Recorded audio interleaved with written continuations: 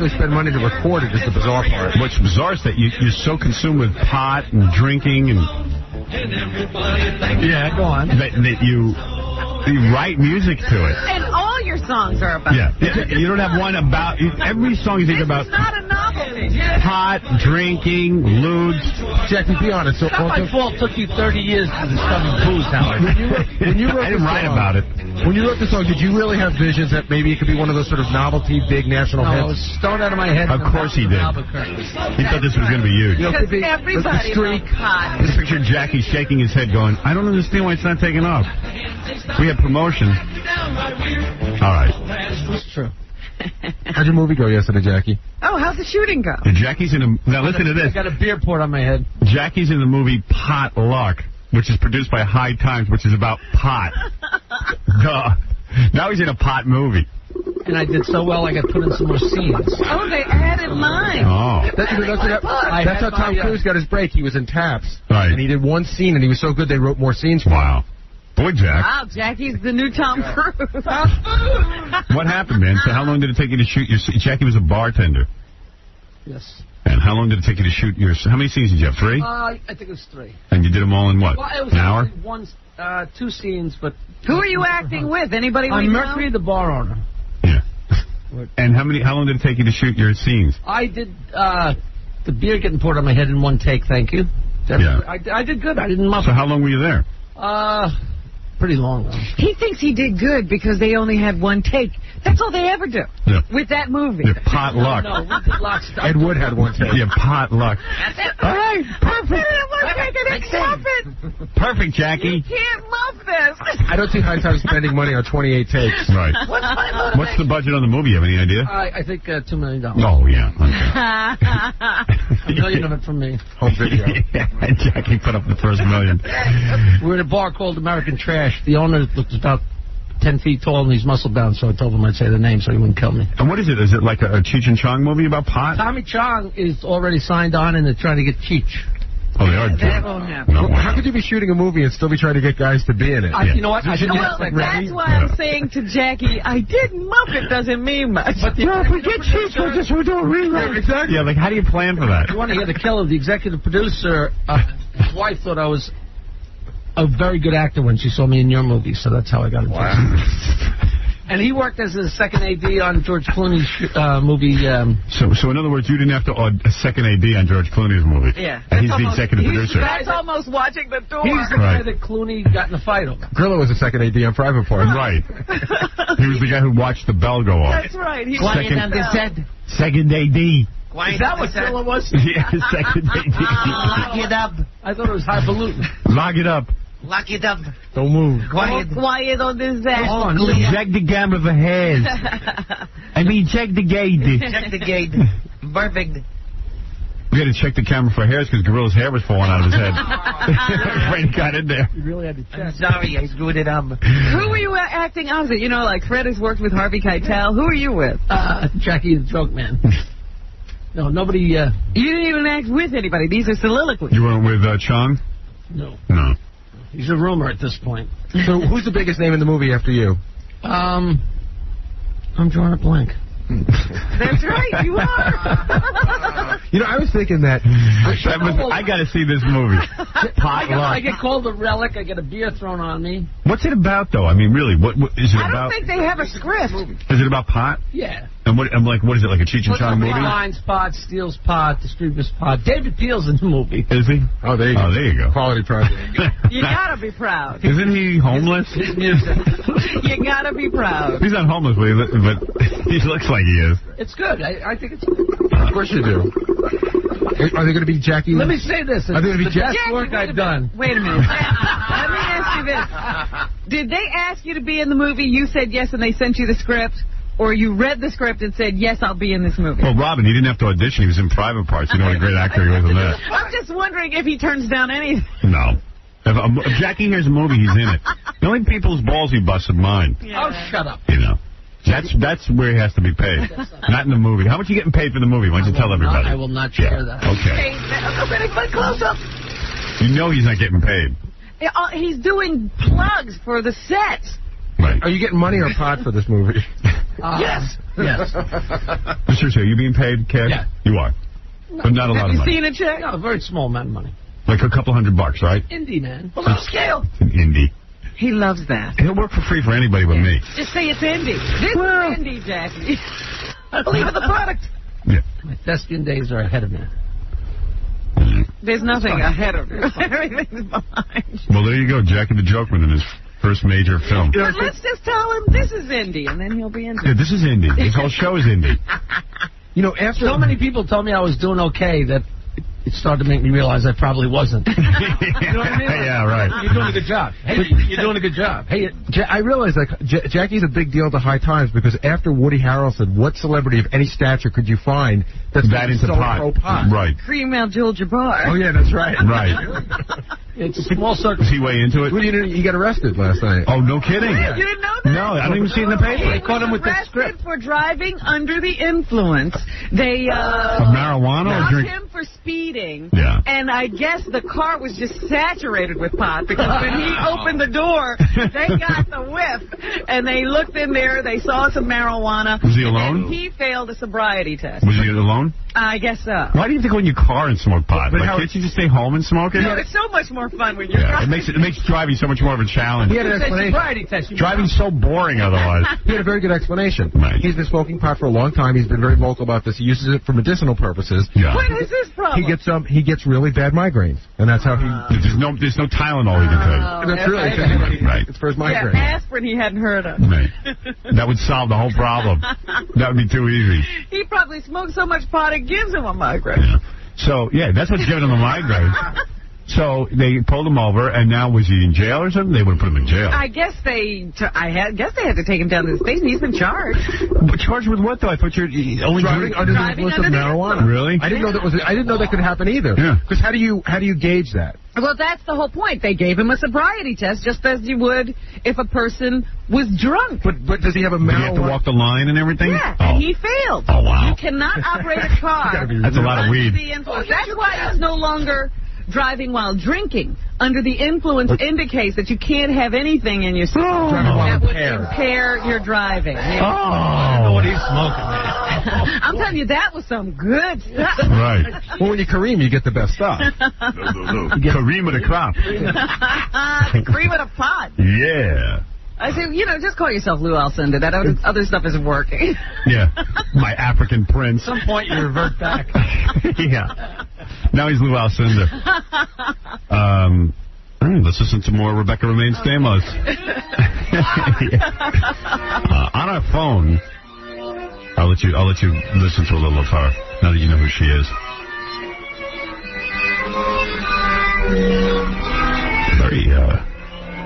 Very artsy. Yeah, right? Indeed. Very Beatlesque.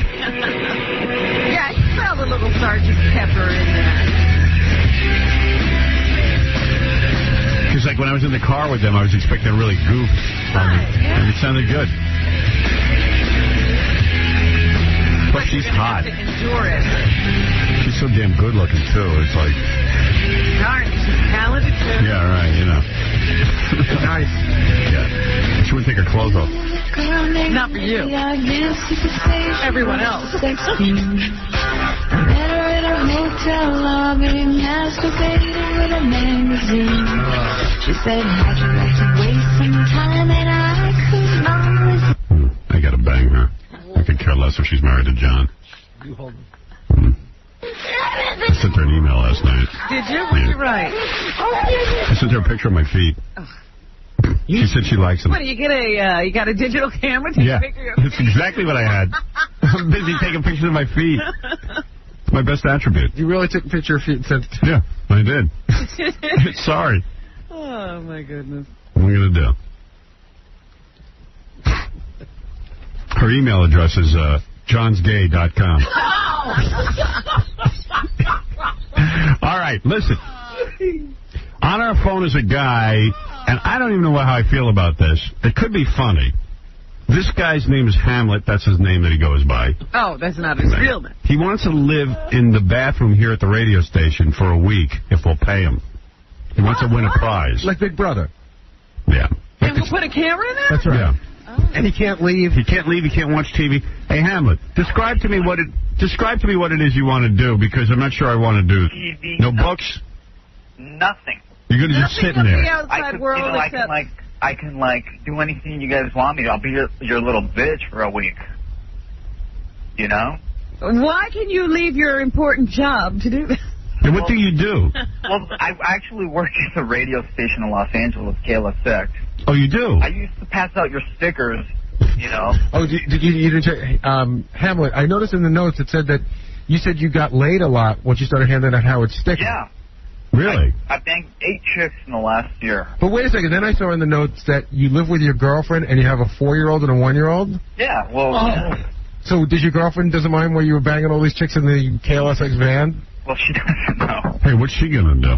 What's she gonna do? She doesn't have a radio? Is she living in a bathroom?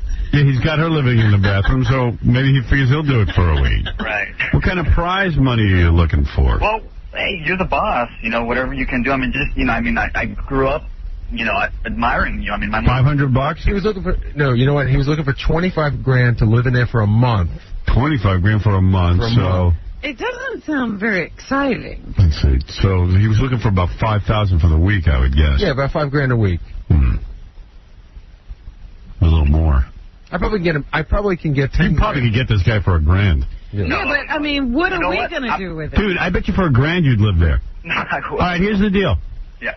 I'll give you $1,000 if you live in there for a week. That's it. And I bet you'll do it. No, you know why I won't do it? I mean, I want to do it. You'll do it. I would do it for free if I was paying it. You know, I have to take a second mortgage out to pursue my radio career, you know? And, you know, I might be time to quit. That was smart.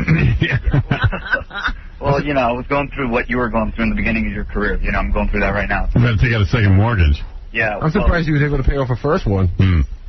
Well, I haven't paid off the first one That's yet. right. He's got 2 mortgages. I got 2 mortgages. The 2 mortgages, 2 kids, a girlfriend. 24 years old. You know, I'm trying to do the right thing. Dude, you're nuts. How did you end up knocking up a broad 2 kids already at 24? Dude, because she's Latin, you know, Latin chick. Yeah. Yeah, I know Latin chicks, and I wear a rubber with them. No, she would take it off. Oh, I see. Howard, I don't know Latin chicks. What does that mean? Who knows? They're fertile. Oh. And so that's why there's so many of them. Therefore, you never use protection. Well, you know, I thought I was in love. I mean, you know, I am. Yeah. Oh, you're not? No, well, I am. But Is you it know, like? after 3 years, it's downhill. I mean, no matter who you're with. He's 24. His life is ruined. No, it's not. Yes, I love my life. You realize You got 2 I'm mortgages. the happiest guy in the All world. right, the longer you wait, now it's down to $700 for the week. No, honestly, I mean, I'll do anything. You guys pay these homeless people $10,000, man. Yeah. They're entertaining. Yeah, they're fun to listen to. You're a bore. I'll be entertaining. Well, I'll put you in the bathroom for $700. Take it or leave it. Really? That's it. $700. Going once, going twice. Dude, I can't do it for that low. I mean... All right, then forget it, because that makes it funny that you're in there for $700. Yeah, for no money. Everyone will understand you being in there for $25,000. What is it, Benji? I would do it for $700 in a week if I could put the computer in there to do my work and stuff. Really? Yeah. Benji, I got to tell you something. Benji is like near poverty level at this point. Right. And he really would. No, I'm worse than poverty. I mean, I've been eating McDonald's on Wednesdays and Sundays every week. $700. Dude, okay, what can I do? What can I do to make the $10,000? You tell me. I told you, $700, live in my bathroom for a week. How about if I run 50 miles? Who cares? Who cares what you do? Why would I pay you? Run into traffic. Okay, He said he would do it for less money if we had cool cameras. I mean, cool prizes. Would you take a digital camera and $700? I'm not into... No, now it's down to $600. Oh, man, you're killing me. $600 for the week. Take it or leave it. And you gotta fly yourself out here. All right. Again, you Why have to myself realize out there? that in a day you're going to be over this because nothing's going on in that bathroom. Right. Who cares? I'll do anything you guys want except touch a guy. If I was 24 years old, all right, $400, you got to touch a guy. Take it or leave it. No, All right, now it's $300. Touch a man. Right here. $300. That's right. And you got to fly yourself out here. Oh my goodness. Time we're done with you, you'll owe us money. Why don't you rent out your bathroom? I'm sure people would pay to live there. Please, let me tell you something. This guy's got 2 kids and a wife at home, and he's 24. I'd pay me to live in my bathroom. I'm not married. And you know how Yeah, you're married. Hamlet is his real name. Oh, is it? I was born with that name. Oh, really? Yeah. Good choice. You're pretty tragic. Yes. All right, Hamlet. Listen, that's it. My final offer, $400 for the week of living in my bathroom. And you guys will fly me out there. All All right. No, you have to fly yourself. We'll fly you out there, $400 you live for a week. Take it or leave it. Okay. You'll do it. This is stupid. What bathroom is he living in? there. He started out with $1,000. He turned it down. Now he's at the $400. You can't go to the bathroom if You he's know in what? there. I don't really care. You know, I mean, I grew up listening to you, watching you, and I quit I was making $50,000 a year. I quit because I'm pursuing my dreams. That was smart. It doesn't really matter. Some other guy wrote me a letter yesterday. Did you read that, Gary? Like, he was thanking me because the guy was almost a lawyer. He was on his way to a law degree, and then he saw my movie and how I went and followed my dream. And now the guy's like, what does he want to do? No, he got a job. I don't say where he got it, but he got a crummy job at some movie studio being an assistant to an assistant. And he quit law school, and now because he thinks he's going to be big in the movie industry. But he's happy now. Yeah, he's happy. Yeah, well, you know, as long as he doesn't have a wife, a double mortgage, and 2 kids, Oh, he I don't does. mind it. He does.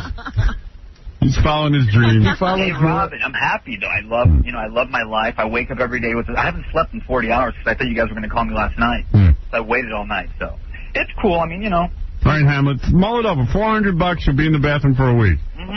I guess. I mean, That's my final offer. You're putting him in your bathroom so you can't go. No. The bathroom out there. No, we were going to put him in this one. No, you put him in that one. I'm firing you, and I'm giving Hamlet a job. That's what I thought. That's the funny part. The other bathroom's too big. Why? What's the difference? People be in there moving their bowels. More goes on out there. They'll be in there. People be like, oh. Conversation. Yeah. Stick him in there for the week. He could be like a towel boy. Right. There's some paper towels after we wash our hands. Right. So you guys are going to supply me the food, too, right? No. What food? Food. You got to make your own way. You know what? Right. I'll take Survivor. I'll give you those Lipton. Eat rats. There's plenty of them. I'll give you those Lipton cup of noodles, and the water gets really hot in there. Yeah. Actually, you guys Supply the food. What is this, a hotel? give me 25 pounds of beef jerky, and I won't bother you guys. Yeah, you know what? This will sound like too much work. It's stupid. Hamlet, we'll get back to you. Okay. All right. Thanks. Got him for $400. I told you you get him for anything. I said we let him do it. That'd be funny. You know, when we interviewed him, pre-interviewed him, he said he was looking for $25,000, but he'd be willing to go to $15,000 and some cool prizes. And now he's at $400. I got him down to $400. I think I could have gotten him for $200. For nothing. You know what you just did? Just to meet you. It's like when you come here for a job and you talk to Tom. Right. I think I'm worth $25,000. I'll give you $400. Yeah. and if you hesitate, you're down to $300. All right, we're going to take a break. We'll be back right after these words. Ooh, ah, ooh, ah, ooh, ah, ooh, ah. You turn on your radio, there's only one place you should go. For strippers who don't wear no clothes, the only show that doesn't blow. It's Howard Stern. Howard Stern. Howard Stern. Howard Stern. Howard's got a little thing, but it's okay, 'cause he's the king. He's Howard Stern.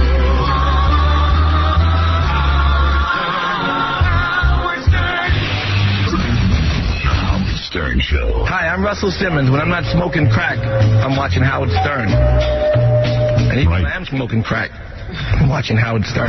Thank you, Russell. Jackie, way too many Heineken Martling. His 4 Oleo Joke CDs and cassettes are available at all Coconuts. Call 1-800-323-KING. Saturday, July 29th, a big show at the casino in Hampton Beach, New Hampshire. For MP3 audio and filthy 3D Joke Man, visit jokeland.com. All right. You know, right before we went on vacation, we played a great game here called Who Wants to Marry a Porn Star? The porn star Madeline Knight married a guy right on the show. I forgot about that? I know. So much happens on the show. His name is Walter. This is Madeline Knight right now coming in, dressed rather conservatively today. She's a married woman now. Well, let's talk about that. Uh-oh. What are you talking about? All right. Let's. This is very disturbing to me, Madeline. What? By the way, how are you? I am great. Did you dye your hair again? It's darker. Yeah, it looks different. I like it. So, as you know, she married a guy named Walter on the show. Right, we had the wedding right here. We had the wedding right here. And what happened is, after the wedding, we sent them down to City Hall to make it official, because you have to go down to City Hall and get all your paperwork. The paperwork, yes. They got their paperwork, okay? And what you have to do here in New York City is wait 24 hours. There's a 24-hour waiting period, because they want to make sure people are serious, I guess, about getting married. We talked to them, like, within that period of time, right? Yeah. Yeah. So They went down to City Hall. They got all their paperwork. They had to wait 24 hours. And they decided the next day that they would have dinner together and sign the papers over dinner. Right. Which we had our cameras at and everything. And the rabbi was coming and all that. Yeah, so I'm at home. It's a Friday night. It's the Friday night that we were going on vacation. Phone rings. Doug Goodstein on the phone. Doug says to me, Howard, got a problem. Got a problem. I said, what's the problem? He says, the two of them will not sign the papers. Neither. Madeline Knight and Walter will not sign the papers. I said, well, listen. What happened? I said, what's going on? What is there to sign? I mean, it's... Let me just say one thing. All right, let me get Walter on the phone as we talk, okay? All right, so they were having dinner. We were having dinner, yes. Okay. And then we started talking about a few things. Hi, Walter. Hey, how you doing, Howard? All right. Hey, Walter. Hey, Mel. And we decided that just to wait at least a couple weeks before we actually do the whole thing. Now, why did you decide... What were the things that you talked about? Well, I think what we wanted to do was just investigate a little bit further some of the differences in our personalities. That's all. And the idea was, but wait a second. The idea, Madeline, was for you to get married. And figure out what we thought was going to happen last night. Madeline, is this your doing or Walter's doing? No. It was a mutual agreement on both our parts. But why? You're the one who said, I want to be married under any circumstances. This is not a Darva Conger kind of thing. And you are Darva Conger now. You've turned into Darva. Yes, of course you are. No. You're not married. No. You didn't sign the papers. What happened? No, actually, first of all, it was my suggestion, okay, to... Walter, why do you bother me? Why did you go through all of this to come down here to get married? To win this. You were out of the running. I know that. You know, it's just that why are you such a pain in my balls? Howard, there were different... I don't care if you two don't get married, but once again, it's Darva Conger. That's right. The two of you are Darva Conger. That's obviously what's going on here. If you don't want to hear the explanation, I won't bother. Well, go ahead. Okay. It's silly. They're just, like I said, differences in our personalities, okay? Well, of course there are. Duh. Right, but big ones. Well, not big ones, but enough to... But that wasn't the question. You wanted to marry a porn star. That was the deal. No, listen. There were 5 other guys down here who were dying to marry her, and now you're thinking about it. Yeah. Marry and deal with it later. But that was the whole deal. My objective was to enter into a sincere, long-lasting relationship. Then you don't marry a girl you don't know. We will not be... The idea was to marry a girl you... But, Walter, you agreed to marry a girl you don't know. Now you want to get to know her? Well, if the state... Listen, the law, the state law requires that we can wait up to 2 months. We know what the state law is. That was not our contest. We know what the state law is, but that wasn't the contest. You wanted to marry a porn star. Boom, come down here and marry her. Now all of a sudden you're like, you're dating. I have to date and think about it. That's right, because I the 2 of you are off your rockers. Well, I knew that when they signed on. Yeah, I mean, Walter, you have no business coming down here. I can name 5 other guys who were down here, including a high-pitch Eric and Kenneth Keith Kallenbach, who were ready to get married that day. As was I. And the paper no, you weren't. Because you'd be married already. Yeah, we all thought that we were going to be married that day. But what's the difference? So you were married, signed a piece of paper. Well, I mean, or get out. I didn't know the state would allow us 60 days. But what's the difference? What's the difference? What does the state have to do with this? I'll tell you what the difference is. We have personality differences, and I'm going to investigate them further. Regardless of whether I violate the rules of the Stern Show or not, the state says I can wait. But you came down... I'm too damn serious. But you came down here. Serious to sign up. You're the one... You know what? You're the one who came... Conger. Yeah, he's Darva Conger. You came down here and wasted everyone's time. Fine. Hey, listen, Howard, I'm sure you got excellent ratings from the show. I'm not listening. Oh, we need you. Yeah, Walter, gee, thanks for the ratings. I can't live without you. Howard, can I say something to Walter? Walter, this is Gary. You know what? I'm not going to pick on you, but you're a liar, and I'll tell you why, because we discussed this how many times? Our initial conversation, I said, this is a real marriage. You're actually going to get married. You said, no problem. Right. You didn't. So forget about what you knew or didn't know. You figured you were going to leave that day married, and then suddenly now you're not. Why waste our time? I had no idea that the state was going to give us... What does that matter? What is the difference? What is the difference? I bet you most of your listeners would agree with me. Of course they would. Most of my listeners wouldn't come down here and do this in the first place. Darva, the name of the thing was... Who wants to marry a porn star? Not who wants to see if they want to marry a porn star in 2 months. Well, listen. This is my life. So admit you changed it. Admit you quit. Wow. What's that? Admit you backed out and wasted everyone's time. But he didn't back out. He did. Yes, he did. Yes, he did. Where's your marriage? You should have. The idea was, married already. and you even said, and this isn't only Walter, and this isn't only Walter. They can't do enough background investigation to find out that it takes 24 hours to sign a certificate. No, that's not our problem. What is the difference? What is the difference? So what if it? What if it is 24 hours? So what? Get that out, damn it. You should have known that. Do your homework. We did do our homework. We knew it. We told you about that in advance. It takes 24 hours. Over there. We told you about that in advance. It takes 24 hours. Walter, why are you deflecting from the point, which is you're supposed to be married? You're supposed to sign in 24 hours. What's the big deal? Well, listen, you didn't know I was supposed to sign in 24 hours. Yes, we did. We absolutely did. We absolutely knew. No, you did not. Absolutely, we did. Why are you lying? We married. I'm not. What is the difference? The point is, so why not get married in 24 hours? Listen, I was ready to marry right after the show. You did it. They said I have up until 60 days. The point is you're backing out. You're backing out. Come on, man. You're backing out. Hey, listen, this may not be serious to you, Howard, but it is to me. Then why would you come down here if marriage is serious to you? Why would you come down here? This is so silly. How can you argue with Darva, this? stop screaming. Darva. He's a big fraud. Yeah. If it's so serious to you, why would you come down and enter the contest? Well, I consider it. If it's so serious to you. Marriage is a serious thing. You came in and participated in a contest where you were supposed to get married to someone you don't know. Now you say, wait a minute, I want to get to know them. Yeah, I mean, the whole premise of the contest was you didn't know her. You know that. That was the bit. You can sit there and deflect and say, gee, the state gives me 60 days. You could have taken 10 years to get married. Who cares? You came down here saying you wanted to marry a porn star. And it's what I plan to do, Howard. But when do you get married? The state says I can have 60 days. What happened yesterday? You're getting all over my Shush, Darva. You're damn right I'm getting all over your case. You're bothering me on a Friday night with your problems. Go ahead. What is your... Hey, Howard, I didn't call you. Yeah, Doug did. I don't want to hear about it. Who needed you to marry her? Go ahead. What are you saying? No, we were supposed to get married yesterday. Yeah. And then...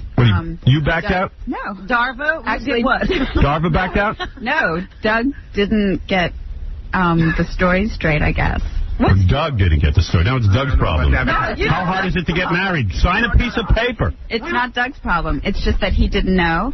And what is it for Doug? Bring me up to date. I'm following their lead. I'm not telling them to get married. It's whatever you guys decide. He can't force you to get married. You were supposed to do it that Friday. You didn't do it. Then I said, whatever you guys want to do. I mean, you already broke what you agreed to do. So I said, whenever you're ready to do it, tell me. I'll get a cantor, rabbi, priest, whatever, and do it. And then they show up and they said, we're going to do it. I'm like, listen, Howard, I'll be trying to be pretty calm about this thing. You know, she's been doing a lot of traveling. Maybe I'll see her maybe 1 to 2 times a month. Right. All right. Now, you know, I want something sincere. So go find a girl. Wait a minute. You're a jerk. He's what? You know, this was all brought up. He's missing she the worked. whole She was premise. not going to give up her job. That was told to you beforehand. Oh, this is ridiculous. You begged us to win. You begged us to win. What do you mean? You did. You tried as hard as you could to win. Beg to anyone, Gary. Oh, yes, you did. You're such You a were liar. out of it. Listen, you know what? You weren't even in the running. You know what? This is between me and Madeline right now. You guys. You wouldn't know Madeline if it wasn't for us, you idiot. What's that? You wouldn't even know Madeline if it wasn't for us. Now it's between you and Madeline? He's calling you an idiot. Bosie's right now where you went, your little mid-school, Bosie. That's as far as an education you have. I have a college degree, Gary. Don't you call me an idiot. You know, Darva.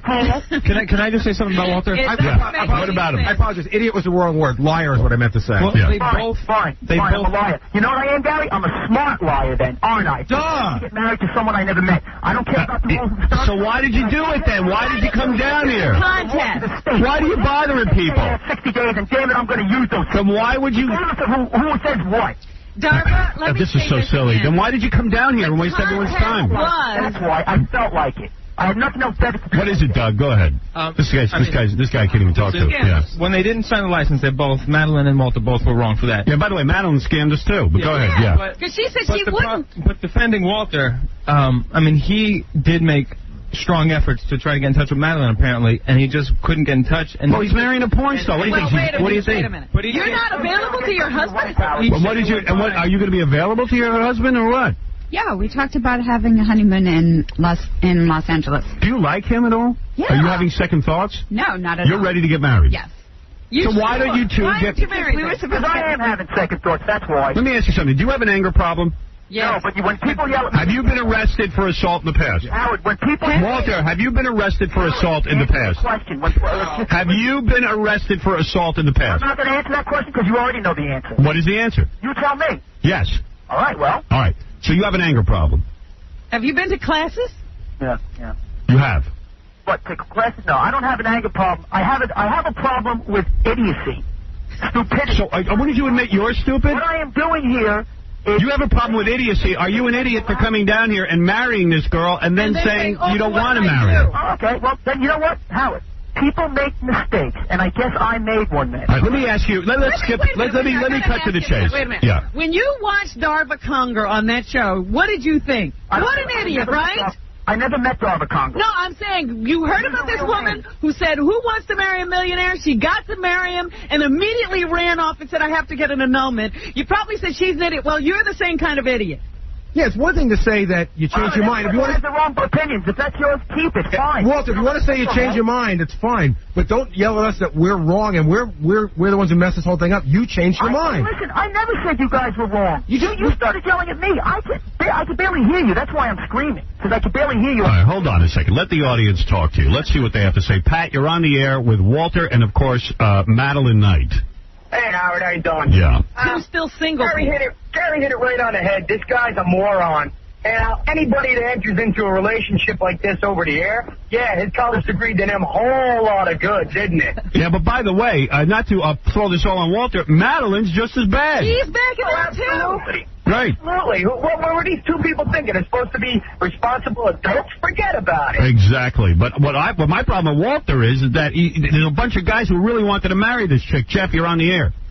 Howard, get this clown off the air. He's wasting time now. He wasted time for the segment. He's a clown. You understand what these guys are talking about, Walter? That there are plenty of guys who wanted to marry her and could have got... Let me cut to the chase. Are you two getting married or not? Go ahead, Yes. Madeline. Yes. When is the wedding? We thought it was going to be yesterday. Okay, but let's set it up now. You can't just suddenly decide and surprise Doug. I mean, you got to give us a time and a day. I mean, Doug... I'm not falling under the pressure of anyone. I really am. See, he's not getting married. So, Walter, you don't want to marry her?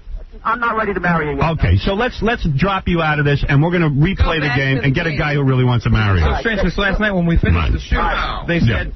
I'm cutting Walter out of this. Walter isn't man enough to say he doesn't want to get married. Did I just say that? Yeah, Didn't I just say that? You're not. We're done with you. So you wasted. Admit to me that you wasted everyone's time. Fine. I wasted everybody's time. Good. That's at least admitting what you did. Okay. That I got no problem with. This isn't Vegas. I was getting such mixed opinions from both of them. I thought he was the one who was more into it. And I'm No, he's not. I'm shocked. He's been giving me... Let me tell you something. She is gorgeous. You are a sexy girl. I'd rather offer you to someone who wants to marry you tomorrow. You know, Howard, there are so many things I could say, but it would fall on deaf ears. Go ahead, say it. Say it. Now's your chance. I don't. I got a meeting at 7:30. All right. Well, just give me your two most important things you want to say.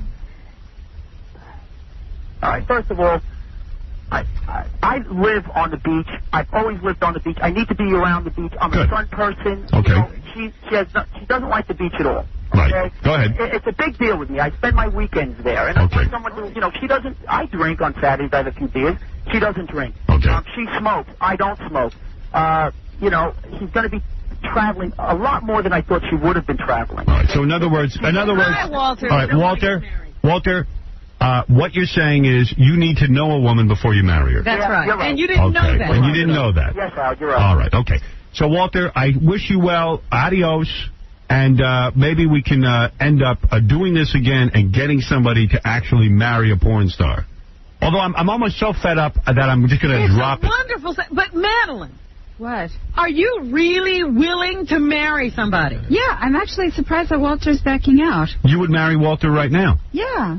I mean, this is... maybe I should talk to him. Howard, I'm sorry if I wasted your time. I apologize to Madeline. No, I understand what you're saying. You're actually thinking like a normal person thinks. You hit it on the head. But the fact of the matter is you came down here under the premise that you wanted to marry someone right away. I should have thought about it. And yes, we had a service here, and yes, it does take 24 hours for the state to agree, but all of a sudden within 24 hours you backed out. So now you're starting to think like a normal person who says, I need to know someone before I marry them, that there are differences. And what Madeline is saying right now is she'll marry you right now. And you're the one backing out. Yeah, I just want to you make have sure. your conditions now. God, you look great today. I mean, yeah, I mean, listen, this is She's free insanity. again, Howard. She is free. Single girl. Listen, I had no problem with Madeline's personality. She was great, but things needed to be investigated further. And if I wasted your time and Madeline's time, I apologize, but... yeah, you wasted everyone's time. Yeah, Doug. And cost us a lot of money, too. Yeah, and you cost us money and everything else, but go ahead. I got to be honest with you, this whole thing is just blowing my mind because over the last 2 weeks, Walter was the one who was totally into it, and I was getting signals that Madeline was the one that wasn't into it. That's why I was trying to get to know her better. Madeline, are you not into it? Yes. What are the signals you got? I don't know. I think maybe Walter if I was should... calling her. She would take the call and say, I'll call you back, never call back. He couldn't get in touch with her. He was leaving messages. Is that true, Madeline? He was saying, I want to do this, I want to do this. I think he was getting turned off by not getting the calls back from her. No, well, And I it was just seems traveling like a lot because the coin there were a flipped lot there. of conventions. Right. Is he going to have to pursue you? Is that the problem constantly? No, I mean, your husband should be able to call you on the phone. It surely sounds like Walter could have lived on the beach, though, and it wouldn't have interfered with your lifestyle one bit, right? No, well, because I was traveling a lot because there were conventions. You're the perfect wife. You're busy traveling, and you don't have to be on top of the guy every 5 minutes. No, and I even told him that I would give up doing movies with guys. Really? No, I appreciate that. Wow. Believe me. But can I ask you one question, Madeline? And it's Yeah. Are you, and if I'm out of line here, please, I apologize. Okay. But I got the impression that you might have been more into girls than you were into guys. Is that true? Not at all. Really? Not at all. I really strongly got that impression because we talked about it once, and you said. No. Let me remind everyone. My wife, I want her to enjoy me as much as I enjoy her, and I got the impression. Well, obviously, that Walter was not prepared to marry someone and deal with any consequences. He's learned that about himself. If you want to see Who Wants to Marry a Porn Star, that airs tonight. Yeah, actually. only it just isn't a, Yeah, he actually didn't marry her. Who airs tonight on E. You blame the state for that. No, I'm blaming you. We're blaming you. It has nothing to do with whether you go ahead and sign papers. Literally within 24 hours, they were having their signing. They were at a place called Citrus for dinner. Is that correct? Yes. And you were having dinner together, and you were supposed to stand there and sign the papers. All I could say is as soon as I seen that 60 days available, I wanted to take advantage of it. All right. Okay, Walter. Well, So you didn't want to marry a porn star? I wanted to get to know the porn star. Okay. So That the wasn't next the time, contest. if you ever hear a contest where they say, do you want to just marry someone, say, no, what I think is I need to know a I girl want first. a contest where it was like, I get to know. All right, Walter. Thank you. Thank you, Bob. All right. That is Walter. Your husband. Good you Your didn't marry ex-husband. You heard it. So many guys who want to marry you. So many guys who want to marry Now we got to go through this. But I got to tell you something. again. We You screened backed out, too, of signing the papers that night. No, Why didn't you it was sign? actually because we both talked about it, and I was But like, you were- whatever you Madeline. feel. Yes. You didn't want to sign either. Is that right, Doug? Because I spoke to her. I mean, the canter was there. We were ready to do it, and they both, it was a mutual thing. They said, let's wait. We were shocked. So where are you at with I'm this? shocked that Walter doesn't want to get married. I'm Because shocked, too. yesterday we were just like, It's really bizarre. Because he's been so into this whole thing. Yeah. And even last night he said, we're doing exactly. it. Well, listen, enough people got a hold of him and knocked some sense into him. No, he had my cell phone number, he had my home phone number, and you're not aware of any times that he was trying to get a hold of you and you never called him back?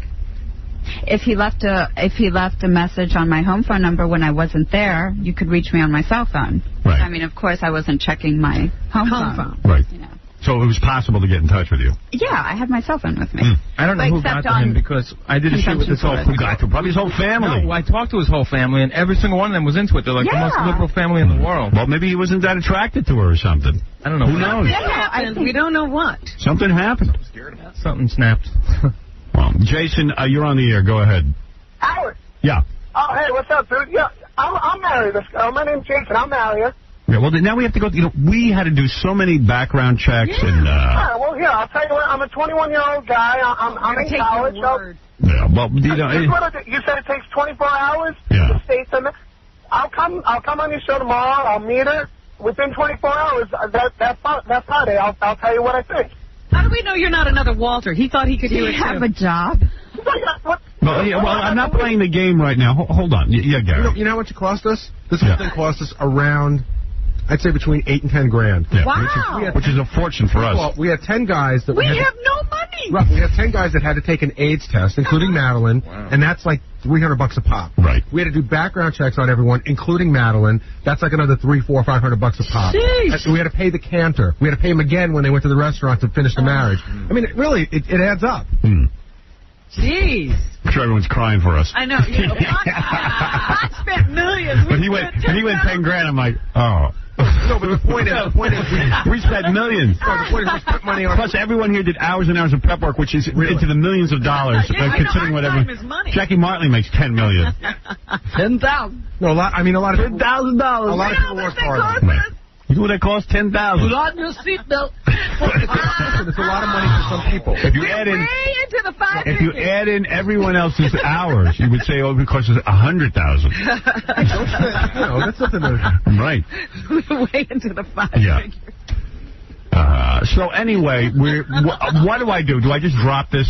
Yeah, I'd say let them do whatever they're try it again? Let them do whatever they're going to do. They're done. No more who wants to... You don't want to do it again. No, it's a big pain in the ass. Oh, it was a great show. I enjoyed it.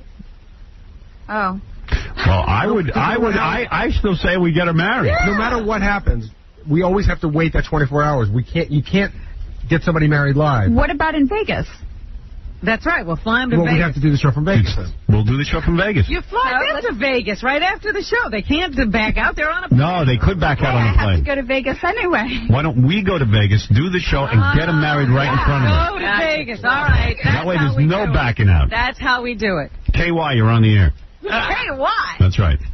Hello? Yes, KY. This is Kai. Oh, Kai. Hi, how are you doing? What? Come on, stop with the F word. You know we're on radio. Use your brains. Kai. What kind of name is Kai? What are you? What are you? Huh? What are you? Black. Black? Yep. And your name is Kai? Yep. I think you're Chinese. What's your real name? That's my name. No. What's your real name? What'd your mother name you? Huh? Tyrone. Tyrone? Yes, right. Tyrone. Kyroy. Yeah, right. Yeah, Tyrone. No, actually, it's spelled C-A-I-I. Yeah, that's your African name. What is your real name? It's probably like Todd. All right, Kai, thank you. Horace. Steve Tucci's on the phone. I remember Steve. Steve, you were one of the finalists. That's right, Hal. You were one of the Steve. That goofball Walter was going to back out on her. Tell that beach bum surfer loser to go to his meeting and make his 20 grand, and that'll be the end of it. I knew he was going to back out. You would have married her.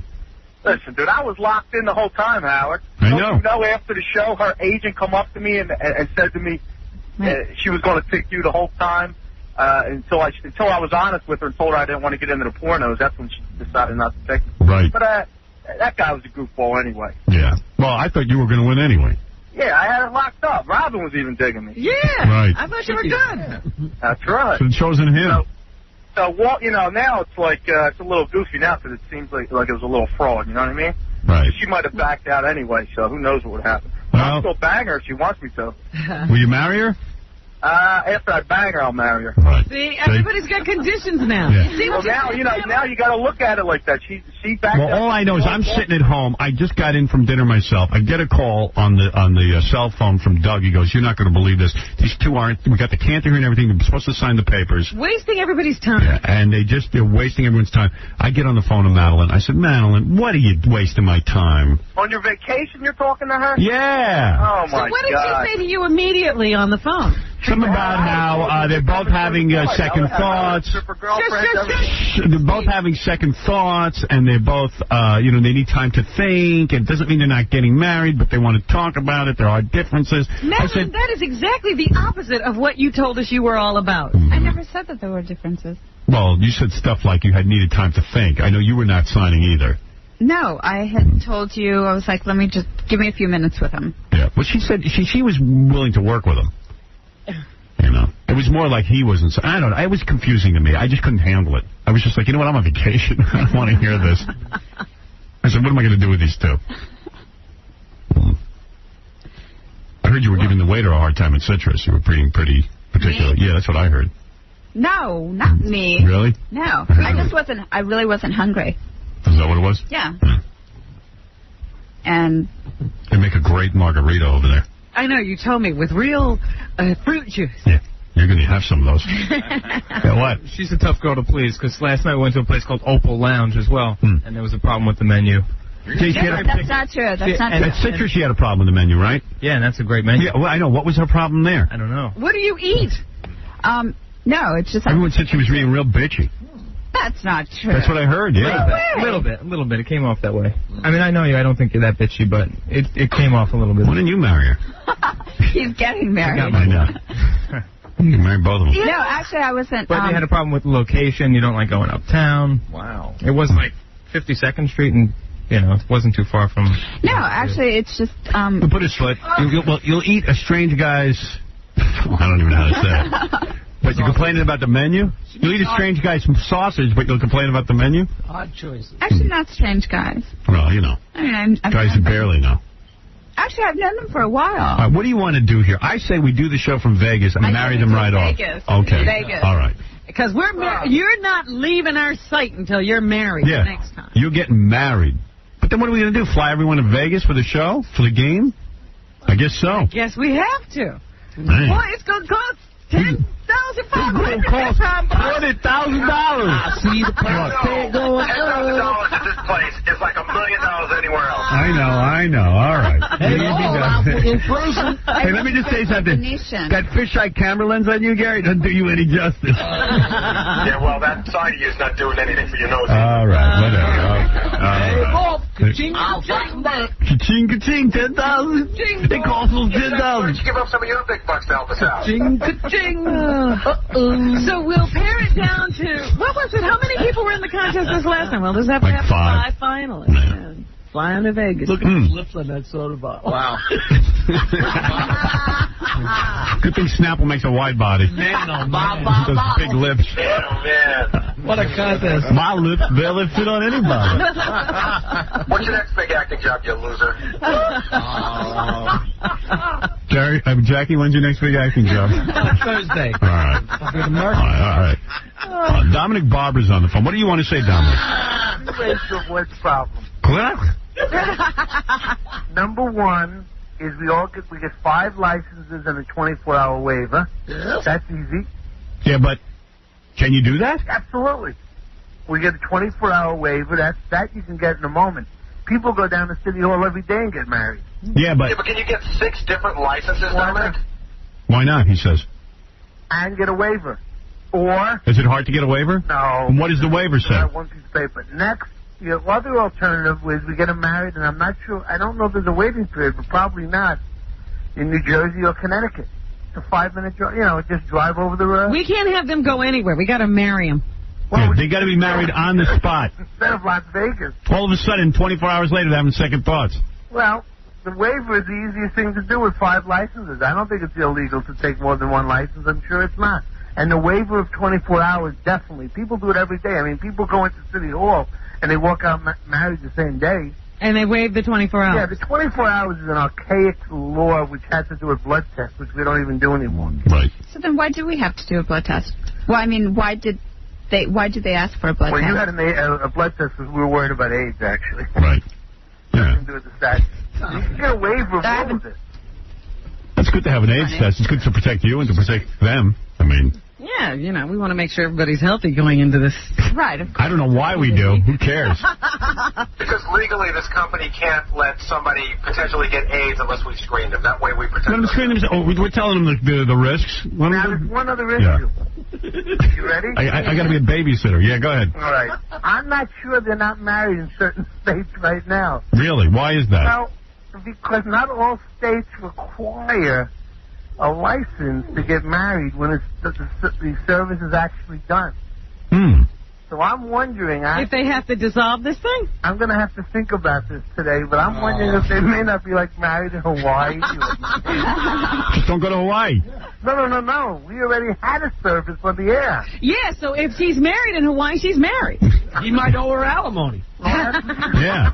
He's working for you right now. He's doing a deal today, probably. All right, so what you're saying is... but you know they're not legally married. They didn't sign a wedding license. Well... Stop it. Sure. Oh, he's so not. I'm being very serious about that. That's not he's a lawyer looking for a loophole. No, I'd like to see his license. I'm not sure he is one. I'm not sure he's officially a lawyer. He's a lawyer in Hawaii. Well, Dominic is going to put on his official judicial robes and ponder over a buffet today. He's going to put on his lawyer hat. Yeah. All right, Dominic, please check into all of this for us. We're going to make you the official legal counsel to this. Who wants to marry a porn star? That's right. What a feather in my cap. Hey, thank you, Dominic. You can put that on your resume. Now go make a 5-foot duty. All right, Dominic. Well, this has been more than my heart can handle. Fiasco. I thought we had figured it out. We had the same fiasco Fox did. Yeah. We had our 2 Darver Congress. Oh, dear. It's a very difficult thing. Goofed on them, goofed on them. Right. Same thing. Same thing. Do it. But we could pull it off. You know, they decided right away that they would never do that again. I don't think I look like that guy. I mean, No, you're hot. In fact, you look great today. I love you just in a shirt and jeans, a little belly sticking out of the bottom button. I know what you're doing. The girl next door. Right. Jonathan, you're on the air. Jonathan? Okay, no Jonathan. All right. Well, there you go. Here I thought you were going to tell me, you know, that everything was great, they're married. Could have been great. no, actually, I thought we were going to go to LA for a honeymoon. Oh, please. But they, I don't know. And I was going to take him. With my, you know. With your money? Yeah. Wow. You're a great catch. I'd like to go to LA on a honeymoon. And introduce him to, like, your friends and stuff. Have fun and relax. Did you really talk to him about it? Because there was a guy on the phone who wasn't marrying you. The level of communication. Well, he realized they have differences. Yeah, Mark, go ahead. Hey, guys. Hey. Why didn't that guy marry her? I don't know. I mean, when my wife and I got married, we went down and got the paper. We got married that afternoon. Yeah, well, in New York State, there is a 24-hour waiting period. But he's right. We should have just taken him right to City Hall. We did. Married. Oh, we did. We did. They got the thing and didn't get married there. They just took the papers. We couldn't. Yes, you could. No, you can't. Yes, you can. That's what Dominic was just saying. No, Dominic's wrong. You guys should have made him sign the papers. Dominic doesn't know what he's talking about. No, they did. They signed the papers. They signed the papers. They do not allow. You signed everything? We signed everything. They told us. You have to re-sign. Here's the deal. You get a marriage license. Yes. You have to wait 24 hours, and then a priest or a rabbi can marry you. Then it's official. Up until then, it's not. Right. You have to wait. What about this waiver thing? Oh, Dominic's...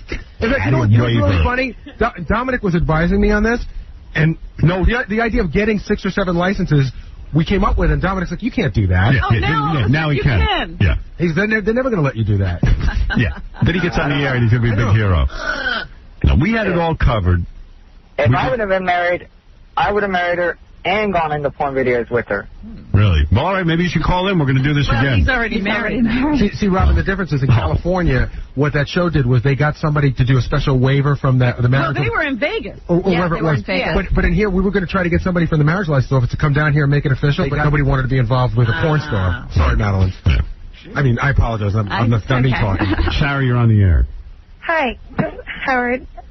I just wanted to say, don't you think that this whole marriage thing is a scam? It's probably a bad idea and doesn't need to be done.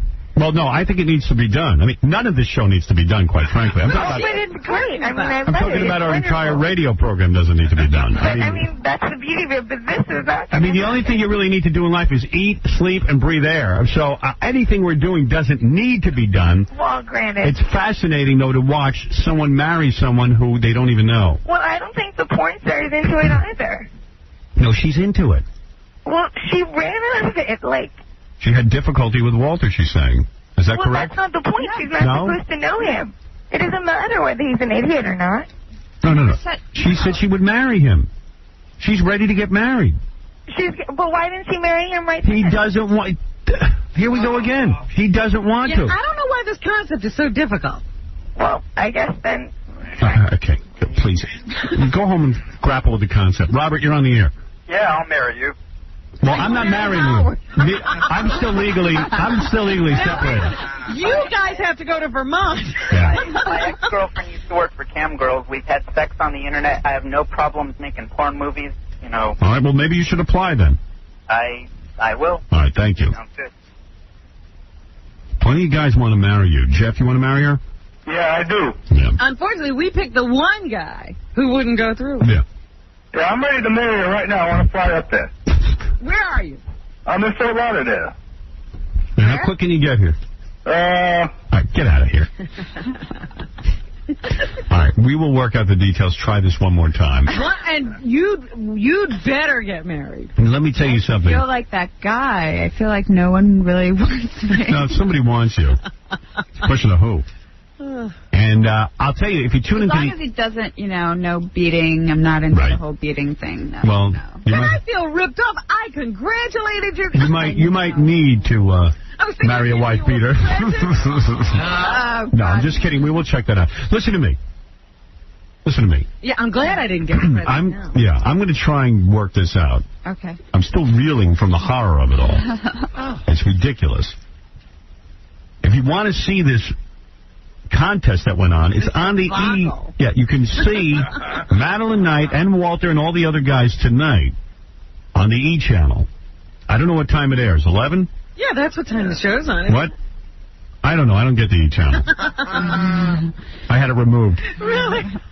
Or you can go to MadelineKnight.com if you want some more information on Madeline. But check it out tonight. You'll see the whole contest. Well, it's wait great. a minute. I got to know what she put on her website now that she did go through with it. I didn't put, I just put a picture of me and Walter. Yeah, but you're lying to people. I know. We're going to have to take the picture. It's 11 o'clock tonight on E. You'll see Walter, Madeline, and all the guys that she had to choose from. It's really great television. Yeah. It was. It was a great show. Bam Bam, you're on the air. Yeah, Howard. How are you? I'll marry the porn star. I haven't even met her, but she's got to wait till I finish my divorce. It won't take long. All right. Well, obviously, there's no shortage of guys. Bam Bam wants to have the honeymoon first. We have to take a break. Thank you, Madeline Knight. Thank you. And, yes? I guess. Well, I don't know whether anybody should be thanking anybody. Yeah, I was so annoyed with them that Friday night, I blocked it all out of my head. Hey, two nudniks. Still don't know what happened exactly. Yes, you do. No, I really don't. Because yesterday we were fine and dandy, and we were going to talk today and just get everything situated. Right. And I told him, I was like, okay, let's go to L.A. for the honeymoon and everything because I have to go out there anyway. Yes. And I was going to bring him out for the weekend, and he said that he could get maybe like Friday off as well. Did you two ever have sex at all? No. You never did? No. Wow. No. Yeah, because he thought maybe he got the goods and then he left. Alan, you're on the air. Hey, yo, Howard, what type of porn star is this? I wouldn't marry that dumb broad. I can get more of high school broad. She won't even let somebody ride the poop chute, man. What? You don't do anal? No. So you wouldn't marry her? With my husband, that's different. With the husband, she might do anal. She's so full of hoo, your eyes are brown. Actually, my eyes are brown. All right, anyway, Madeline, let's see what happens. We'll try one more time. Madeline Knight, the porn star, MadelineKnight.com. And there's no K in Knight. Right, Madeline Knight, N-I-G-H-T. Wow. Wow. Well, I have black hair, so... You look better with black hair. I like it. Do I? Yeah. I like it, too. Wow. You should marry Darva Conger. You know, Darva tried to warn her. Right. Yes, she did. All right, we're going to take a break, and we'll be back right after these words. Stuttering John with the well-informed and sensitive Roger Daltrey. Where were you when you heard the death of Sam Kinison? What? I'm deaf. I used to be in a rock and roll band. And I said, where were you when you heard the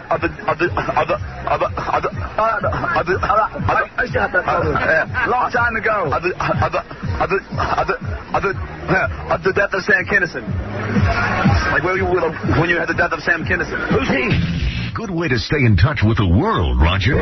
You're listening to the man who always stays in touch with his left, Howard Stern. Hey, we have a moment of your time. She has something she wants to say to you. Hi, this is Sandra Bernhardt. I have 7 eggs left in my ovaries, and I would like to fertilize one of them with your sperm, Howard Stern. And with my other 6 eggs, I will scramble up some breakfast for us, and I'll separate the yolk just the way you like it. You're listening to my favorite Rebbe, Howard Stern. The Howard Stern Show.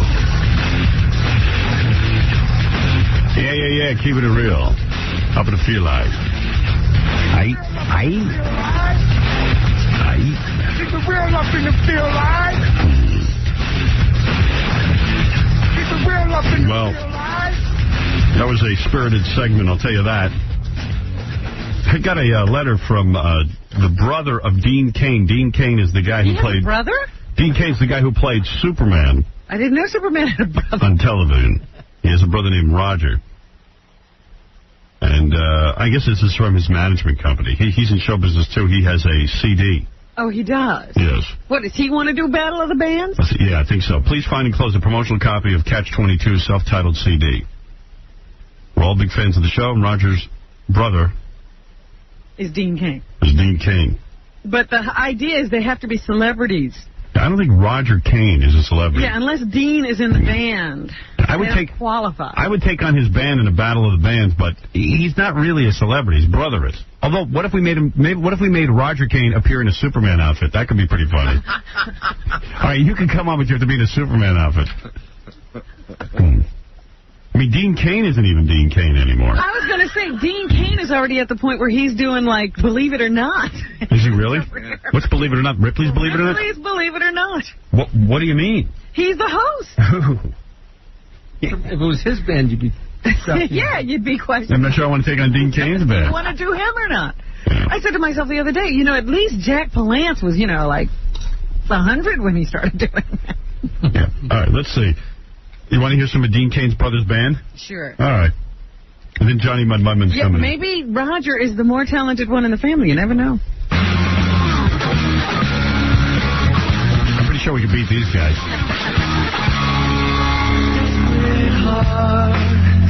All right, next. I'll take them on.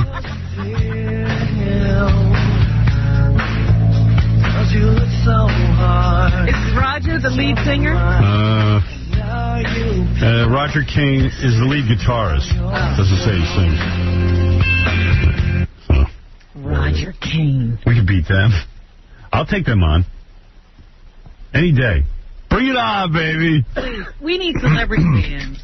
Yeah, well, we were going to do Keanu Reeves' band, Dogstar, where's their new album? They just put out an album. They put out an album? Yeah. And what happened with that? What happened? The same thing with all his other albums. They suck. I was going to take on Keanu Reeves' band, Dogstar, but they're not in town now because we were on vacation while they were ready. Oh, darn. We could have come back for that. That I would have come back in for just to kick their ass. But, Gary, get me a copy of Keanu Reeves' Dogstar band. All right? Get me a copy of that. See what they're up to. Well, we're here. I'm thinking of taking on Christopher Reeve's uncle. I think he might have a band, too. But I'm not sure. Superman's neighbor wants to go. Yeah. Guy who lives next door to Superman. Johnny Mudman's been on the show 3 times before. Johnny Mudman claims to be the world's most talented man and will challenge anybody to a talent contest. Here he comes now. Johnny Mudman. Oh, my God. Johnny Mudman. What is he wearing? How are you? God. Okay. Yeah, I'm all set. How's it going? What are you wearing, man? Shorts, Daisy Dukes? Yeah, really? I mean, this guy's sexy. I figure I'll try to be a little sexy. All right, I got a letter from a guy who wants to challenge you. You claim to be the world's most talented man. You say... Versatile, Howard. Most versatile. Right. You are into music. You're into voice impressions. Yeah. And you don't really have a career. Everything. Well, now I've gotten a couple roles. I got cast in Story Theater with Dick Shale. He was married to Valerie Harper for 13 years. He was on the Mary Tyler Moore Show. All right. He cast me in his Story Theater, and then Where does Story Theater air? It's in St. Petersburg. Is it a play? Yeah, it's a play. It's like theater. You're doing that. And then I also got I auditioned for a improv troupe, the Charming Hooligans, on Friday, and they accepted me in the group. It was a live performance. Yeah. And at the end of the show, the people get to pick who they want. Have you ever been paid for any of this? Have you ever been paid for any of this? Yeah, we're going to be paid. You've gotten paid in show? We're going to be paid. Yeah, well, I mean, it's like I've just gotten cast in both of these things. All right. And the improv troupe, at the end of the show, they pick out of the 8 players who they want to see for the encore. You say you're the most... They shouted my name. You say you're the most versatile performer. You do impressions, and also you do music and everything else. Can I put my hat down? Yes, please. And here comes your challenger. Why is he so disturbing? I don't know. This is Teddy. You're straight, right, Johnny? Oh, totally straight. Okay. This is Teddy. Teddy. That's what God leaves us. You wrote us a letter, and you said you're more talented than Johnny Mudman. Is that correct? What? I surely am, Howard. I'm here to prove it. All right. And you look like a very muscular guy. Are you a stripper of some kind or a bodybuilder? Professional dancer. I own the Manhattan Centerfolds Male Dance Review. All right. Chippendale Show. We strip. All right. So you're not only good looking. Beautiful. You're not only beautiful. You play. What do you do? What is your talents? Man, I can do everything, Howard. I'm here to show y'all that I'm very versatile, very talented. You name it, I'll do it. All right. Here, baby. You want to start with a musical challenge? Man, let's do it. All right. What are you going to do? You play guitar? Yeah. Johnny Mudd, you play guitar as well. Yeah, I'll play guitar and sing. I got your guy in the booth whistling my tune already. All right, let's see. This first is your challenge with Teddy. Johnny Mudd Mudman claims to be the world's most versatile performer. Okay. And here goes Teddy. Teddy wrote us and said he will destroy you. He will humiliate you. Yeah, baby. You will walk away a saddened, beaten, fat pork chop and never challenge anyone again. I don't know. Do I look like a fat pork chop? All right, Teddy, go ahead. What do you want to do for us? Here goes Teddy. Y'all want to see me jam? Is this what Doug, the music comes out of the amplifier, so you might need to put a microphone near that. Right there. It's all set up. It's all set up?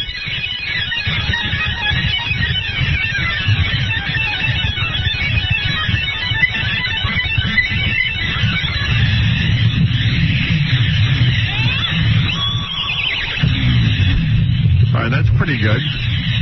Can he play a song? You play? What is it? You're Van Halen kind of guy? Yeah, I was in a Van Halen tribute band called Diver Down. Oh. Let me hear a Van Halen song. Okay.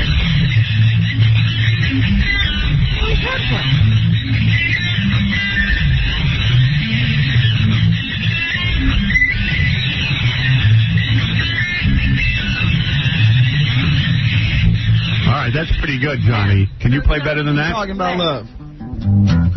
Well, here goes Johnny Mudd Mudman.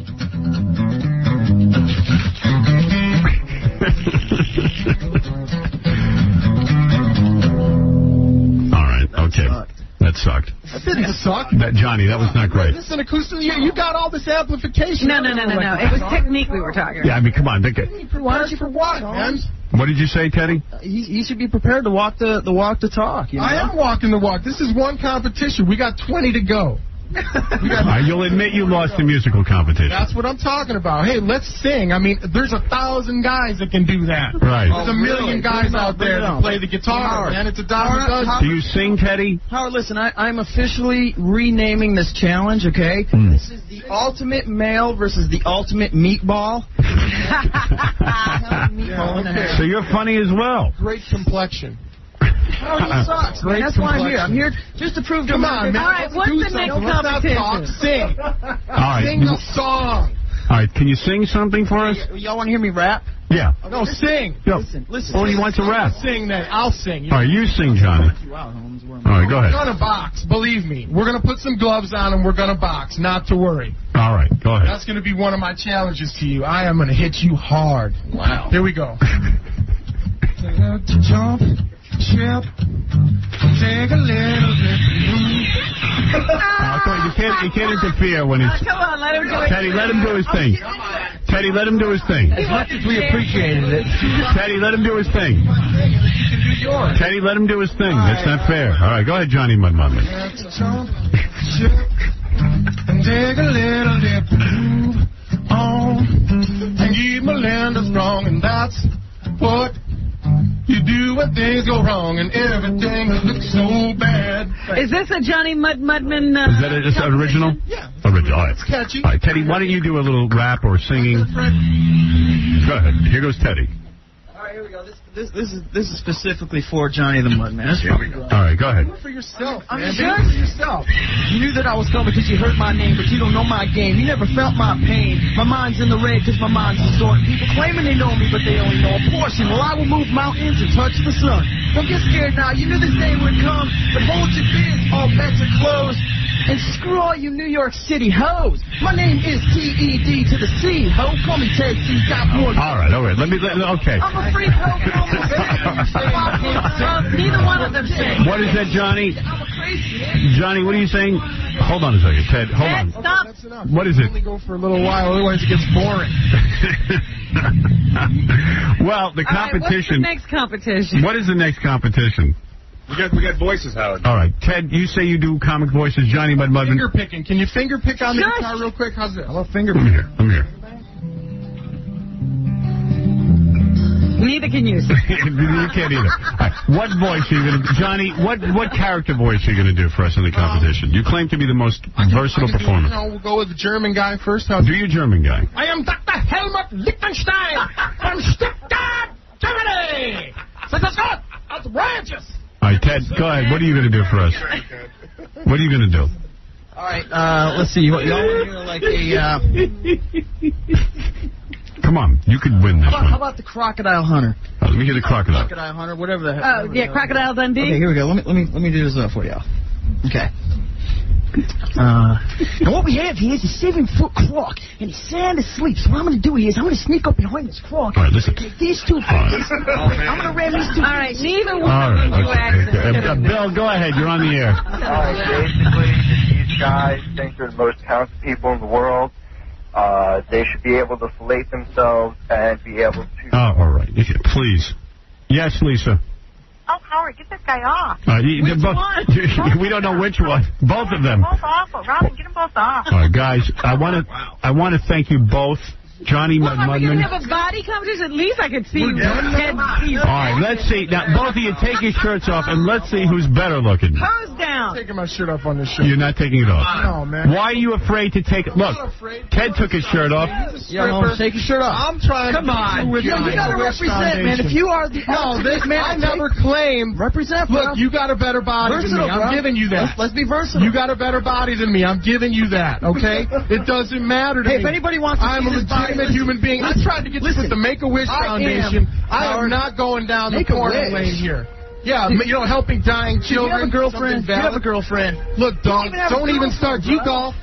Do I golf? Yeah. See, that's a pathetic sport. No, you lose. Hey, Howard, listen. You play tennis, you lose. Johnny, back off a little bit. We don't want any physical. Yeah, right. What about a quarterback? Do you play quarterback? I think I've done my job. Do you play quarterback? No, you lose. Are you a point guard? No, you lose. Can you play hockey? No, you lose. You're done. I'll destroy you. I'll destroy you in darts, ping pong, anything, pool. You're to look up his family. Would you play him in ping pong? Done. I will destroy this man. I will beat him probably 15-5. My prediction is I beat him 15-5. But this is more the type of person that I felt he can't sing. Okay, here's what How about some rap? I'll rap for you. Go ahead. I said I'm gonna tell this tale. Don't do it. I said I'm gonna tell this tale. Don't do it. Don't do it. All right. Okay, all right. Don't do it. Don't do it. Johnny Mudman. Johnny, come on. I can't take it anymore. You know you. What are you talking about? Look, man, for real. You spend too much time in the gym to compete with me. You don't do enough. Howard, I got a play for you, though. This play is called He's Too Fat. Jackie is going to love it. You know what he needs to do? He needs to roll him a fat joint. Howard, he needs to go get stoned. Well, you look. This is a one-act play called He's Too Fat. You wrote a play? A lot of sick listen. humor stuff. Howard, Teddy, you look great. Teddy looks great. Johnny Mudman. Johnny's not You're afraid to take your shirt off against Teddy. I'm not afraid to take my shirt off. Challenging you. Look, I'm giving it to him. I'm not taking my shirt off on this show. So he beat you in the looks. He beat you in the looks. Look at me. Do I look fat? Look at this leg. Does that look fat to you? Now, if I weighed about 300 freaking take me down this road. This is a personal. This is not about. I don't claim to be the world's most sexiest man. Well, I am. Okay, Howard, listen. You are. Your face is. You got all your pock marks, for God's sake. You have a horrible complexion. Dude, take your shirt off and let's I'm not taking my shirt off. Porno stars take their shirt off here. I'm not a porn star. You're a porn I'm not a... Yeah, that's all you can say because you're a clown. I'll bust you.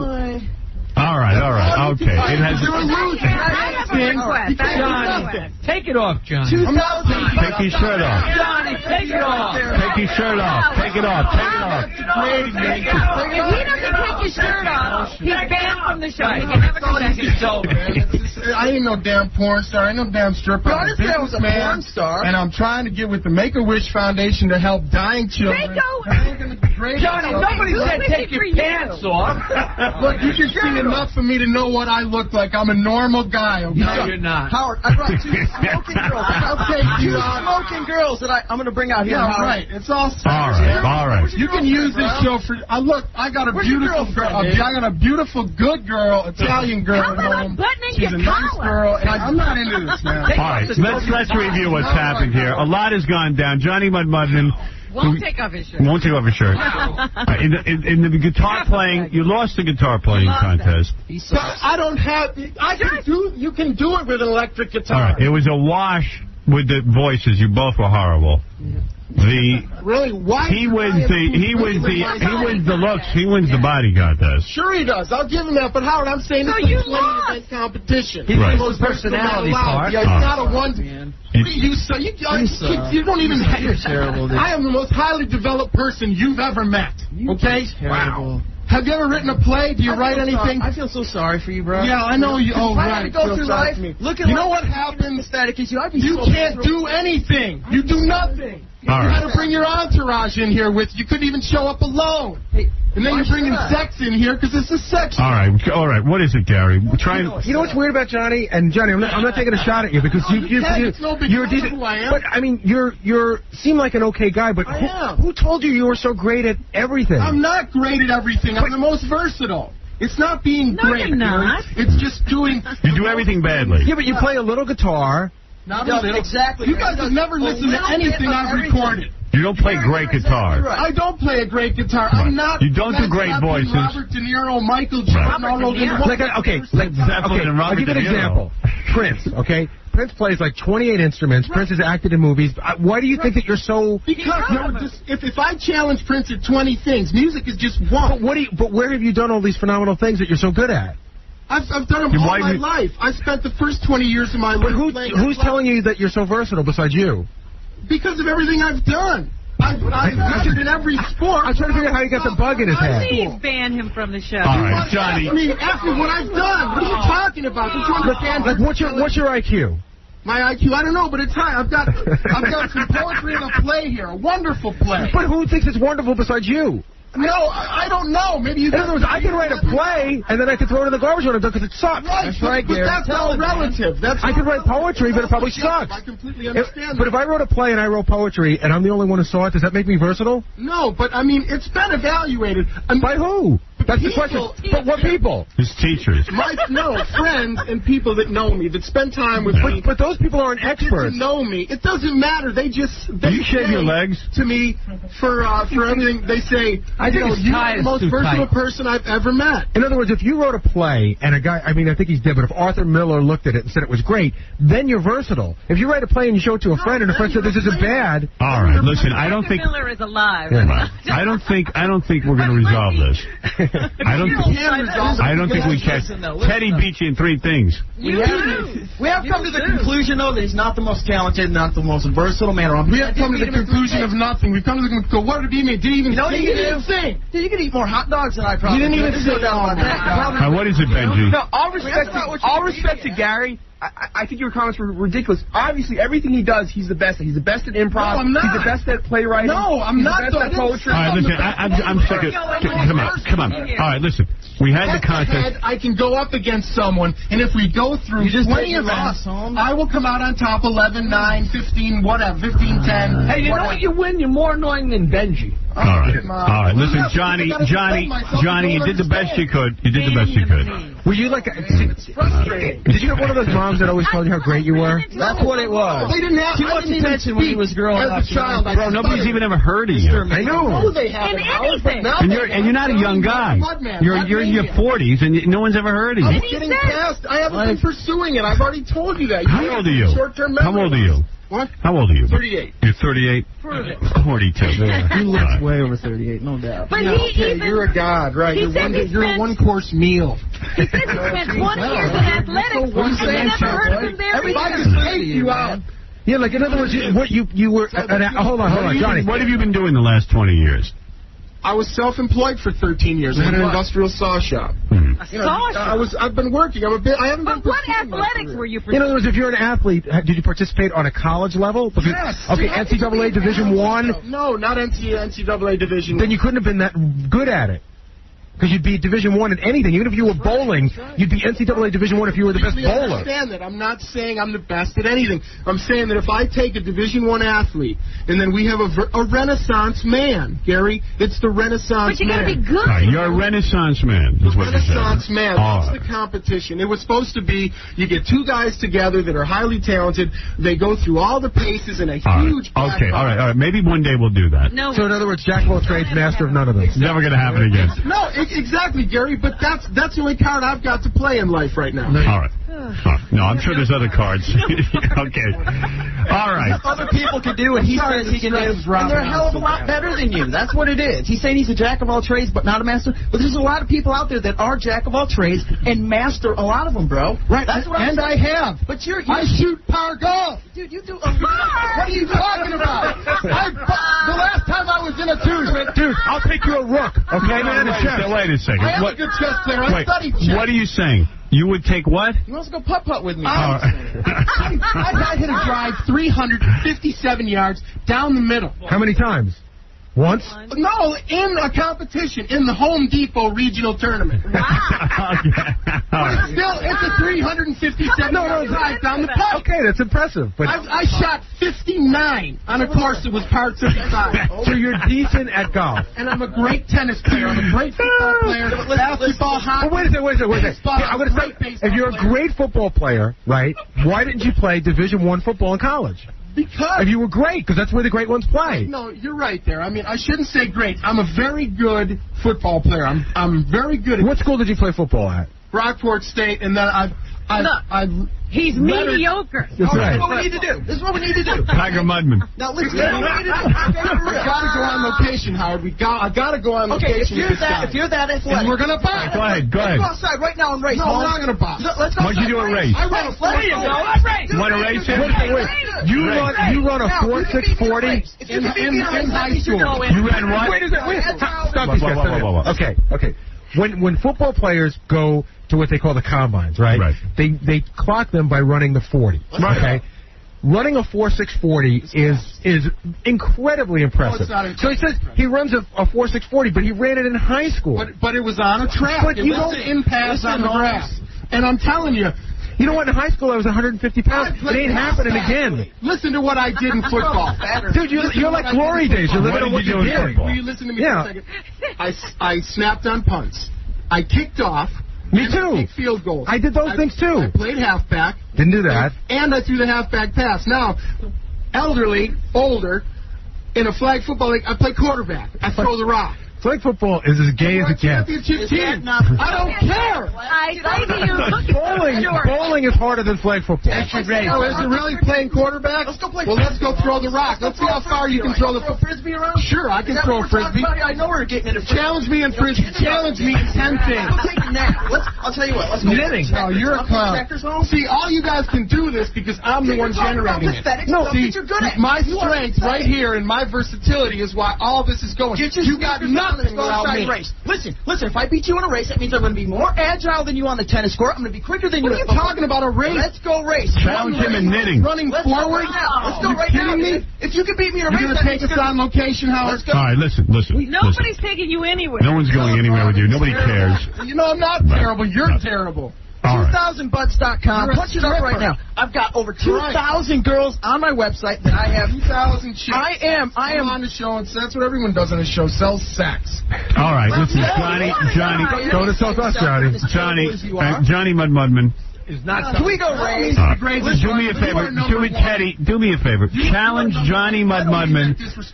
Challenge Johnny Mudman in taking a nap. That way he'll go to sleep. Who can nap the longest? Johnny, are you with it, bro? Let's take some callers and see what the callers thought of this guy. You don't want to hear that. Let's see what they thought of this guy. He just doesn't know how terrible he is. Well, yeah, I'm so terrible. Let's see what the viewers Rob, go ahead. What do you want to say? Howard, John, this guy's horrible. He's so good at everything, then why isn't he a professional athlete? Right. Mudman is horrible, you say? Yes. It's versatility. It's not whatever. It's not versatility, bro. Let's have a contest. Who can leave the studio quicker? Johnny Mudman. His idea of versatility is being bad at everything. Right. You're bad at a lot of different things. No. All right. Johnny Mudman. Nothing I've recorded. We don't want to. Read nothing I've recorded. Right. I pointed out. Act in a play or act in improv theater. And no one else. Nobody has. Why is it that I went and Nobody's seen that. Improv theater group, comedy improv theater group. At the end of the show, who did they want to see again? Bro, nobody knows about it because you suck. That's what you said. Nobody knows That's what happened this past Friday. What do you want me to say? Whoever heard of the group? I'm not here to lie. I'm just... You're playing it, Dick. You didn't get into Saturday Night Live, dude. You got into some dumb comedy. It's a bunch of housewives, doing stuff on their Friday nights. Right. It's a bunch of young kids in that crowd. It's Nobody all cares. Kids and rockers. And You're the only one that cares, bro. Look, shut up, man. You are a moron. You are a one-dimensional clown. Then what are you? I am the most highly developed person you'll ever meet. How long did it take you to remember that, bro? I mean, did you write that down and just study that you're the most highly developed human being? You're a meatball, dude. Yeah, for real. Meatball, dude. You're a meatball, dude. Oh, you're fat. You're fat. You're fat. You're pathetic. All right. Let's see what the callers think. Craig, go ahead. You're on with Johnny Mudman and Teddy. Go ahead. Howard, will you pay me to beat him up? Oh, Johnny Mud? Yeah. Yeah, he's the worst. All right, there you go. This guy says you're the worst. He is. It's just weird how Johnny gets so tensed up and angry about how great he is. But well, he believes he's great. He really does believe it. He believes he's versatile. No, we get it. You believe you're the most versatile. Him any favor by continuing to entertain him. And believe me, there's a lot of things that I do above average. There are some things that I don't believe Howard. It's just yeah. You know who he reminds me of? You know who he reminds me of? What's that bodybuilder guy that sells stuff on TV? Oh, that Johnson. Body by Jake? No, like that Tony Robbins guy. Yeah. He like yells at you and tells you how great he is. Yeah. Tony Little? Yeah, Tony. I hate that guy. I am great. I will make you a millionaire. Yeah, but that guy has a great ponytail. Right. All right. He just can't take people being honest. We're being honest. I can handle the honesty. Johnny, you can't talk. Let me give you one last chance. He's great at. I Johnny, want to hear. do me a simple thing. Tell me a joke. Okay. Tell you a joke? Yeah. Oh, this is going to suck already. I can drop. All right. Okay. All right. Forget it. No, he had some stand-up ready to go, Howard. He's got it. He does have it? All right. Try and calm yourself down and do some stand-up. Right, just like Clee. There you go. He's got a big smile. You're an improv guy. Now he's happy. Now he's going to improv. Focus, John. Have you seen the personal ads? Yes. I just want someone to love me for me. I love moonlit walks. I love candlelight dinners. I want someone to... I can't see. Where were we going with that? Come on, man. Finish. Come on. Where was that? You like that? No. You know, he even knows that it's not. He even knows it blows. Coming out of the closet, bro, on air? There's a question. Johnny, on Friday night, when you were doing this improv thing, and they said they needed to see you go, what did you do that night? What did you do at the improv thing that everyone loved so much? I did a black prostitute. All right, give us that. Give us the black prostitute. Best black prostitute. Her pimp was breaking up with her. Great. All right, go ahead. You do both characters? This is good. Oh, Tyrone, what I'm gonna do now? What I'm gonna do? You know I can't. What I'm gonna do? Which one is that?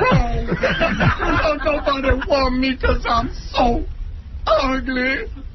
Nobody want. I'm gonna be something. You can't do this to me. You can't do this to me. You know I can handle that. You know, somebody gonna want this booty someday, and you. All right, okay, I've had enough. I agree. It's funny. It's funny. Howard, Johnny Mud. Yes, Jackie. We gotta meet his girlfriend.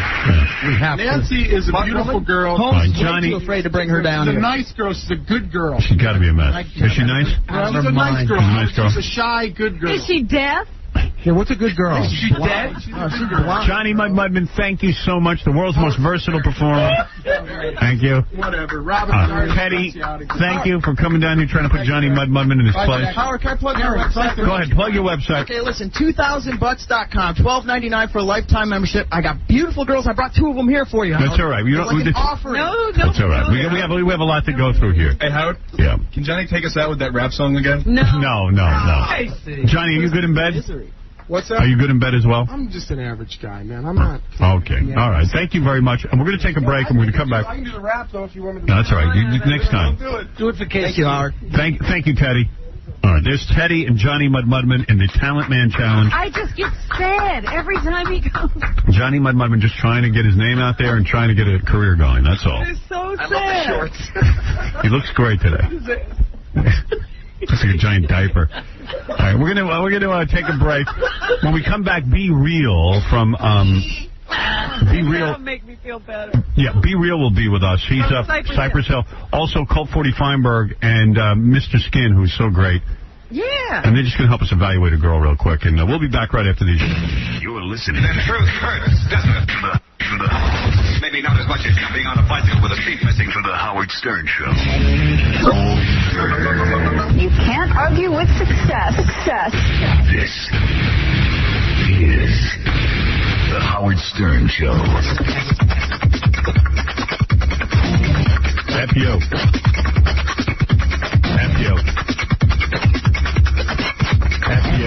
All right. Well, we have 3 guys coming in here to help us do an evaluation, but I was just listening to Keanu Reeves' band Dog Star during the commercial break. Oh, you did? I was sizing them up in case I ever have to take them on. Are you afraid now? Right.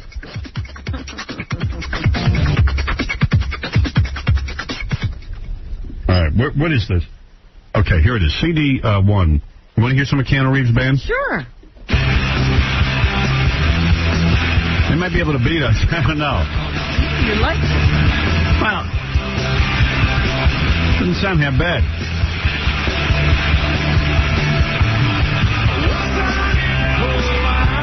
Wait a minute. Maybe we could beat them. Yeah, I think you're in good shape. We could beat these guys.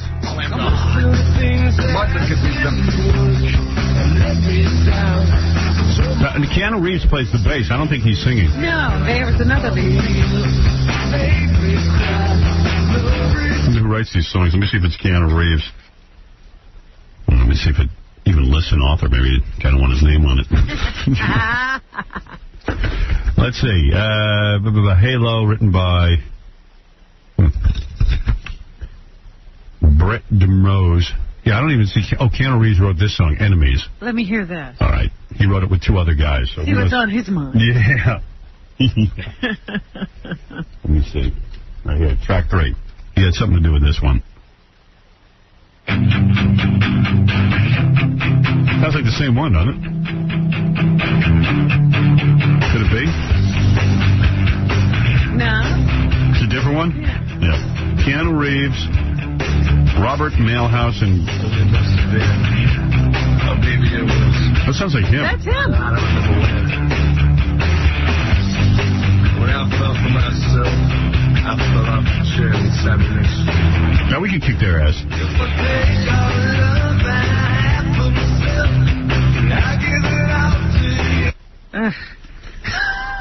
A lot of times, a lot of these shows, in order to get Keanu Reeves on, they have to book Dog Star. Right, yeah. We had to do that. We even did it. Yeah, we did it. So we want to take him on. We challenged him to Battle of the Bands. We're going to have to rehearse a little, but we can beat him. Not much, though. Not much. Listening to that? Yeah, I think we got him. You won't have to rehearse much. I'm going to do a...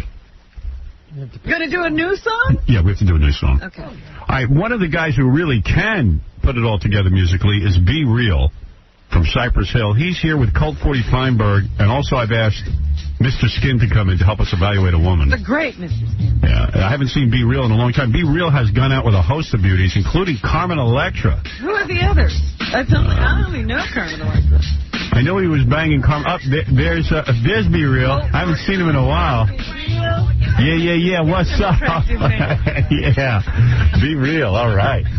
Colt, sit down. Mr. Skin, sit down.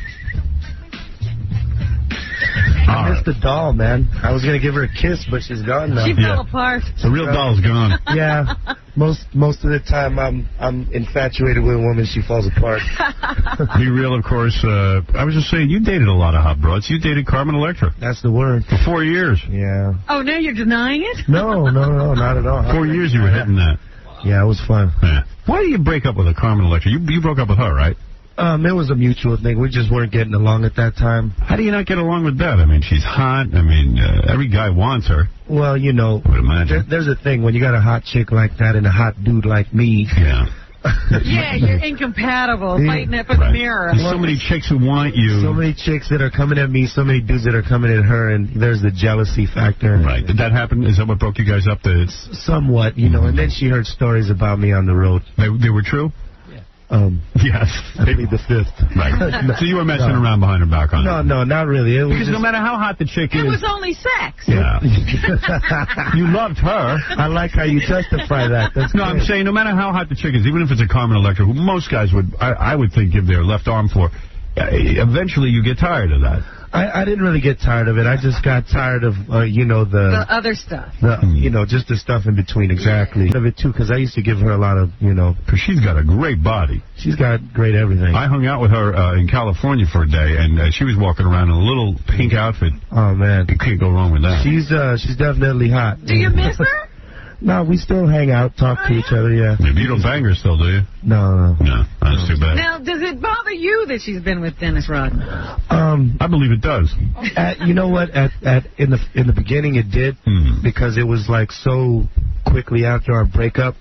But is that right? Was it that quick? It was fairly quick, but I got over it quick. Because, I had backup plans around. Does it bother you? Because, I mean, Dennis Rodman is so wild, so out there. Well, he's an idiot. No, No. Don't get me wrong. You mean that in a nice way? I mean it in a nice way. He's dope? No, I think I was a Dennis Rodman fan, and to some degree I still am. But he could have did a little bit more to try to keep that going on. And you don't think he treated Carmen right? I don't necessarily think he treated her wrong. I just think that he's set in his ways, and he's just who he is. And she's obviously confided in you about this, and you got quite upset about it. Well, I had a conversation with him like when it all went down. Did you really? You confronted him? Well, I called him and I congratulated him and told him to keep getting the rebounds because he's good at that. Oh. Right, he got the rebound. I Did you call him up and you said, listen, did he steal her from you? Is that what you're trying to say? No. That was at the point where I was. So why sour grapes? Why call him up and say you're getting the rebound? Well, because it was, it was still like a short time. I see. It bothered you. Had feelings. Yeah, it was like a thing where we were still kind of talking and stuff like that, and she was telling me that we're only friends, but I already knew at that point. Right. And then, I got mad. I'm a Latin guy, so I get mad. Protect your woman. Yeah, so I called him and I said, hey, look, I know what's up. Congratulations. It's all good. Really? Yeah. And congratulations on getting the rebounds. And then I met his ex-girlfriend like 2 weeks later, and you hit that. I'm not going to say all that, but you hit that. We became friends. Right. Well, you are an expert on femininity, and that's why I asked you to be part of a panel as well today. Because there's a young lady who's coming in here who wants to know if she's good enough for, like, Playboy magazine. Right. You'll be able to tell her. Yeah. Well, I don't know nothing about fine chicks or nothing like that, but I'll give it my best shot for you. And by the way, we should remind the audience that the new album Skull and Bones is available now. Oh. Yeah. And also, you can see Cypress Hill and Limp Bizkit for free on the Napster tour. Now, a lot of people are mad at you. Napster tour? A lot of people in the music industry are very angry with you, aren't they? They probably are. Because you're going out and performing for free and supporting Napster, which really most artists feel. What kind of business move is that? Yeah. What are you up to here? You know what? We've been bootlegged since we've been out since day one. But wait a second. You're a guy. You make money when people buy your album. Yeah. My belief is that your true fans, even if they download it, they want the artwork, they want the cover, they want the whole package. Really? They'll go buy it. I don't believe that at all. I got to tell you the truth. I have downloaded many songs because sometimes I like this one song and haven't bought a goddamn thing. But it's hard for you to go out and buy something. No, it isn't. Come on. It is not. Oh, you're going to sit here and tell me? I could go right on the internet and buy CDs. Oh, okay, I mean, come on. Is Napster paying you at all? No. But Napster doesn't pay anybody. They don't pay anybody. No, we're just doing it because it's a cool thing to do for the fans. I mean, So you're gonna do is it an internet concert? No. It's like a regular concert. Be real though, when all the money dries up from your music and you have to go out and get a real job. I got my money in stocks today, man. Right. No, he's well protected. I mean, come on. What's the matter with you? That's right. No, we're just going on there having fun, and it's for the kids. Have other artists come up to you and said things that you shouldn't be doing this? I'll punch them in the eye, man. They were afraid of you. Is it true you've become a priest in the religion known as Santeria? Stop it. Yeah. Do you kill chickens? Tell the truth. Do you drink the blood of dead chickens? I don't drink the blood of chickens, no. Tell the truth. What does this mean you're now a priest and people come to you to consult about various problems? And you give them a bag of bones? And some of the solutions involved animal sacrifice. Isn't that true? Yeah. You cleanse people with. Really? What do you tell me? What kind of problems people come to you? What kind of animals are not safe around? Well, wait a second. What kind of problems do people come to you with? Well, some people have like negative energy, negative vibes around them, and like Colt 40 Feinberg, for example. Like Colt 40 Feinberg here. Mr. Skin. I can help these guys out. Right. You know what I mean? What do you do? Seriously, you're a serious priest. Well, what it is. How do you get to be a priest? I'm still studying and practicing and stuff like that. But where's the Santeria school? There's no school. And who comes? Where do they get the chicken when you're done with it? Where do people? I'll pack it for you too. Where do people meet with you? I mean, in other words, do they meet in your apartment or do they? Well, it's usually by a word of mouth thing. It's not like a big religious thing where you go to church. And what kind of animals do you sacrifice when people have negative energy? It all depends what is prescribed. All right, let's say you got a love problem. What do you sacrifice? Yeah, come on. What have you sacrificed? Well, you have to do this thing called divination, right? And it's when you work with these tools they give you, and they display signs, and then you read the book on what the signs mean, and that'll tell you what animal. That'll tell you what that person needs. It doesn't necessarily have to be an animal. So you have killed live animals. Frogs? What have you killed? Yeah, I'm going to get in trouble for that. But what have you killed? The white boy? No, what have you killed? I'm getting close. No, you kill chickens, goats. You killed a goat? Something as big as a goat? You've killed a goat? Have you killed a goat? Yes or no? Yeah. Man. How do you kill the goat? You really want to know, Yeah. right? You stick a knife right through his throat, you hack it, and you cut the sucker's head off. Really? And then you give the blood, Have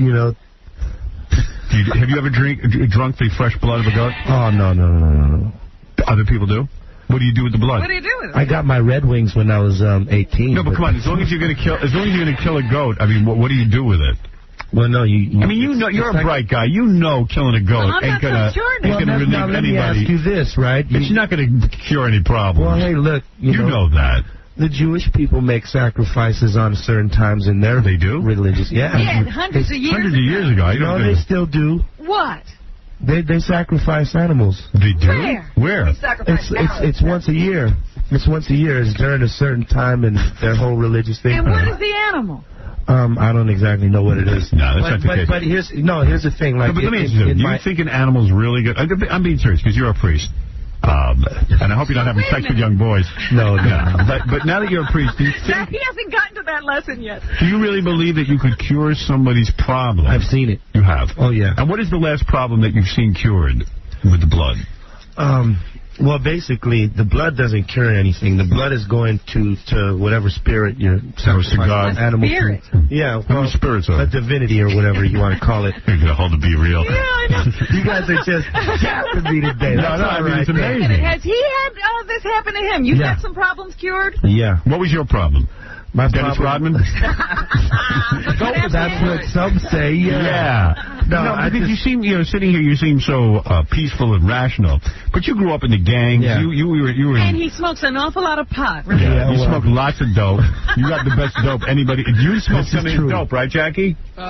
He gave you a blunt. I gotta say, I want a rematch on that damn rolling contest we had. Yeah, with Jackie. Tobacco is different, man. Oh, whatever. But anyway, back to what you guys were saying. All right, so what? So what is the last problem that you had that they cured with animals? And what did they do for it? Well, basically, I just had a lot of negative people around me. I was going through a bad phase where I wasn't thinking all, rational and stuff like that. And you never know things like that, right? You just go on with your everyday life. You don't realize. You think you're thinking rationally now? Yeah. Yeah. I haven't been to jail. I haven't killed nobody. And, I'm still making good records, so I guess I'm all right. Right. And so what did they do to cure your negative people problem? Well, it wasn't necessarily having to sacrifice anything. What did they sacrifice for you? Well, it really didn't. Does the animal take on all your negativity after you? Yeah, I see. So it all floats into the animal? Exactly. Interesting. Okay. All right. Well, that's a good thing. It sounds funny, but when you see it happen and you witness it. Do you realize that other people are getting along in life without this? Some people are. Right. You know what it is? It's for a chosen few. It's always, you get introduced to it by one other person. It's not like a mass thing because not everybody needs it. Who introduced you? Wow, I can't remember that. I smoke too much to remember that. It's true. You do smoke a lot. I grew up in it. I've seen it since I was a kid. It's very big in Cuba. Yeah. And my mother's Cuban. Right, so you've seen the spirits enter the dead body of an animal? No, I've seen people get better. Like a spirit enter a person. I've seen that, yeah. Right. It's crazy. Well, let me tell you something. There's something to it, because this guy killed a goat in bingo. He had Carmen Electra. Oh! And I killed the goat after you got rid of it. Isn't it true that one time, you guys used to fight a lot, and she would even throw things at you, right? Yeah, once in a You while. weren't into Santeria then? No. She threw a cooked chicken at you, didn't she? A cooked chicken, that's a piece of Kentucky Fried Chicken. Right in your head. Barbecue wigs. A lot of things going on with chickens in you. All right. Yeah, I got a lot of things with chickens. By the way, Be Real has a new album out. Cypress Hill's new album is called Skull and Bones. It's available now, and he's on the Limp Bizkit tour. It's Cypress Hill and Limp Bizkit. And they're doing Napster tour. The free, everything free with the Napster tour. Free. I don't know if that Santeria's working for you. It's working. Let's go to Mark. Mark, you're on the air with Be Real. And Howard. Yeah. Good morning, sir.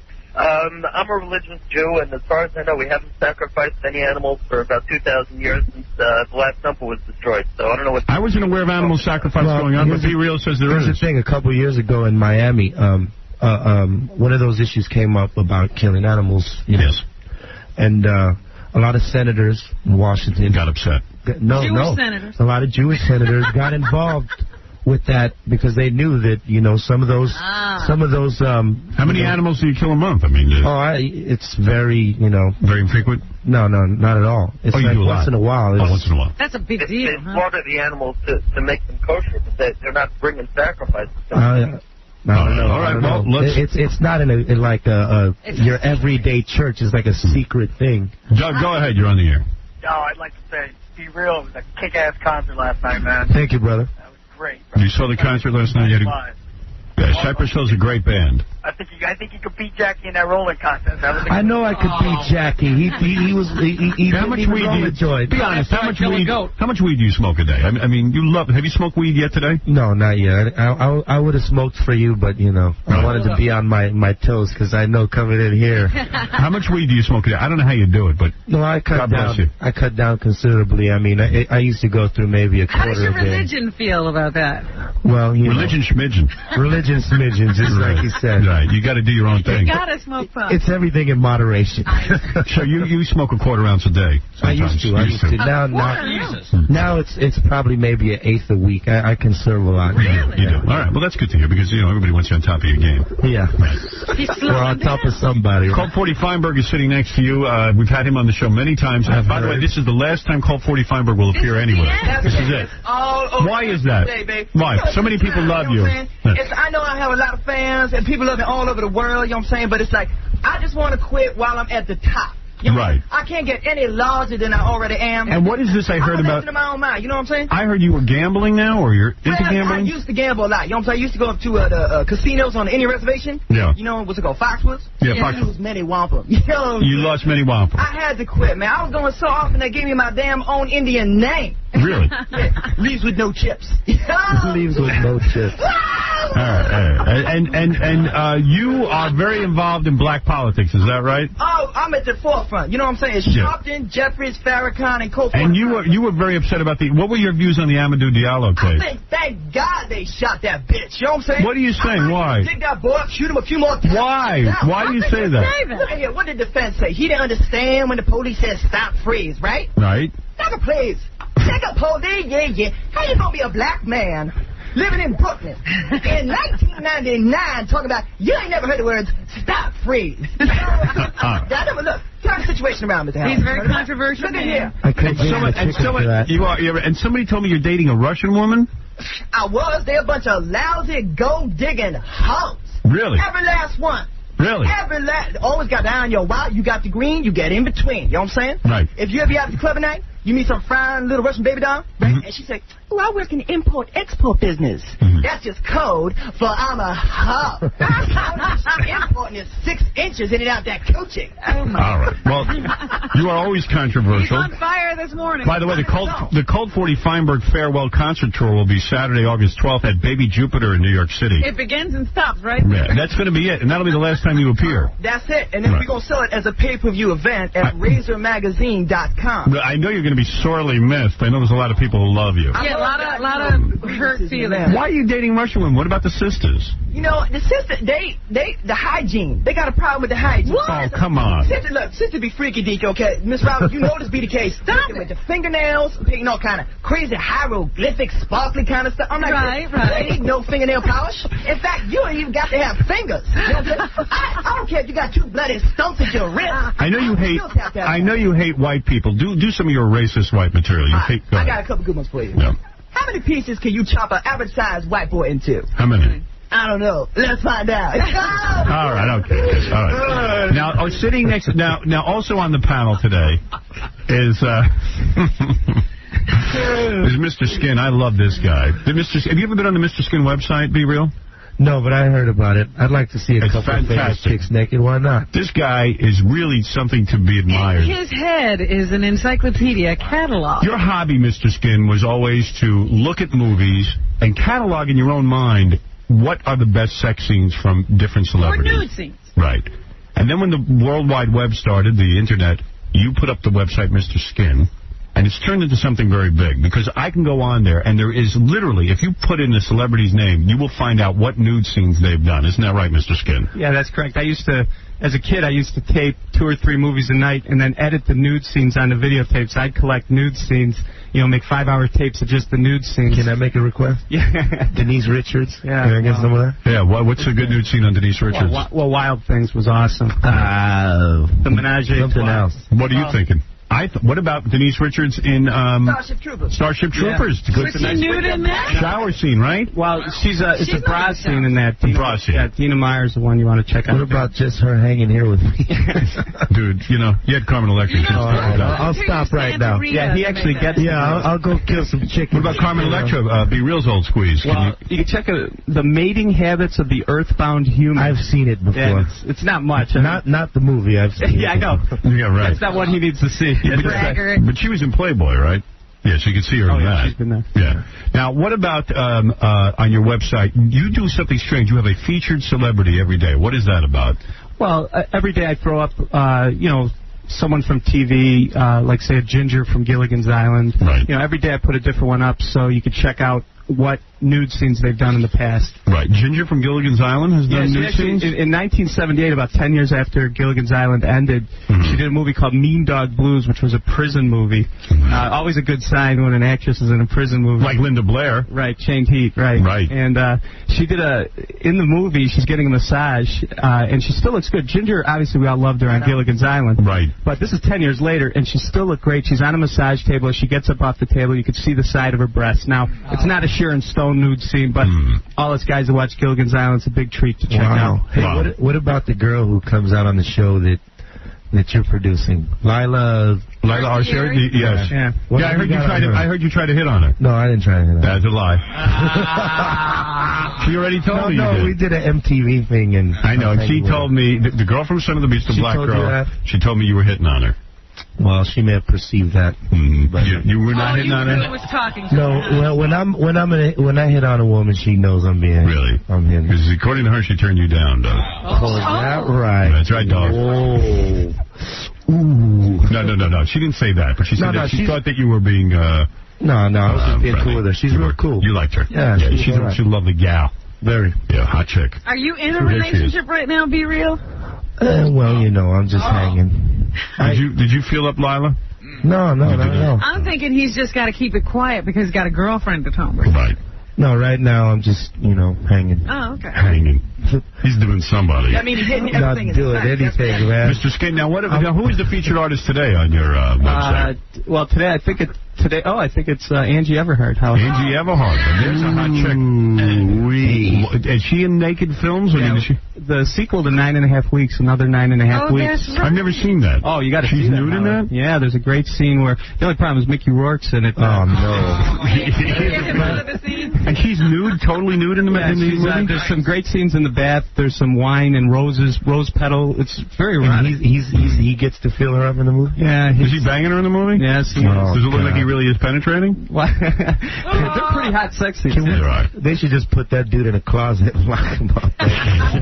Him and Dennis together, they'd probably have a good time. Well, there you go. All right. So, I don't know what that means. Did he hit on I don't know. Rob. No, I just don't like Mickey Rourke movies, that's all. You don't? Why the hatred for Mickey Rourke? What did he do? No hatred. I just, I don't trip off the guy. You don't dig him, all right. No. Rob, go ahead. You're on the air. He is.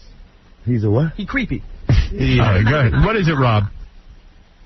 Hello? Hello? I guess no Rob.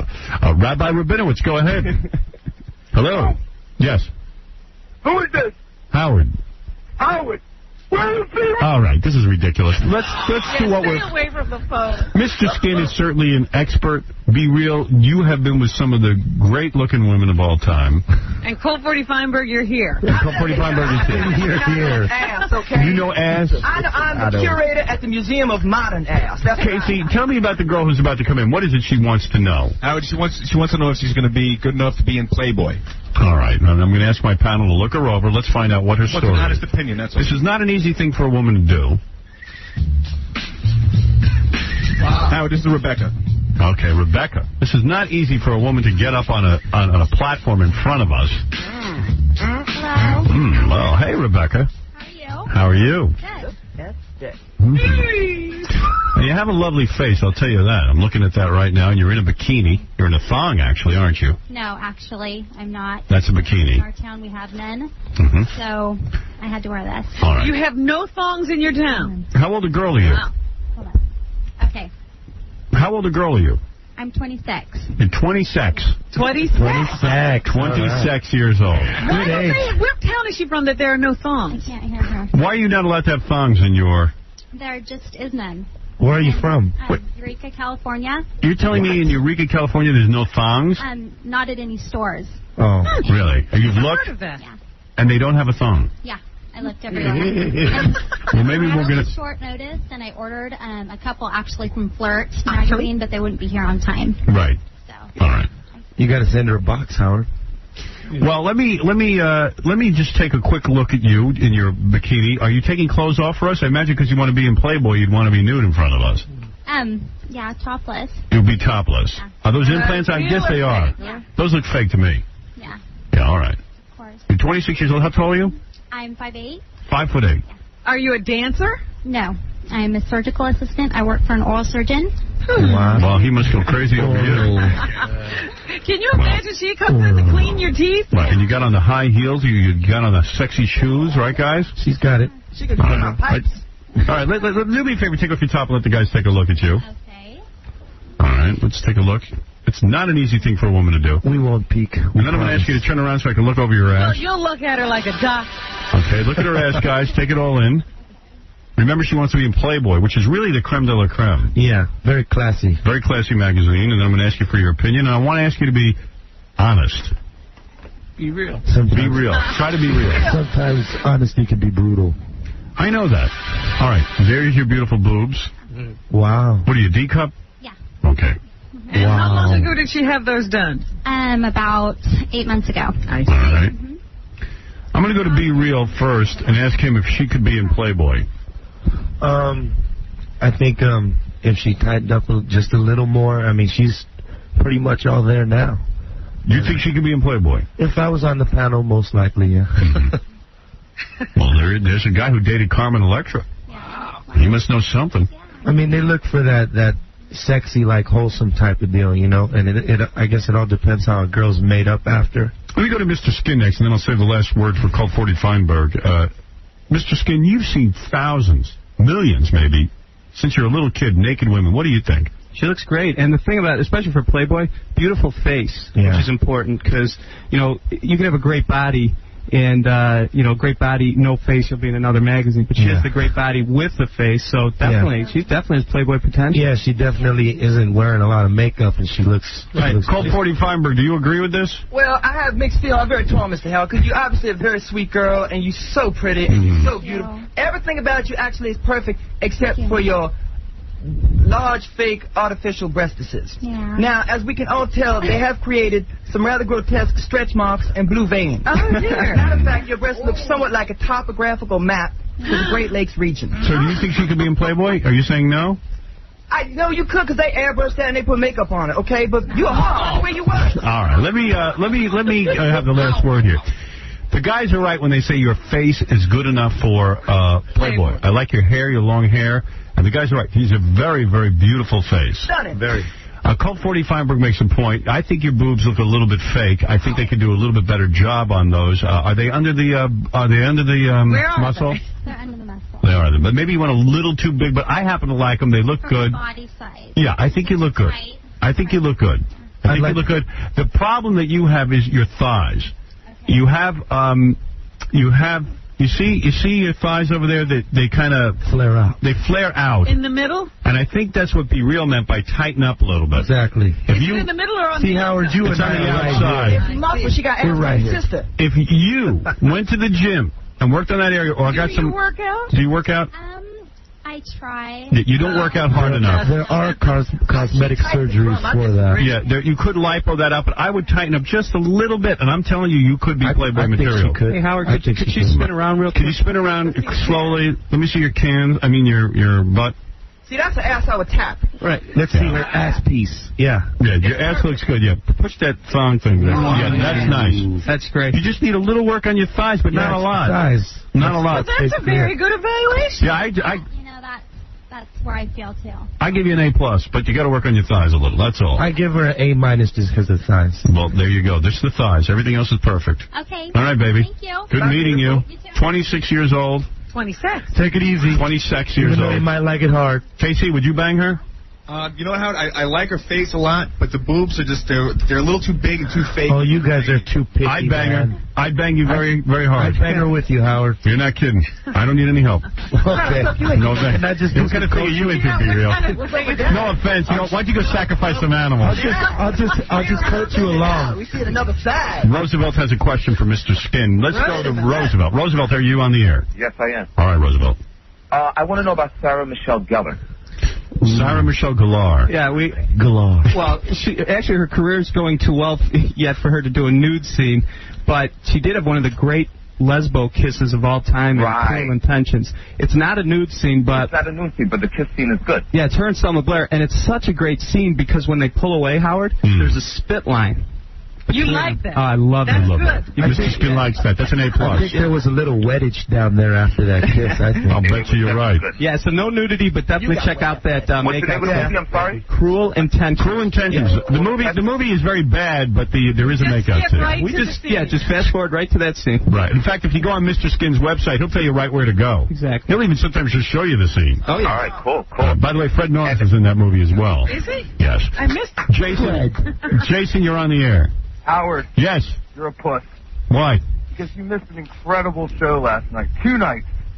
I was at both shows, Be Real. Thank you, man. That stuff. Let me tell you something. Unbelievable. I got the call that Cypress Hill and Limp Bizkit were playing last night. Right, yeah. And I said, man, I'd love to go to that show. The show started at 9:30. Mm-hmm.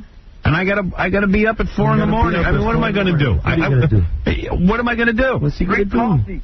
No, come on. You got to get a certain amount of sleep. You know what? I went to bed last night, 8:30. I was watching Regis Philbin's show, that millionaire show. Some guy bombed out at $16,000. Next guy comes on, they're dragging it out, talking to him, this and that. I went to bed at 8:30. That's what bothers me about the show. They just start talking. My alarm went off this morning. I didn't get enough sleep. I'll be napping back in the office. You'll see. I'm always trying to get enough sleep. We'll send you a video of the Send me a video. Send me a free download or something. You still missed a spectacle, though. That show was on. I'm sure it was great. I love Cypress Hill. I'm a huge What goes on fan. at these shows? George, you're on the air. Did you bang any chicks on stage, Be Real? No. Did you bang chicks after the show? No.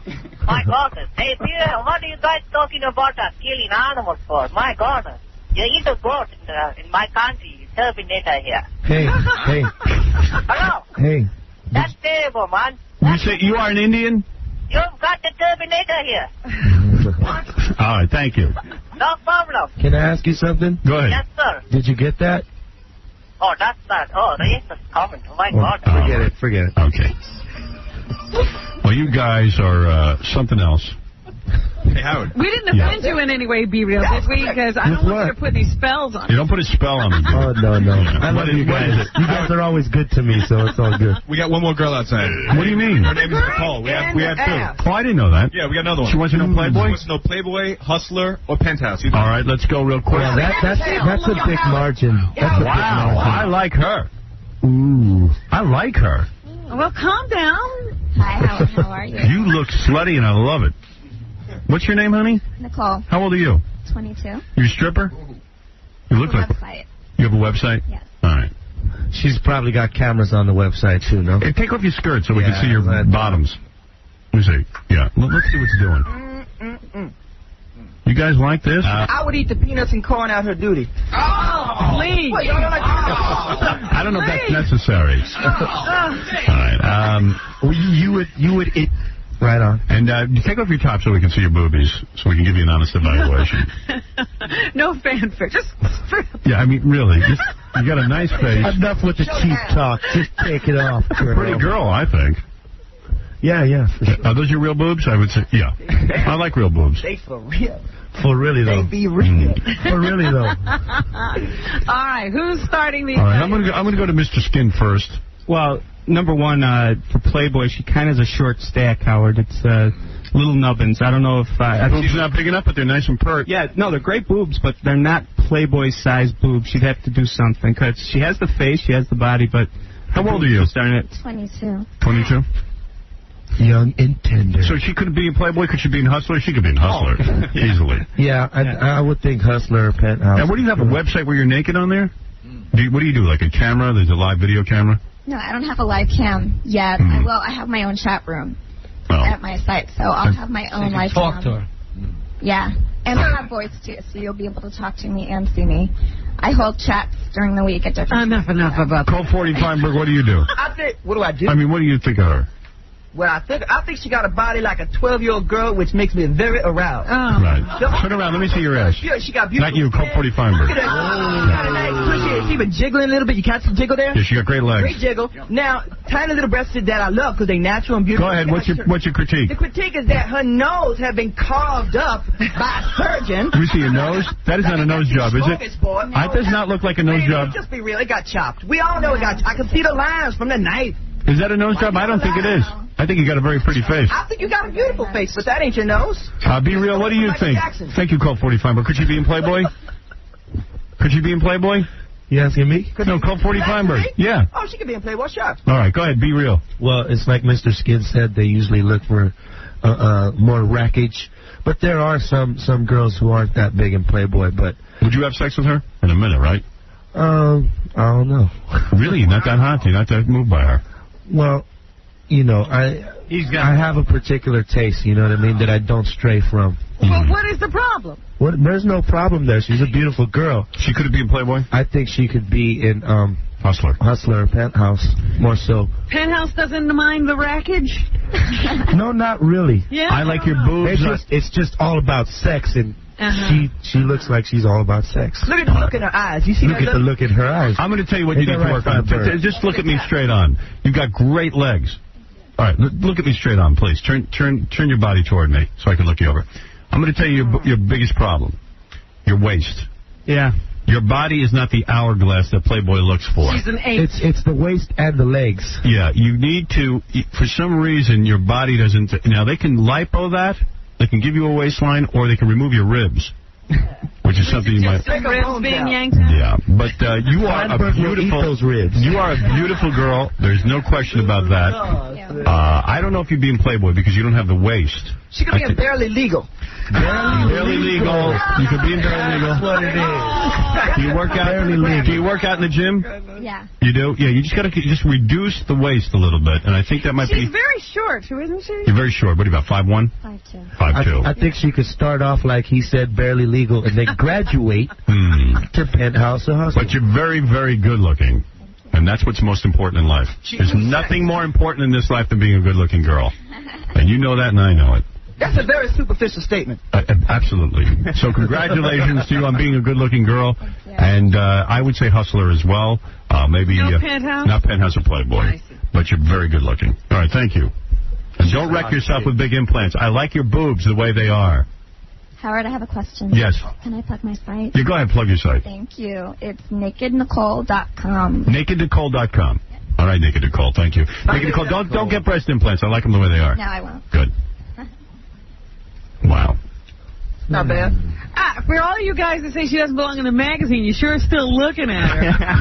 I like her. I like her. All you need is a mouthful. I'm a horny guy. Hey, here. Let's talk to Muggs. Yeah. Yeah, hi. Yeah, I got a question. This is Muggs. This is Victor. I got a question for Be Real. Yeah.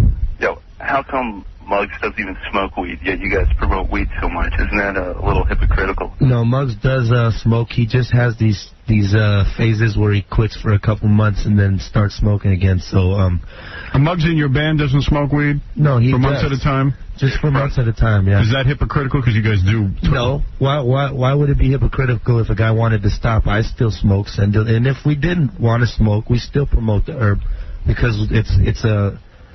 You know, it's an activist thing. It's not just because we like to smoke it. Liz, you're on the... You smoke out of political reasons? What's up, Howard? What's up, Be-Real? No, You smoke out of political reasons? No, I don't smoke for political reasons. That's for enjoyment, but I stand up for it and speak on it for the political You stand up, you say, hey, there's nothing wrong with smoking. You go to those conventions and all that stuff?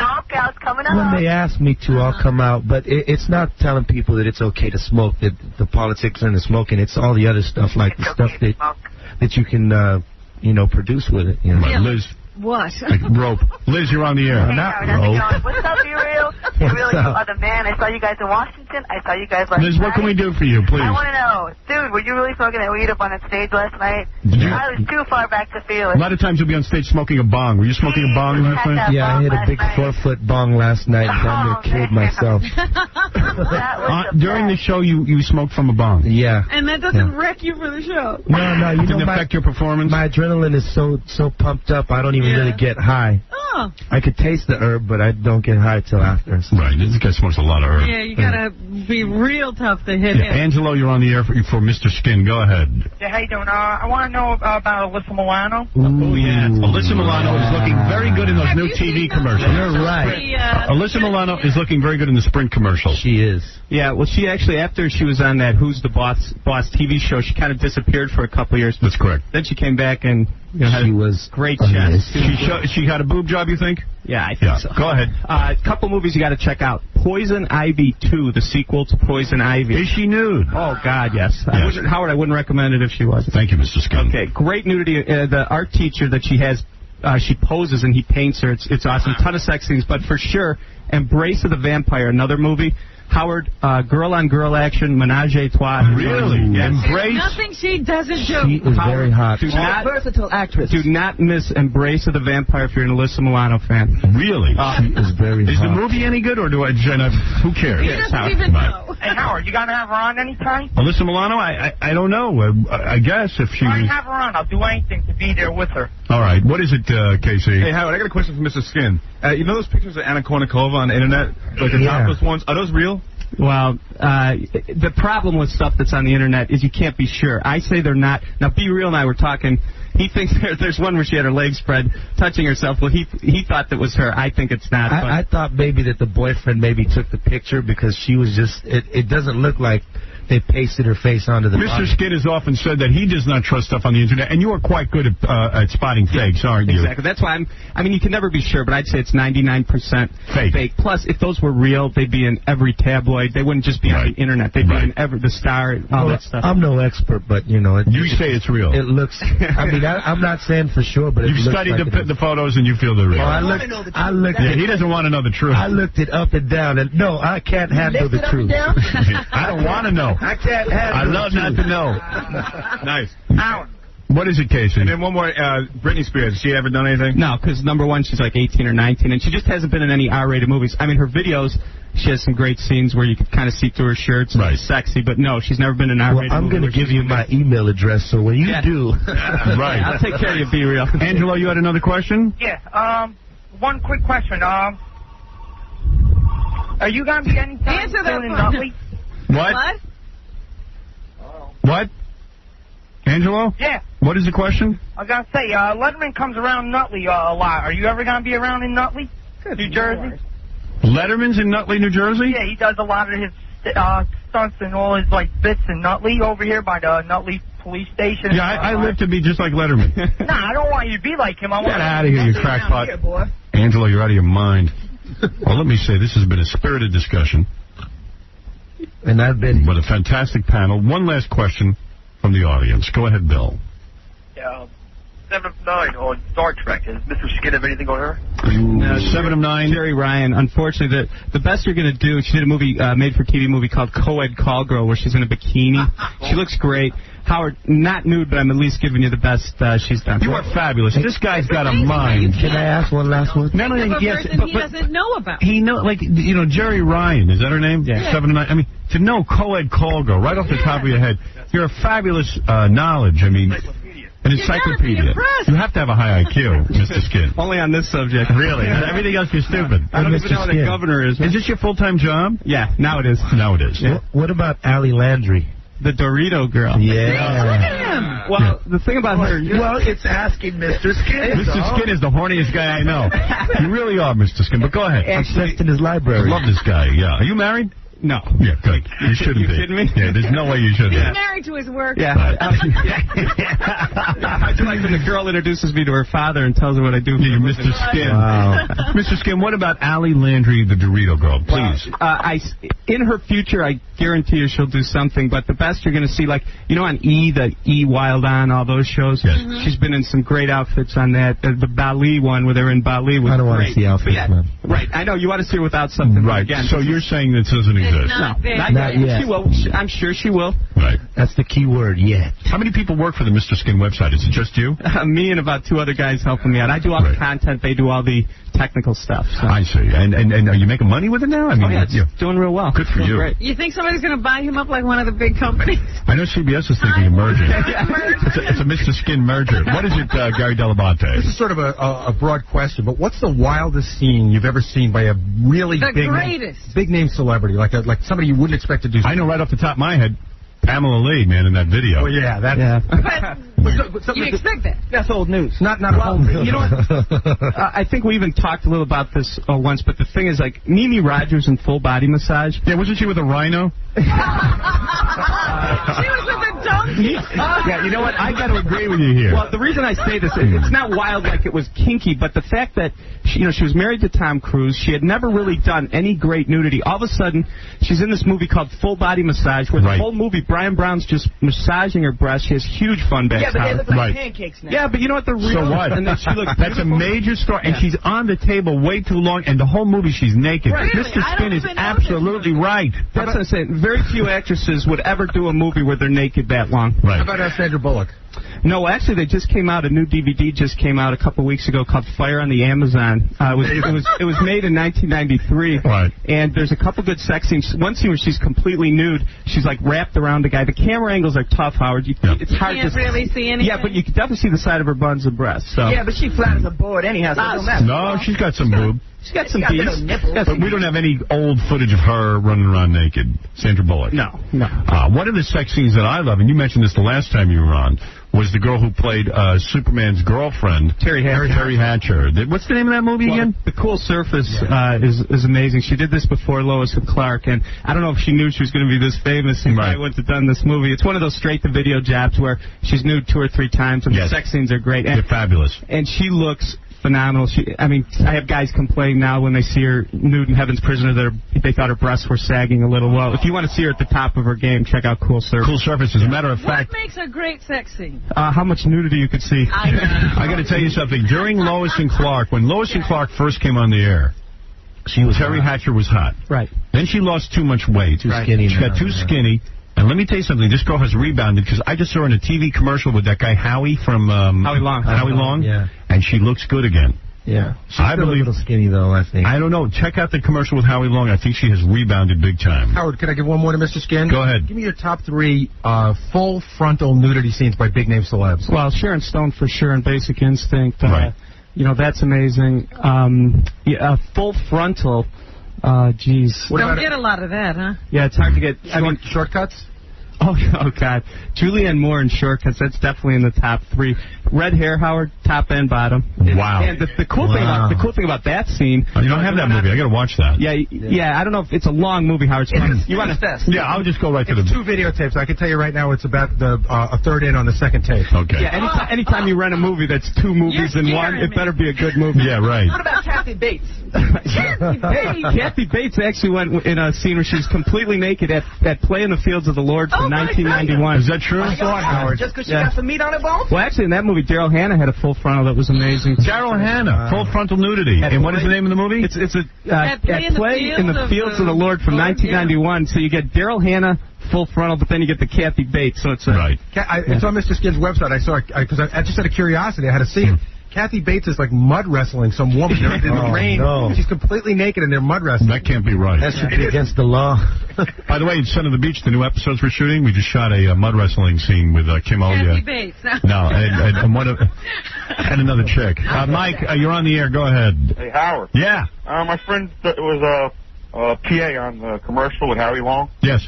And she was all makeup up, he said. She looked horrible. Terry Hatcher. Yeah, she looked like she's anorexic. Really? Yeah. Still too thin, huh? Still too thin, man. Gee, well, that's what B Real says, but I thought she looked pretty good laying on that chaise lounge. Yeah. You just liked her laying down on... I like anybody laying down. She got a nice tush. Casey has a question. Yeah, one more. So everybody knows about the Pamela and Tommy tape. Yeah. Are there any other celebrities that have done tapes like that? Well, you get a lot of these where guys come up to me and they say, "Oh, I saw Jenny McCarthy in a porn," and 99% of that stuff it's someone that looks like him. I've heard about Victoria Pritchard. Yeah, like I saw Barbara Streisand. For years they were rumored was in a porn, but it's not her. Well, some people believe it is. That one's a little tougher, but the answer is no one knows. Fran Drescher. No, she did not do a porn movie. And the other thing about that, Howard, if that went around. Right. Well, let's think about it. If Fran Drescher was in a porn movie, don't you think it would be in the National Enquirer? Yes. And not just on some dude's website. So right. So that's a dead giveaway. Has Fran done any nudity? Cadillac Man with Robin Williams. There's a scene. It's from the early 90s. She's in bed. The covers pull away for just a second. Howard, you have to pause that. Yes. And you get a nice shot of her breast. Wow. Yeah. Are they nice? They're little nubbins. Little? Yeah, they're okay. Shocking. Yeah. Be real, what other celebrities have you banged? Tell about Mr. Skin. Not many, man. Really? I still I'll tell you, Howard, celebrities. B-Real works around the clock because I was out in Las Vegas. I was stationed out there. Oh, here we go. No, and he was out there, and it was like late at night, and it was like really quiet. And I went to go grab a beer, and I saw these two people sitting down talking. And it was B-Real and like one of the chicks. She's like one of the porn chicks that they sent up to go on stage. Yeah. He wasn't doing anything. He's working the room. He was always working. Because then Ralph went to a different show in a different city. So B-Real working the same way. Yeah. Oh, B-Real, why not? Why not work the chicks? You're a single guy. Why not? Yeah, it's true. But I think my reputation is a little exaggerated. You're a priest. Why not? But it's true what he said. I was talking to that girl over there. Right.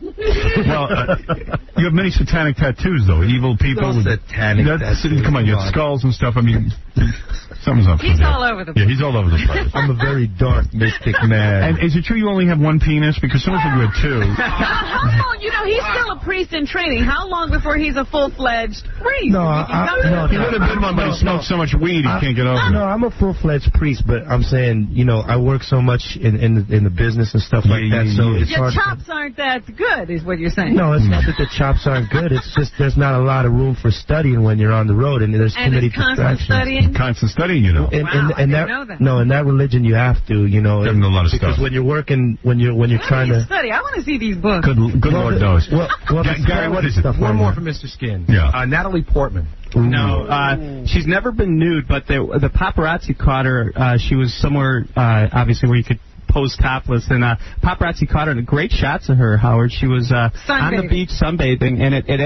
originated in one of the London tabloids, and they made it around the internet, but it's definitely her. How's her boobies? They're very nice. She's small, probably a B. Right. But the fact that it's Natalie Portman, I know a lot of guys are dying, waiting for her first nude scene, so no, not in the movie, but the paparazzi did catch her. Now, how old is she now? She's probably like 19 or 20 or something. Yeah, wow. She's ready for one. I like to think she's like 14. Yeah, she's cute. Yeah. She wearing a thong in that, or no, she bottomless? She's just regular. She's got the bottoms on. Bikini bottom. Yeah, but you can see her breast. Yeah, what is it, Alias? Hello? Yeah, hi. Hey, isn't Harvey Keitel naked in the movie?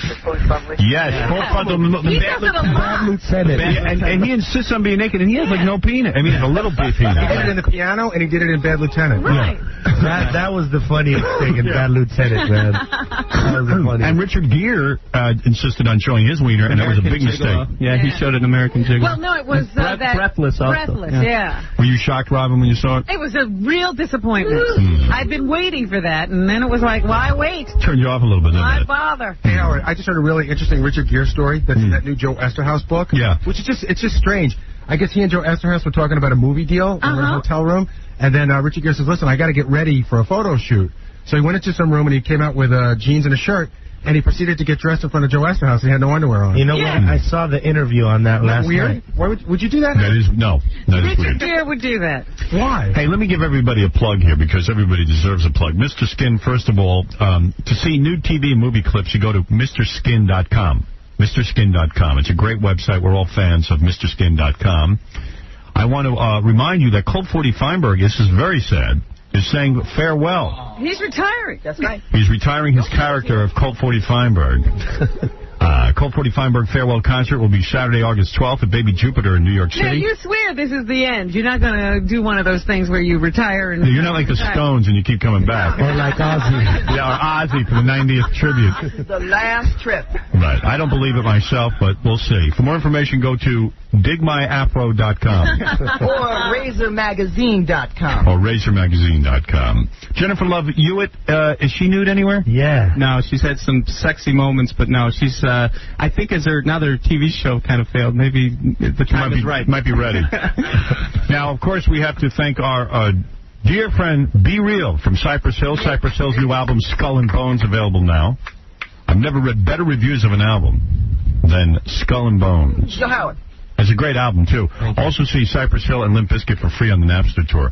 Yeah. One last plug, baby. Yeah. Colt 40 Feinberg's retiring, but the white boy, Neil Feinberg. Oh, him. The one-man show. Yeah. He is not retired. Gurus opens this fall in November. Oh. I'll be working it out all fall at Surf Reality in the East Village. All right, so Neil... So keep hope alive. Neil Feinberg. Keep hope alive. I'll kill some chickens in his honor. In his honor, please.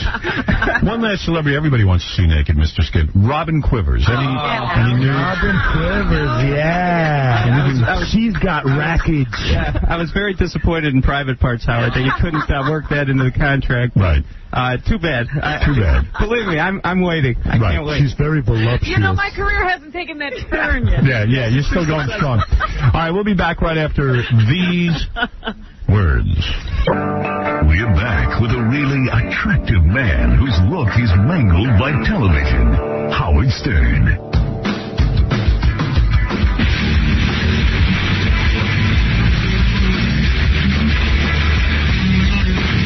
All right.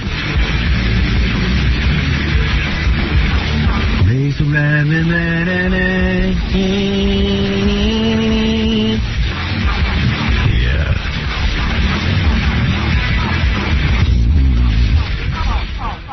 Jiffy.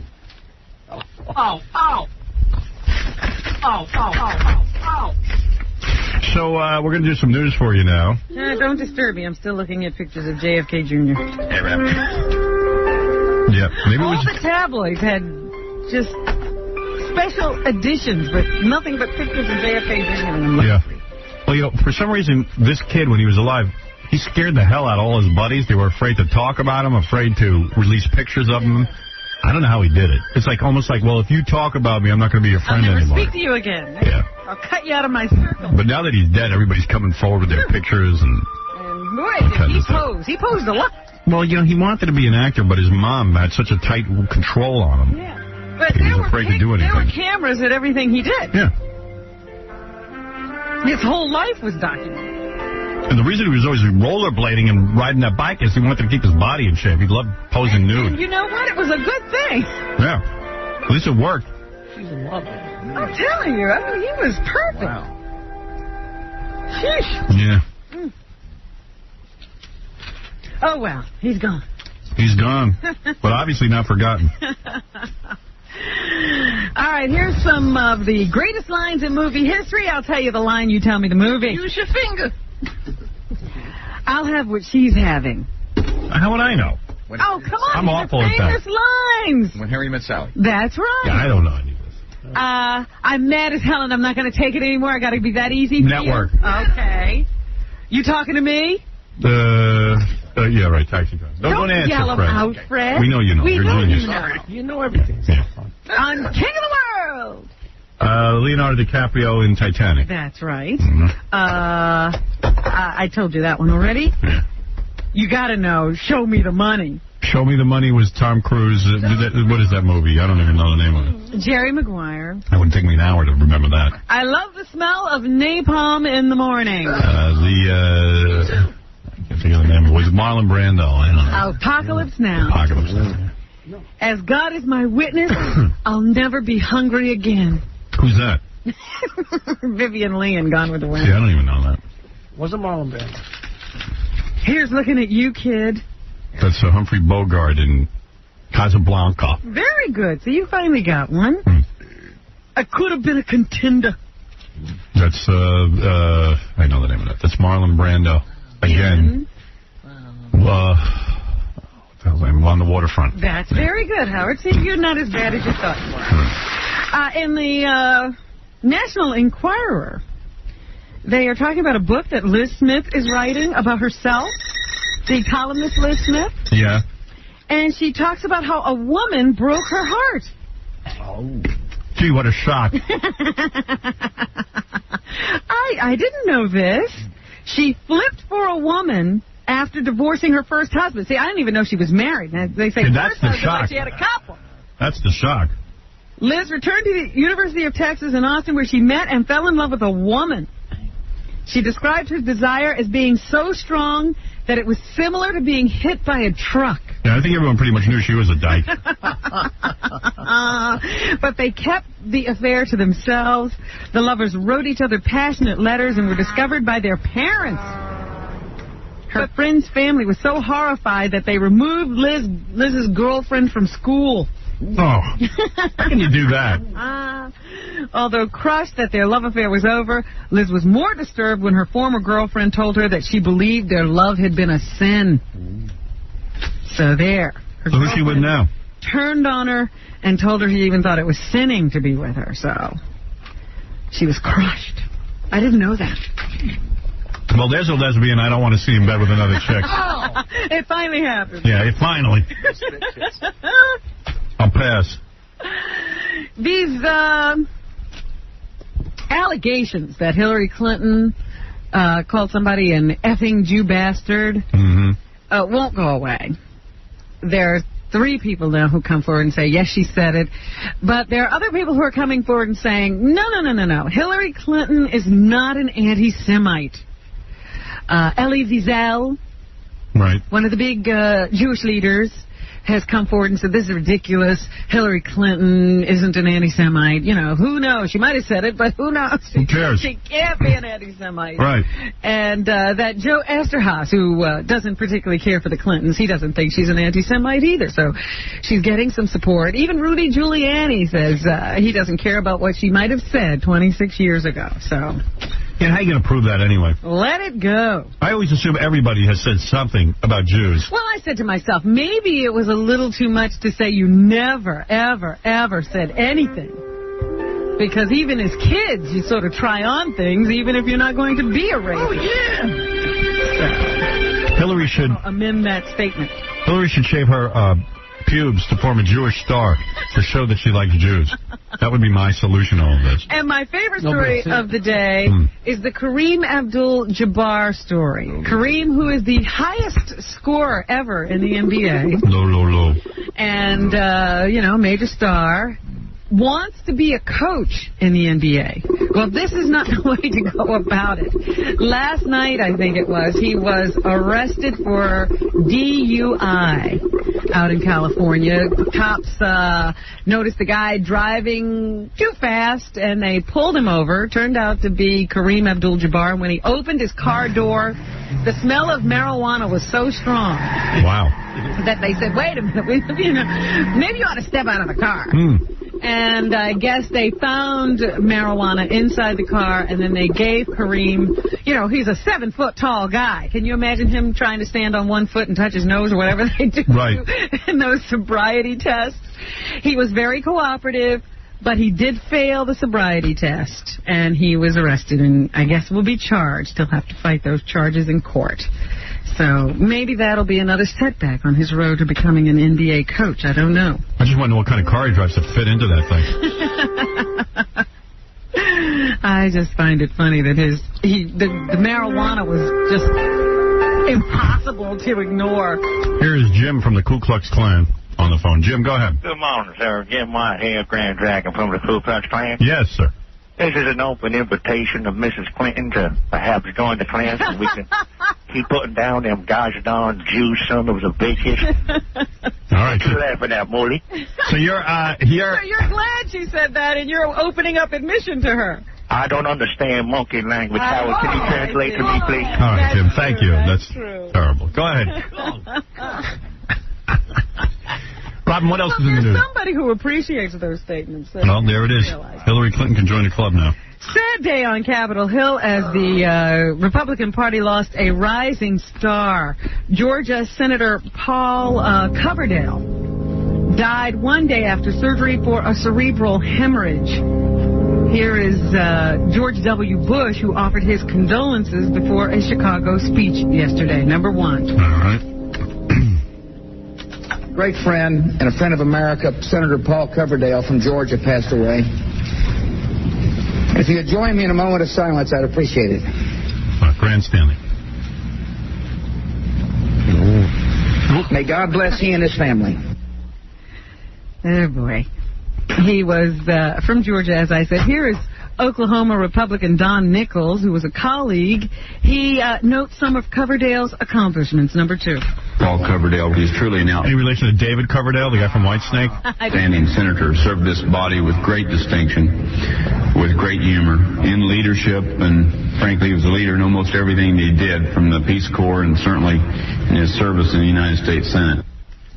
So there, he was apparently a good man, and now he's gone. And a good man is hard to find. I told you yesterday that the Republicans want to eliminate that penalty married taxpayers find themselves involved in if they have, I guess, two incomes. Right. So they have passed a bill, but President Clinton is threatening to veto it. He doesn't want to take away the penalty against married people. Well, he probably figures he won't be married soon. Here is Senator Trent Lott, who says President Clinton will have a lot of explaining to do if he makes good on his threat to veto the bill. Number seven. It's going to take a lot of working and spinning to get out of signing the marriage penalty. We actually, we would like for him to sign. Isn't marriage penalty redundant? Redundant? Redundant. Don't you think? Isn't it enough of a penalty to be married? Why should you have to pay a tax? Apparently there's some problems with platform shoes. An expert, an orthopedic surgeon from New Orleans, says that people didn't learn anything from the problems caused by platform shoes when they were in style back in the 60s. They're back now and causing problems. Number three. What problem are they causing? Well, let's listen. They look hot. Remember years ago, back in the 60s with polyester shirts and the platform shoes. And a lot of the shoes now are actually starting to get a throwback to the same shoes. And you think we would learn from before the problems we had. Apparently they shorten people's calves and make it harder to walk. And they're seeing those, and they cause accidents. And I guess they're seeing those kinds of accidents all over again.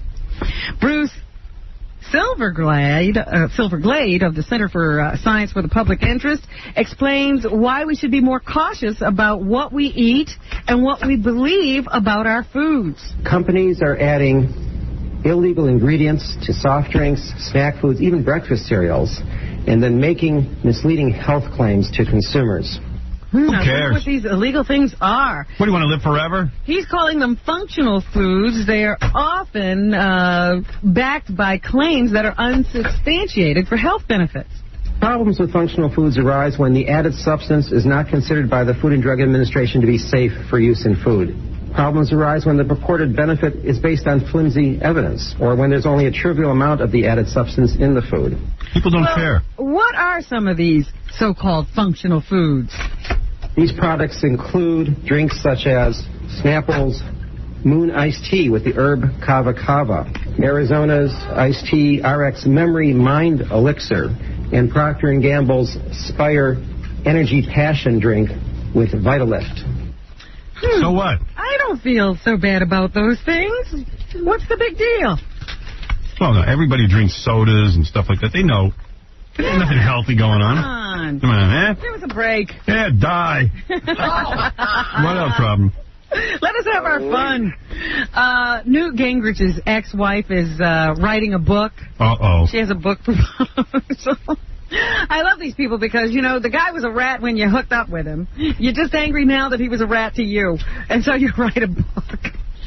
She now says, you know, the first time Newt Gingrich got a divorce, he asked his wife after she had come out of surgery for cancer. Right.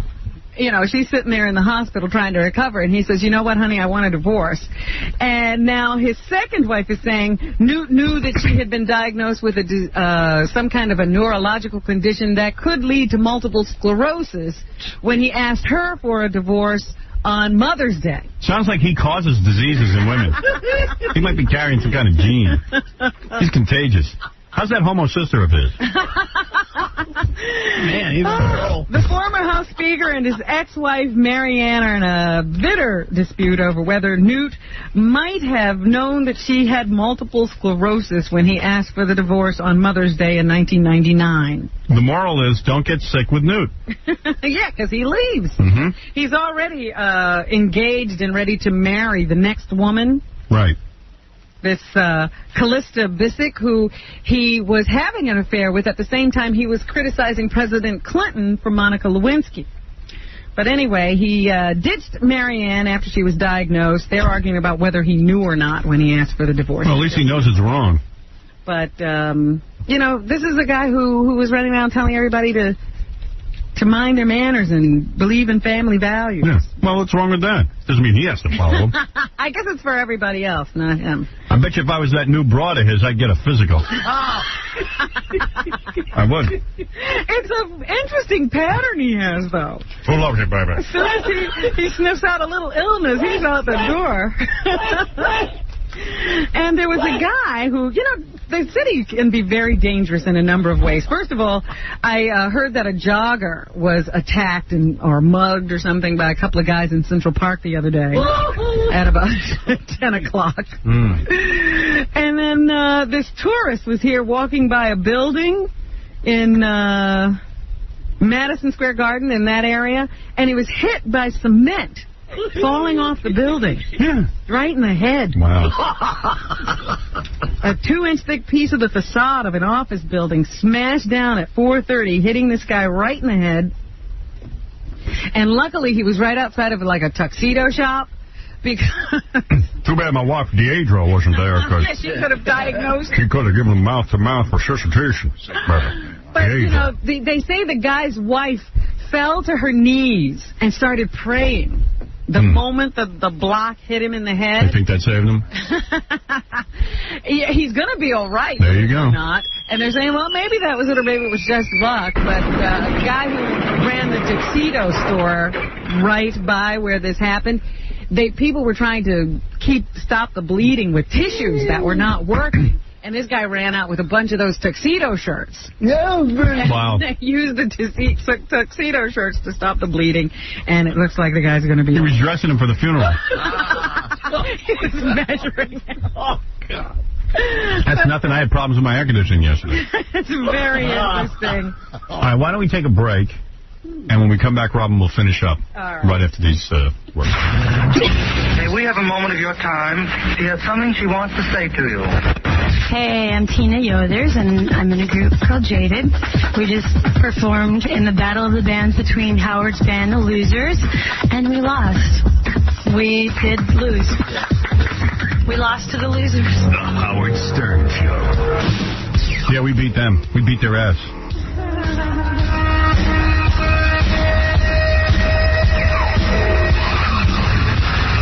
All right, Robin, what else is in the news? I think they had to recount the votes. Right. But wasn't it unanimous? It was unanimous. I don't think they want a recount on that. Okay, the question of the day, Howard. Yeah. How much responsibility do you have to your family if you hit it big? Like your brothers and sisters or your mother and father or somebody like that. Because there are always stories in the tabloids about, you know, somebody's down on their luck sibling when they're a big star. Right. You know, case in point, Jim Carrey. They show you a picture of his $23 million mansion, and they show you this practically a trailer that his brother lives in. Well, obviously he has no feeling for his brother. No, they say that Jim is always there for them whenever they really need it. But, I mean, is it his problem that his brother lives in a trailer? It's his full brother? Yeah. No, it's not his problem.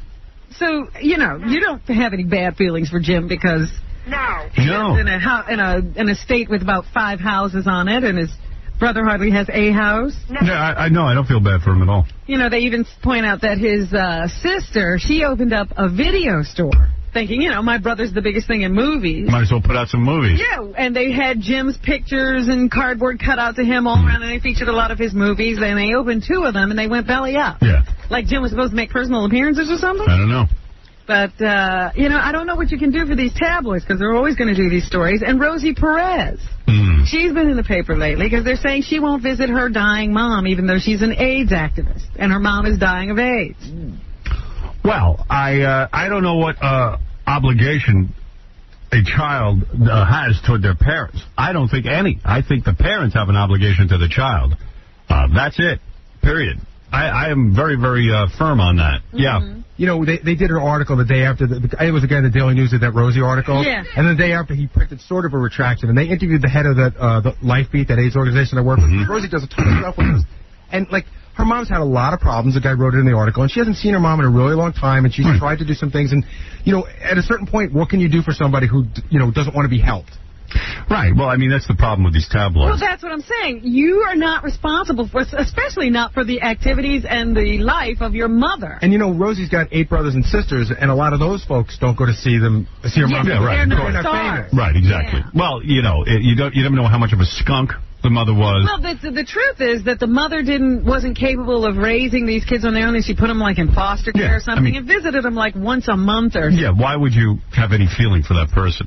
In fact, you'd have nothing but bad feelings, and I don't know. Rosie has tried to help the woman, but, you know, they don't write that. They write that one year she showed up at Christmas time with a bag of McDonald's for her mother. Believe me, much more than she deserved, probably. So I do wonder what they expect. You know, obviously there's something wrong if a person does that. Maybe we should get Jim Carrey's brother on the phone. You know, Howard, there was a period of time where it could have been written about Robin Quivers that she ignored her parents and wasn't nice to them. Right. But I mean, still right, what happened. Right. It is always an issue there. So it's really nobody's business, but what the hell. Right. And, you know, speaking of that, Baba Booey, I probably could have been a genius. No. Had my mother fussed over me a little bit. There you go. There's an article in the paper today that says moms who change wet diapers and rock their kids to sleep could be increasing their intelligence. Experiments on rats by researchers suggest that, you know, these rats were better.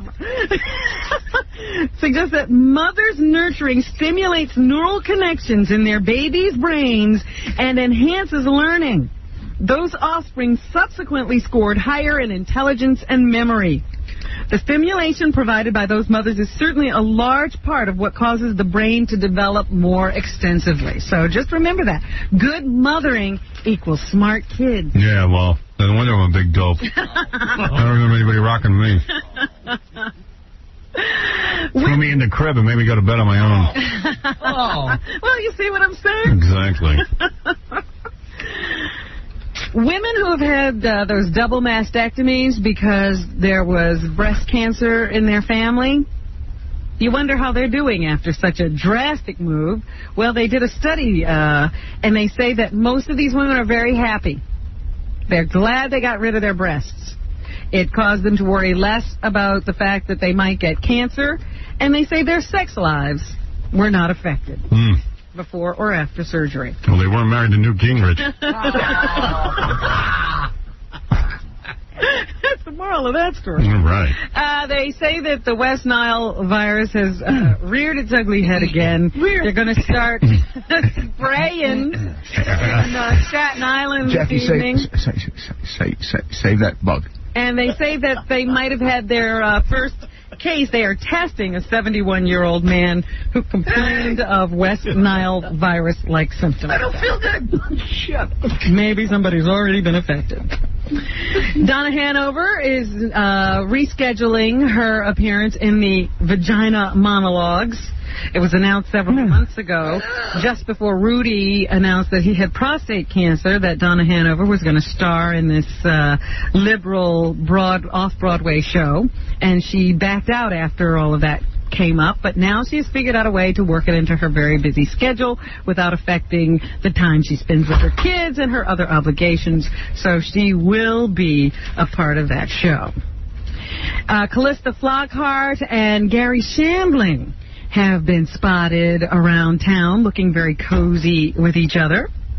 They're saying they are probably an item at this point. Oh, is she lucky?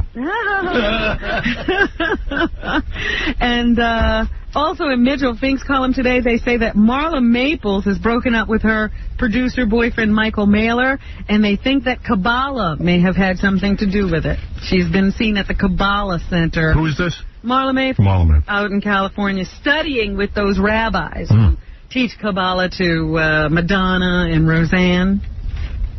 The Sopranos is looking for, I guess, cast members. On Saturday in Harrison, New Jersey, the series will hold a casting call for Italian-looking men and women age 16 and older. No, I guess that leaves Benji out. They're looking for speaking and non-speaking roles, so maybe that's your chance at stardom. I bet your Gorilla's already in line. Hello? Hello? I look Italian.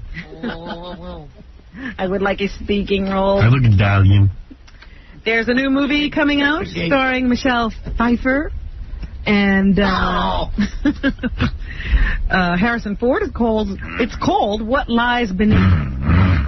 And Michelle says she always enjoys scary movies. Number 9. I've been obsessed with scary movies since I was a kid. Good. And my favorite movie of all time was The Bad Seed, and so that gives you a little bit of an insight into me. But I loved vampire movies, anything scary. Harrison Ford is also in the film.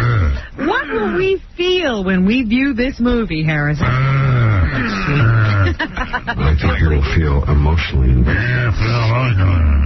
in this film and the personal life. He better start getting a personality. His movies ain't doing that great. Of these people in a way you would not normally in a film that was... Poke him with a stick. He done yet? Richard Gere, his name came up earlier. He's got a romantic drama coming out. Yeah, anybody check his gray hair at the... Well, that's exactly what we're going to talk about. Here he talks about the beginning of his career and how his career has changed. Number 14. I think there's probably two ends of people's careers. Probably in the very beginning, you're really open to this. And then life has a tendency to close in on you and you get scared and all these things happen. That turns your hair white. At the end of your career, you don't care anymore, and it opens up again, and the generosity starts to... Oh, boy. You know what? Well, no wonder Cindy Crawford had to get out of that. Steve Kometko was doing this interview, that guy on TV News. Hello? And he said to Richard, you still look great. What's your secret? Look, when I was 28 years old and I started at 27, started making movies, it wasn't a problem, as you know. So now when I make a movie, I have to get the trainer and I got to run like a motherfucker. Okay? And it's not as fun as it was before, getting in shape. Sex in the City is back. Airs tonight on HBO at 9 o'clock. Here's the star of the series, Sarah Jessica Parker. What do you tell your single women friends who cry about not being able to find the right...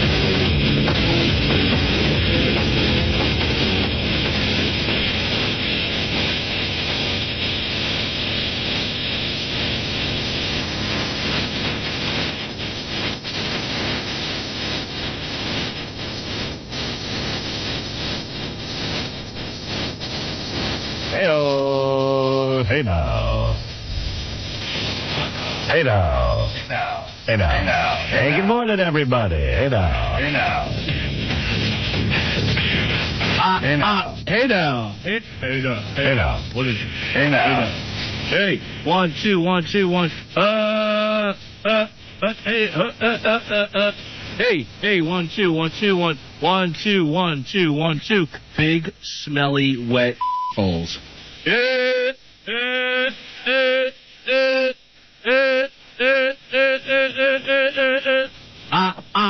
now. Hey now. What is it? Scott the engineer doing a microphone check.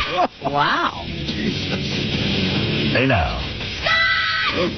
He's quite the character, isn't he? Hey now. Comes alive when he's checking those microphones. Hey now. Hey now. Hey now. The inner performer. Big Smelly. He gets quite creative. Hey now. Hey now. Hey now. Hey now. Now what's with the lowering of the voice? 1, 2, 1. It's being a radio announcer. Hey, 1, 2, 1, 2, 1, 1, 2, 1, 2, 1, 2. Big, smelly, wet holes. Hey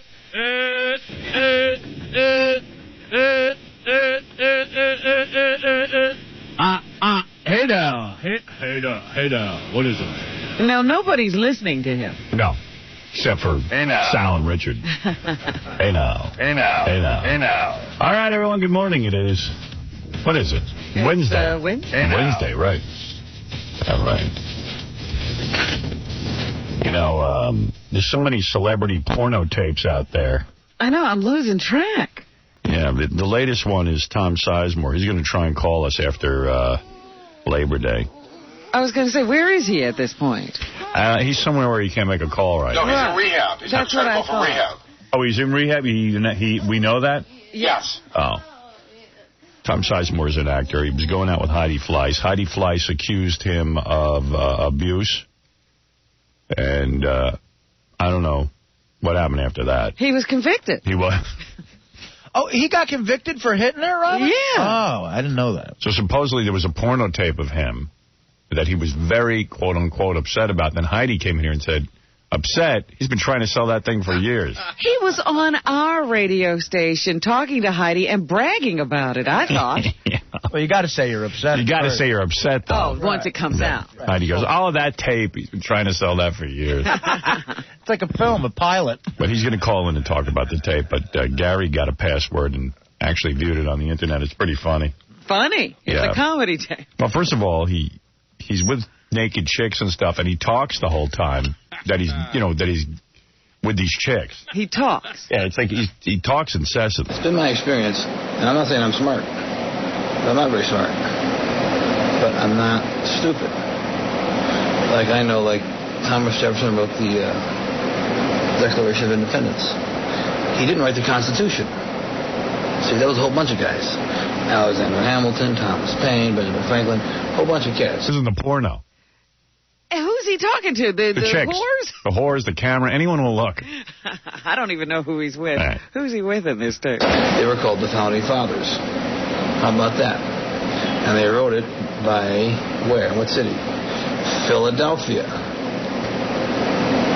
See, good for me. And you know what I paid attention to in school? Who's for getting bigger? That was like my main. I'm just being honest. That's what basically everybody's thinking about. What's he paying attention to? Who's something is getting bigger. Yeah, whose genitals are bigger. Right. Than who?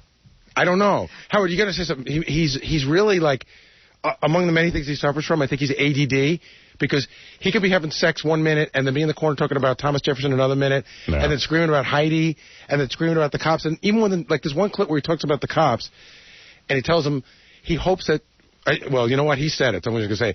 He says, I hope 26 cops were killed this weekend. I hope they all had families. Oh, geez. Then the girls... Sounds like he's angry. The girls go, oh, you can't say that. You know, the system's bad. It's not the cops. And they talk him into apologizing. on the porno tape. Yeah. Oh, my God. This is all available at XXXTom.com. XXXTom.com, by the way. I should plug them. You know what you would do if you were me? You'd let Kara suck your So we've gone from the Constitution to what he did in school, looking at people's genitals, to this. All right, what would you say? Hey, stop it. How dare you? I'm unmarried. I don't have a girlfriend. Why do you want to do this to me? Why are you offending my sense of... Why is she doing this to me? All right, so it goes on and on and on. He talks the whole time. Then... At one point, he even, like, nods off during the tape. He's sleeping.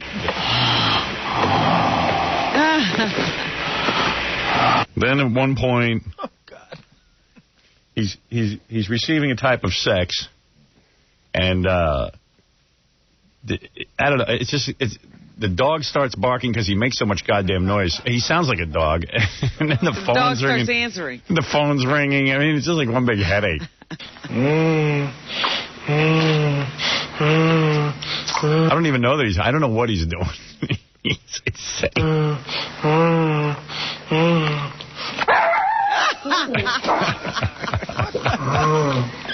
That's funny. No. Artie's worst nightmare. No. Some lady's yelling at the dog. No. He's telling her not to stop. They need another take of this, I think. That's cool.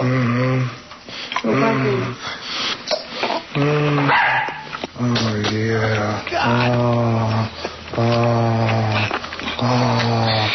Oh, yeah. Can't get a break. He doesn't seem to mind any of this. It'll be like, UPS. Hollywood calling, Tom. This is the president of show business. Pull up your pants.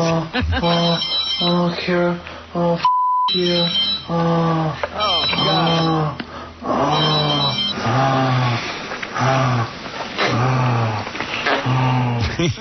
That is crazy. Bing. It's like construction's going on in the other room. Yeah. Listen to some weird crap. At one point he's telling her, you can't do it hard enough. Do it till it breaks off. Oh, my. Yeah, he's nuts. Mother yeah. Harder.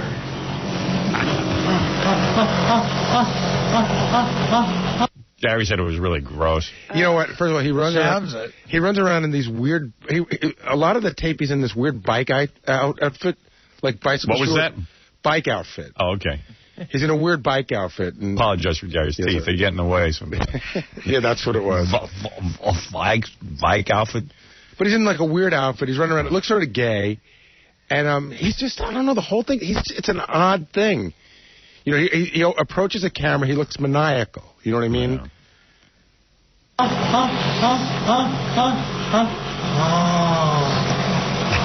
can't get a right now, you know why? I'm worried about the goddamn court case. I don't have to worry about this court case. Say, don't worry about the... See, here's where he's talking about the police getting cancer. He wants all the police to get cancer. I've never had an STD in my life. I'm going to say just for the record. Nah, that's what they all say. Really, I got cancer of the police. I have a cancer of the police. They grow on you? What day? It's Friday, right? And you just find a big mole and it starts growing and growing and this cop pops out? I'm hoping that over the weekend 22 cops are murdered. Don't say that. I hope they have lots of kids. Oh, come on! The people too! No, they're not. They're the police. You know, generally speaking, you feel about people how they feel about feeling sorry for them. They cost me $40 million, these blue hair. Yeah, but feel sorry for the whole system that's so up that it works that way. I feel... The chick is making more sense than him. He offended a whore. Don't say that. I don't know that she's a whore. Right. We don't know who she is. She could just be a regular chick. Yeah. I mean, he offended her. We didn't see it. I'm sorry about that.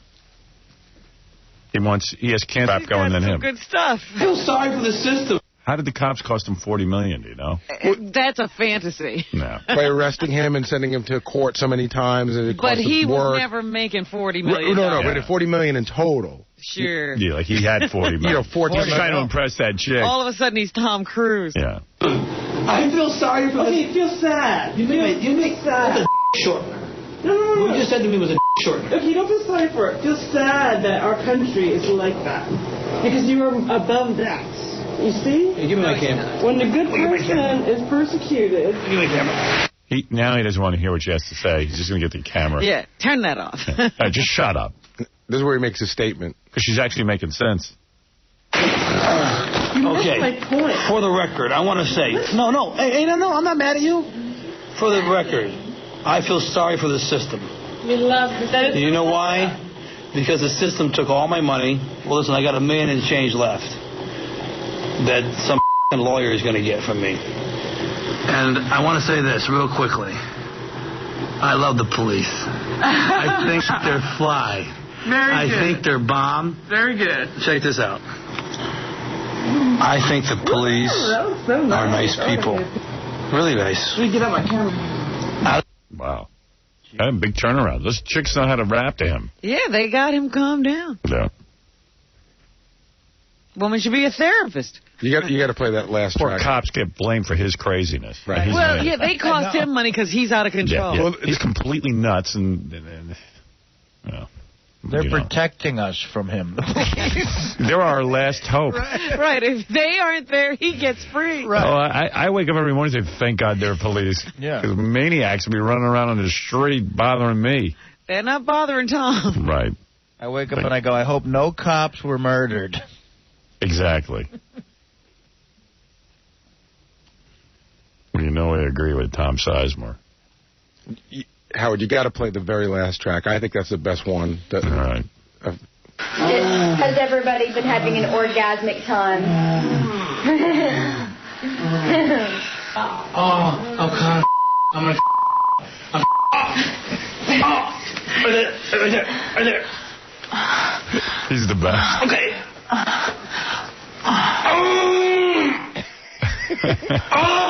Mother.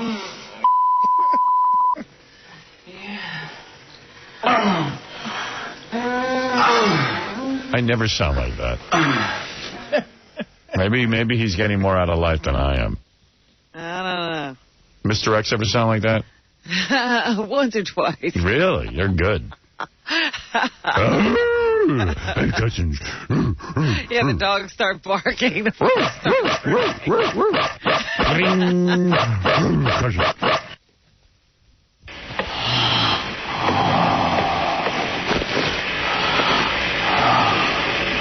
Nope, our boy's going to sleep.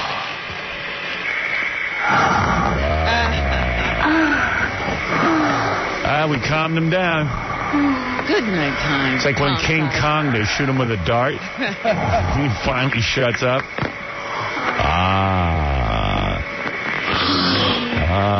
Sweet mystery of life. I'm not raping him. I swear it's consensual. He's already asleep.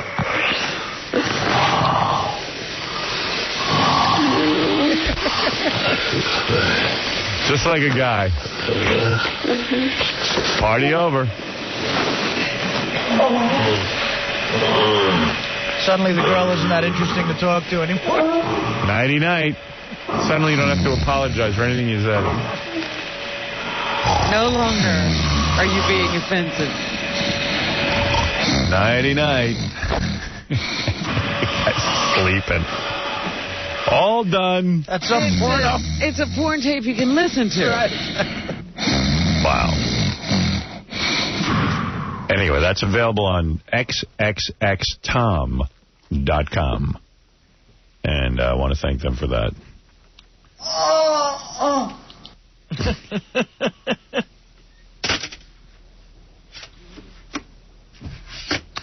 By the way, for those of you who thought we were doing Leader of the Dopes today, which is what we're supposed to do, after the Pope died, we decided we were going to have the Whack Pack all go into the green room, and they weren't allowed to leave until they picked a Leader of the Dopes. A whack-clave, yeah. A whack-clave, we were calling it.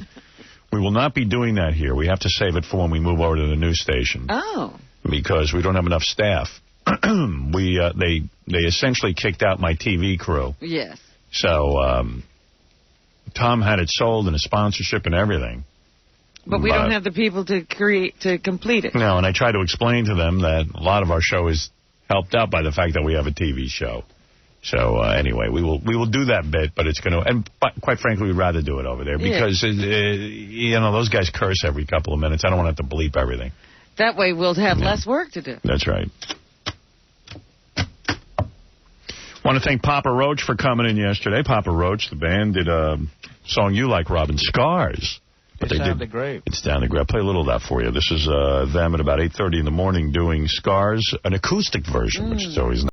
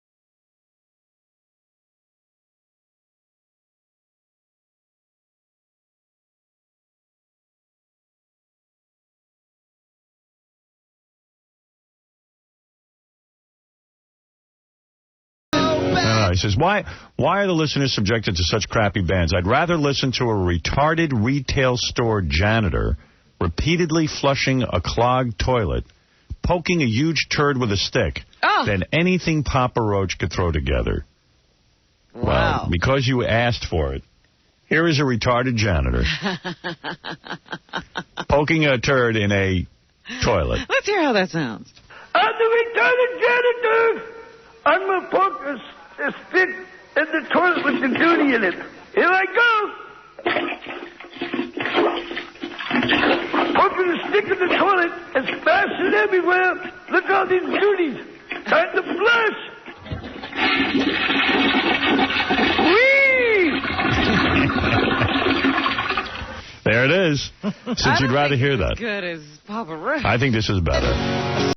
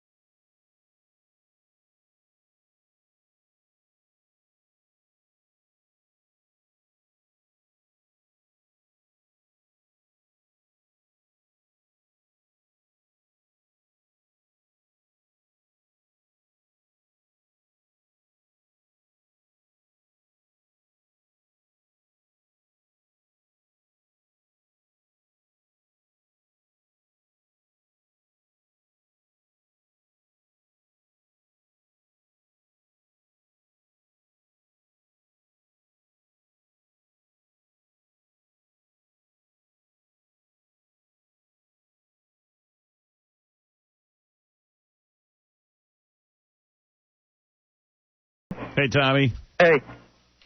What's shaking? Hey, not much, man. Hey, I've been listening to you for so many, many years.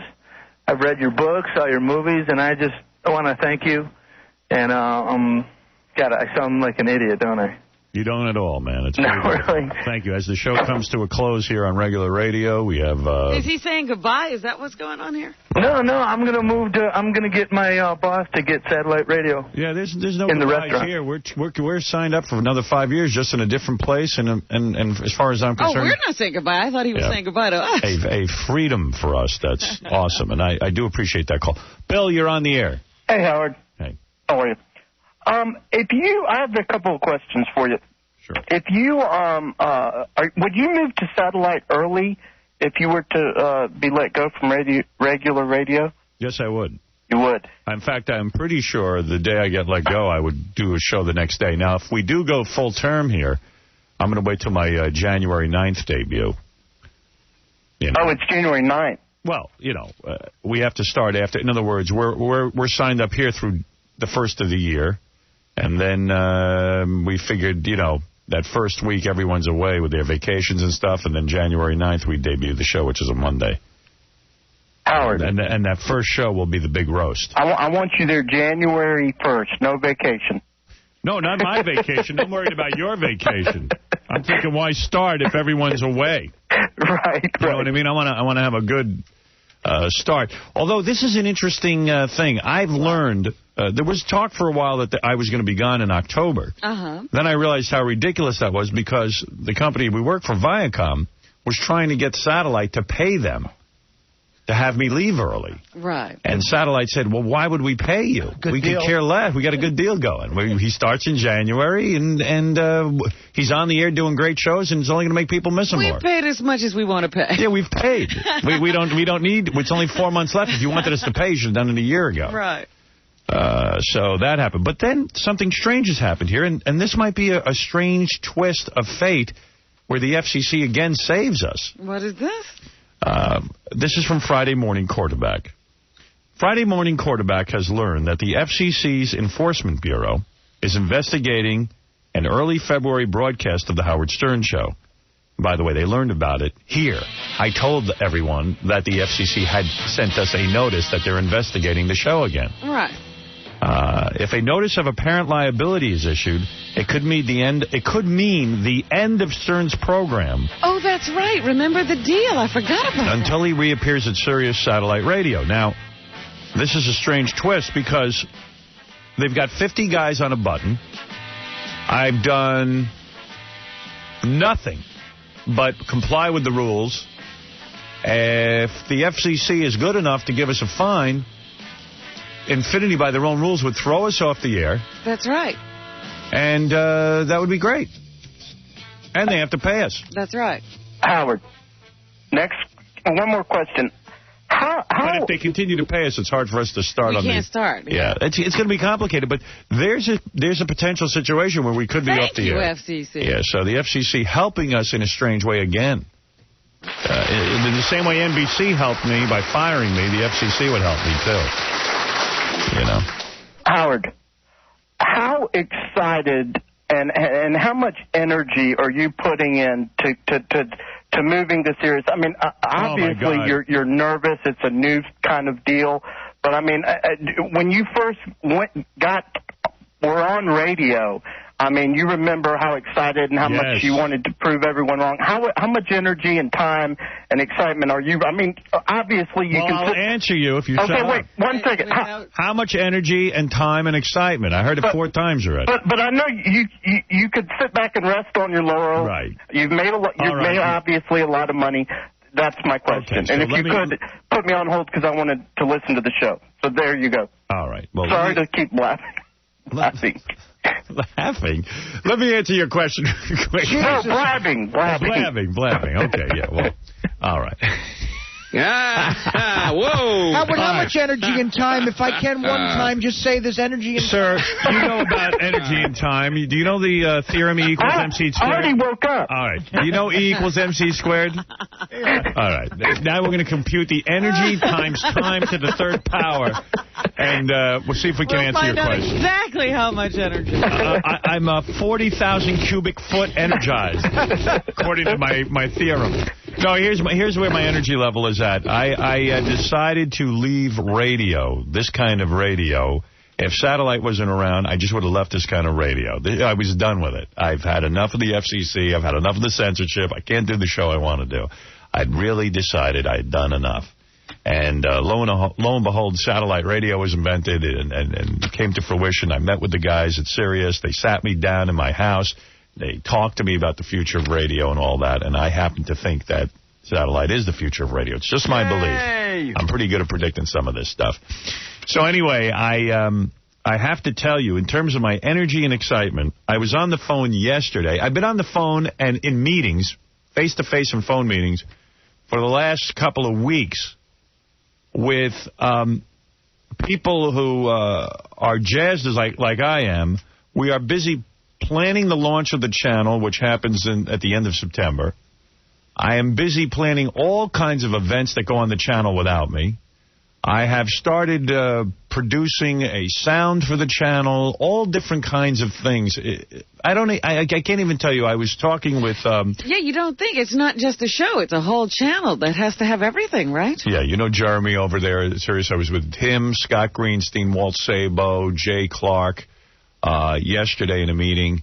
And we're all just sitting around pumped out of our brains about it. I can't tell you. I mean, my energy level's through the roof, and I'm excited about it. It's something new and exciting and unique, and it allows me to do what I love doing. So I hope that answers your question. That does answer my question. I'll put you back on hold. Thank you so much, Howard. You can babble into the phone. All right, very good. How's that for an answer? Yeah, I was busy with meetings. Meetings all over the place. You know, I'm still not clear on how much energy you're putting into this. All right, let's put it this way. Yeah, because we need a definitive number. All right, would you repeat his question? Howard, I'm sorry to babble. How much energy and energy, and time are you putting into this new venture, into the energy you're putting into?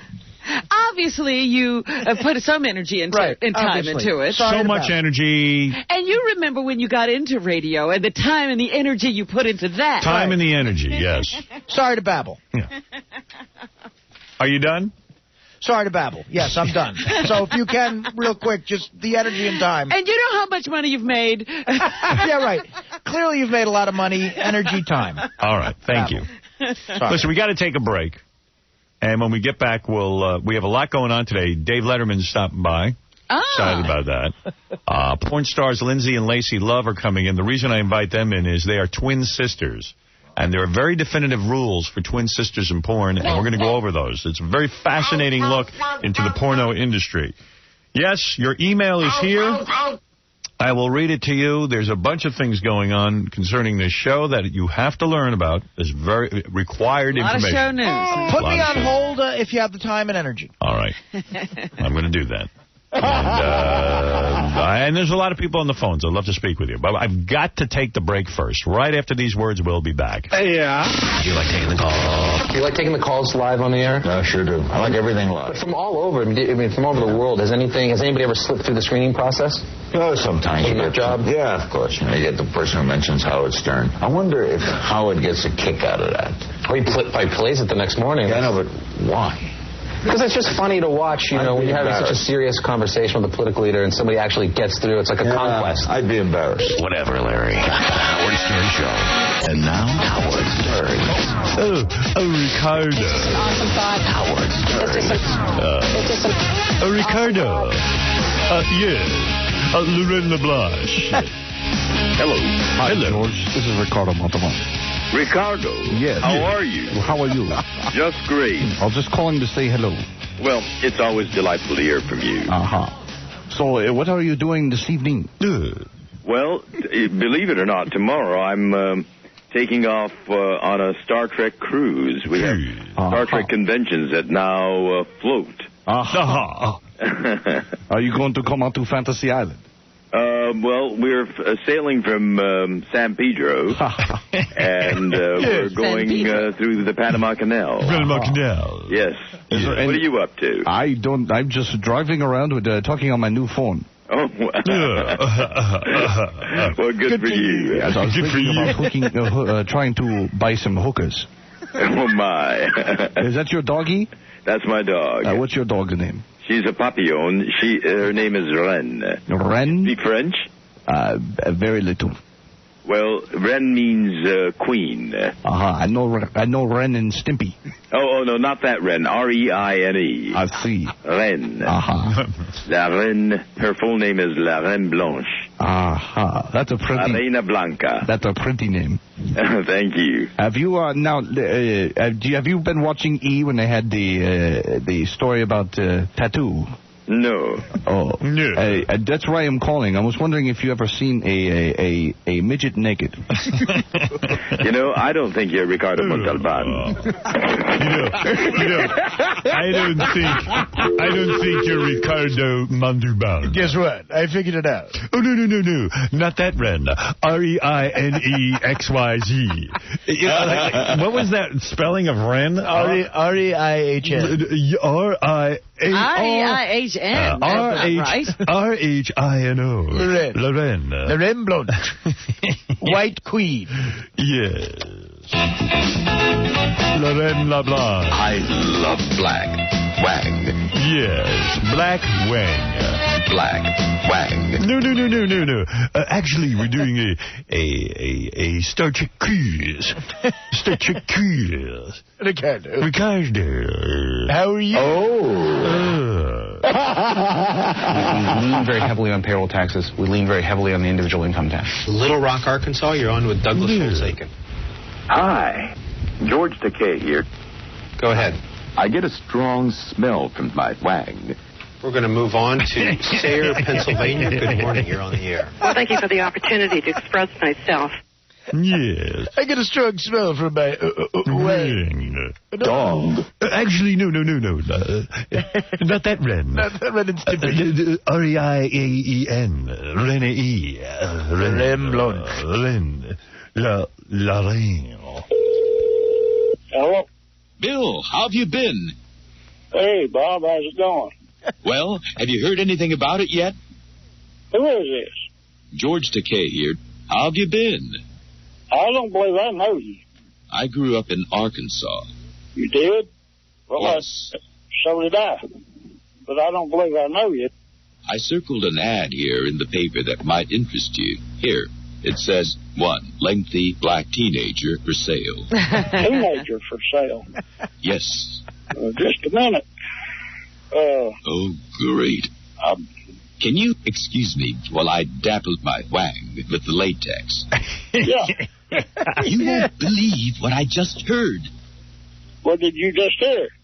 I love lengthy black men. Oh, you do? Excuse me, but aren't you a grimy Mexican? No, I'm just a hillbilly from Arkansas. You had better be prepared to turn wet and messy. Well, I'm going to tell you something, brother. You wrong sex make me wet and messy. Excuse me, but aren't you aroused? Aroused? No, you pissing me off.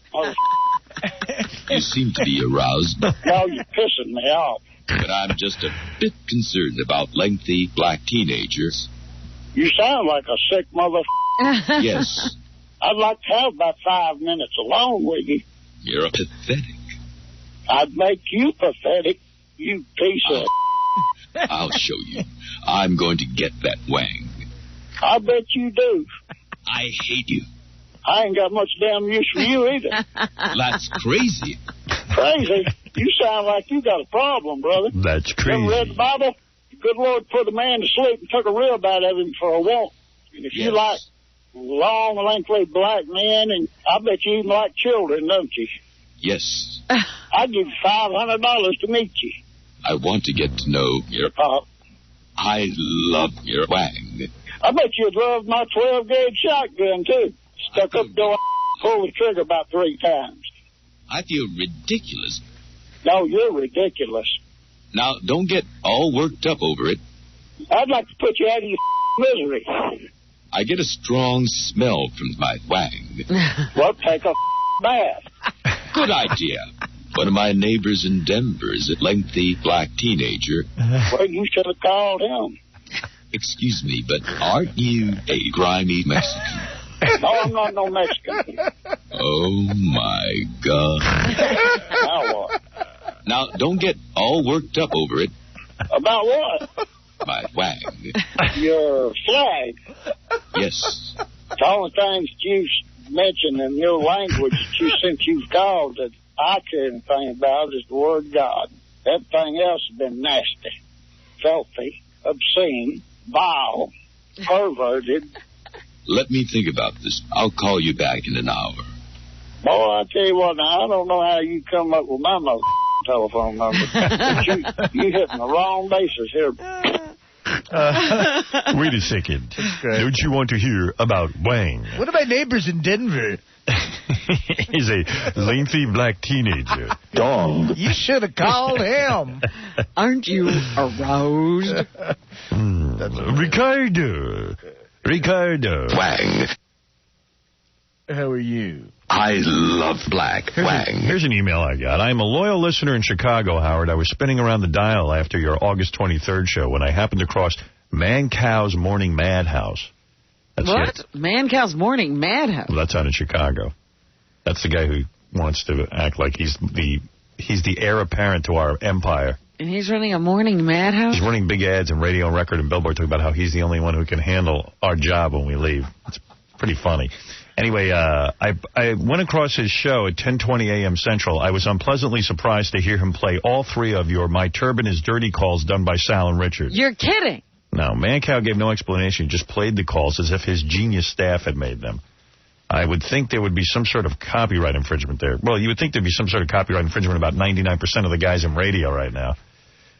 Just thought you'd love to know. Love your show. Well, I don't love to know that. I'd like to think that the stuff that we create, someone would be ashamed and embarrassed to be in the radio industry. Yeah, there'd be some personal integrity, and they wouldn't do things like that. Yeah, but it doesn't surprise me.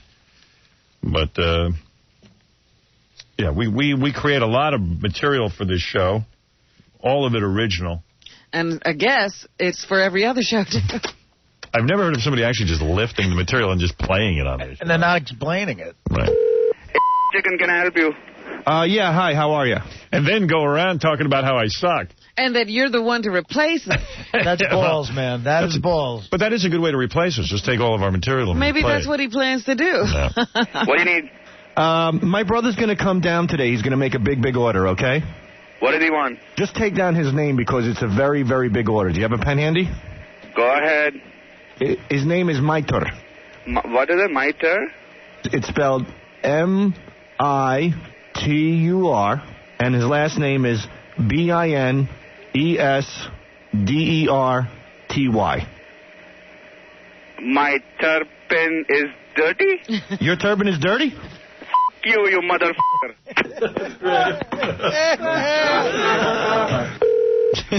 Chicken, can I help you? Hello? Yes, what can I get for you? Yeah, is your chicken fresh? It's fresh. How many pieces do you need? Is your buffalo wing sauce spicy? Yes, it's spicy. What do you want? Yeah, is your turban dirty? Your mother is dirty, you piece of shit. Chicken, how can I help you? Hello? What do you need? Is Mike there? Mike who? Mike Turban is dirty? Come in here. That's so great. I like the way the guy goes, he's suspicious. He goes, Michael. I don't mind if a guy plays our stuff and at least credits us, but, you know, many times our friend Kid Chris will, of course, does the Ricardo Montalban call and always be happy to point out that someone did it. I don't mind playing somebody's material. I just always credit them. If you I really would prefer people didn't play my material. I'd rather leave it exclusive for this show, but... Well, you see, you don't need the promotion, but a lot of times when you play something, it's like an honor for somebody, you know, and they get promotion out of it. Yeah. Instead, when he plays my stuff, I get dishonored. Yeah, but we're not here to help mankind. It's the direct opposite reaction with him. I didn't get in the business to promote him. But anyway, there's a couple of things. Let me read you a couple of emails here that I got. By the way, I want to thank Scott the engineer first and foremost for always checking our microphone so efficiently and doing that that microphone check every morning. I didn't know he was doing the show. Hey now. Here's Scott when he thinks no one's listening to him. He's got his own show. He's checking levels. What is this? Hey now. Hey, 1 2 1 2 1. Hey, 1 2 1 2 1 1 2 1 2 1 2. Big, smelly, wet holes. Hey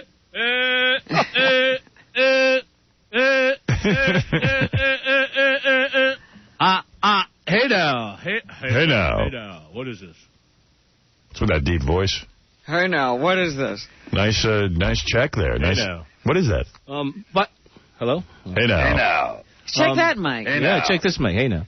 Hey now. They were standing right there. I was doing it for their benefit. It wasn't. I see. I was in the studio. They're They're trying to pull something off on you, and that's not right. Proving you can take anything and make a song out of it. Yeah, there you go. Hey now. Hey now. Hey now. What is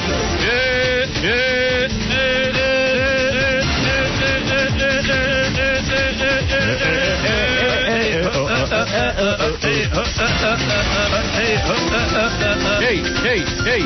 1 2 1 2 1 2 1 2 1 2 1 2. There you go.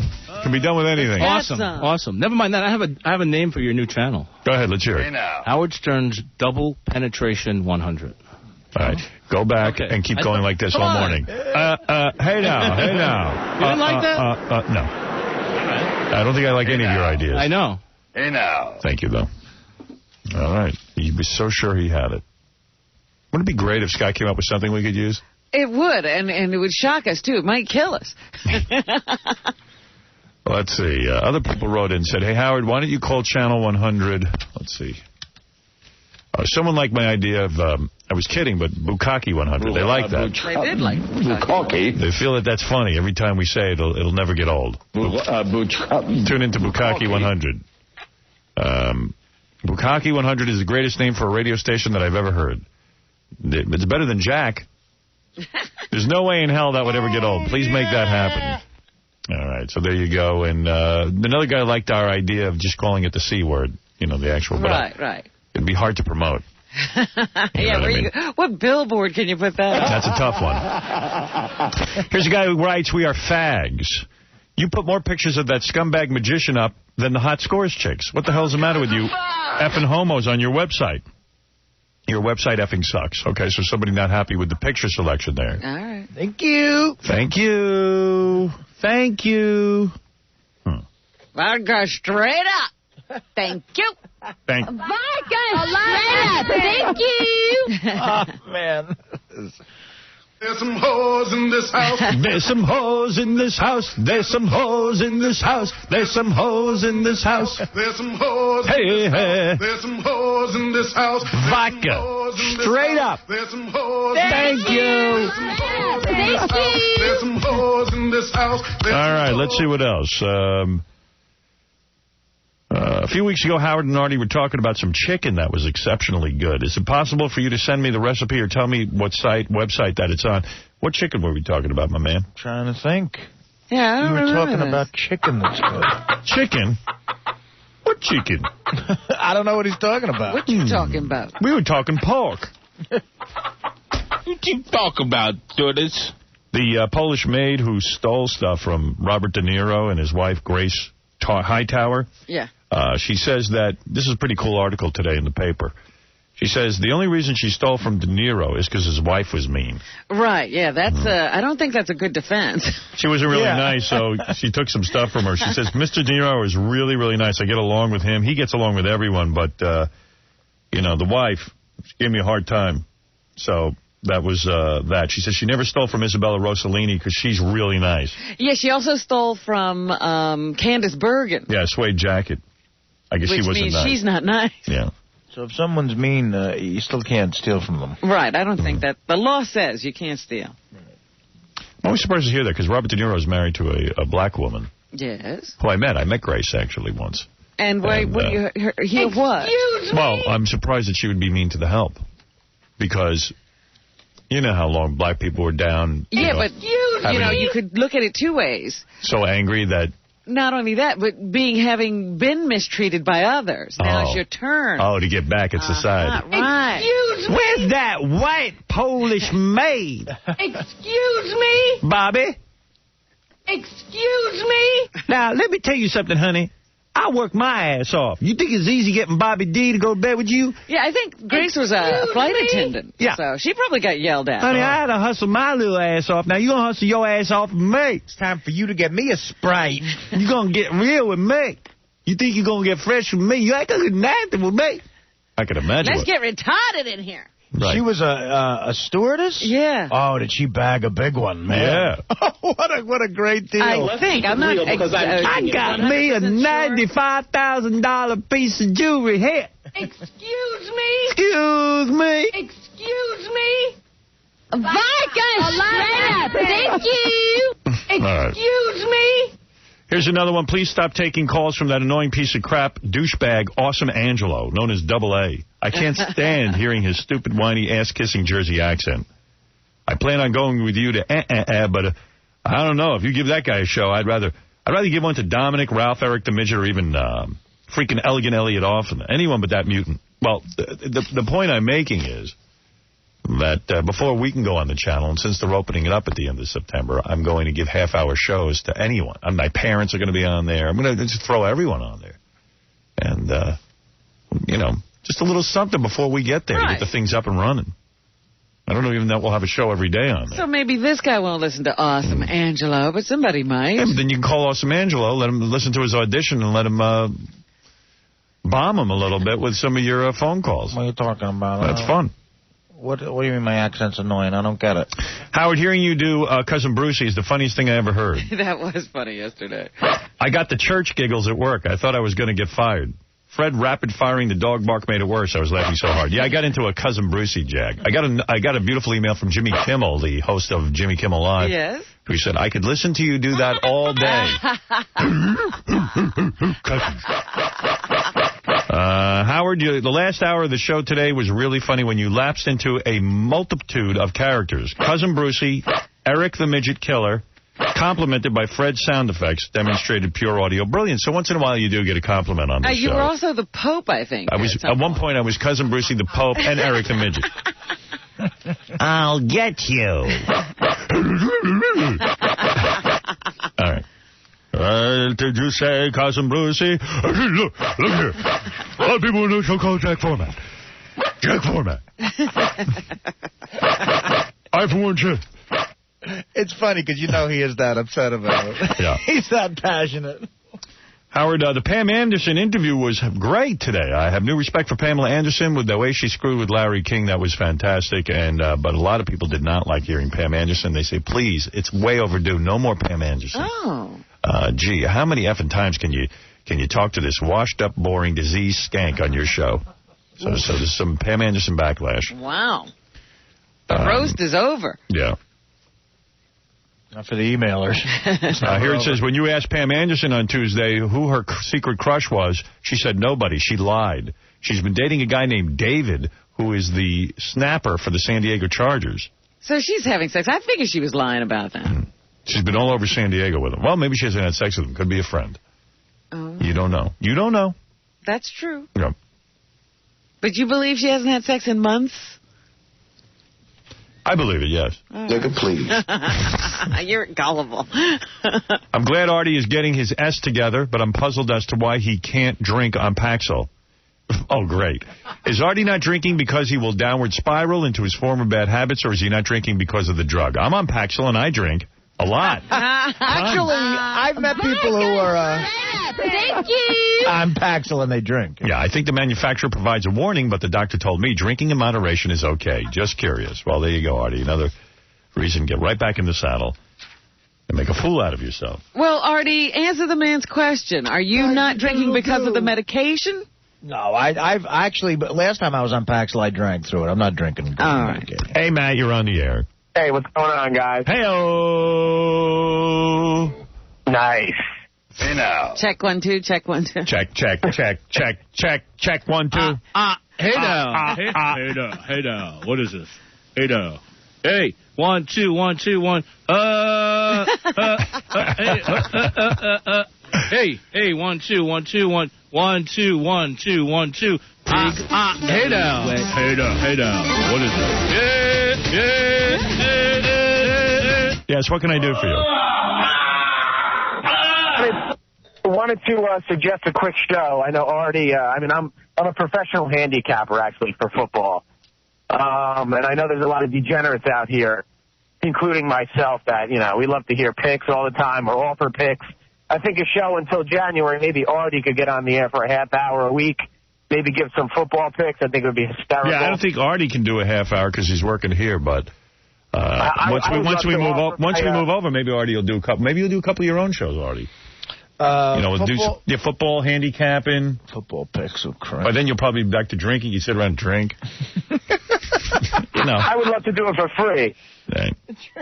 Nice job. The drinking show. The drinking channel. The drinking channel, a separate channel. For booze. Let me talk to you about that exclusive idea. That's a great idea. Everyone has to be drunk. Oh, this Danielle's going to get a show. Drunken. Thank you. Yes, Craig. Hey, what's up, Howard? Hey. I got a good name for you guys' new channel you got going on there at Satellite. Go ahead. FCC 100. FCC 100. Yeah. A little wordy there, but I don't know that I want to be reminded of the FCC every time I think about my channel, but I understand where your passion lies. All right, we got to take a break. We'll be back. Dave Letterman stopping by today. Also, Lindsay and Lacey Love, the twin sisters who do porn. And we have a bunch of games that we're going to be playing today. We also have, a few surprises. But, yes, here they are. There's some whores in the house. That'd be a surprise. Whores on this show? All right, we'll be back right after these words. And now, Ass Kissing 101 from Jessica Hahn. Howard. Oh, Howard, my feet hurt. Howard's my buddy. You look so good. I miss you, Howard. Howard Stern Show. My biggest concern about the show is the sexually explicit material that is discussed on the show. How often have you actually heard the show to know what goes on? I listen to the show for about 5 minutes.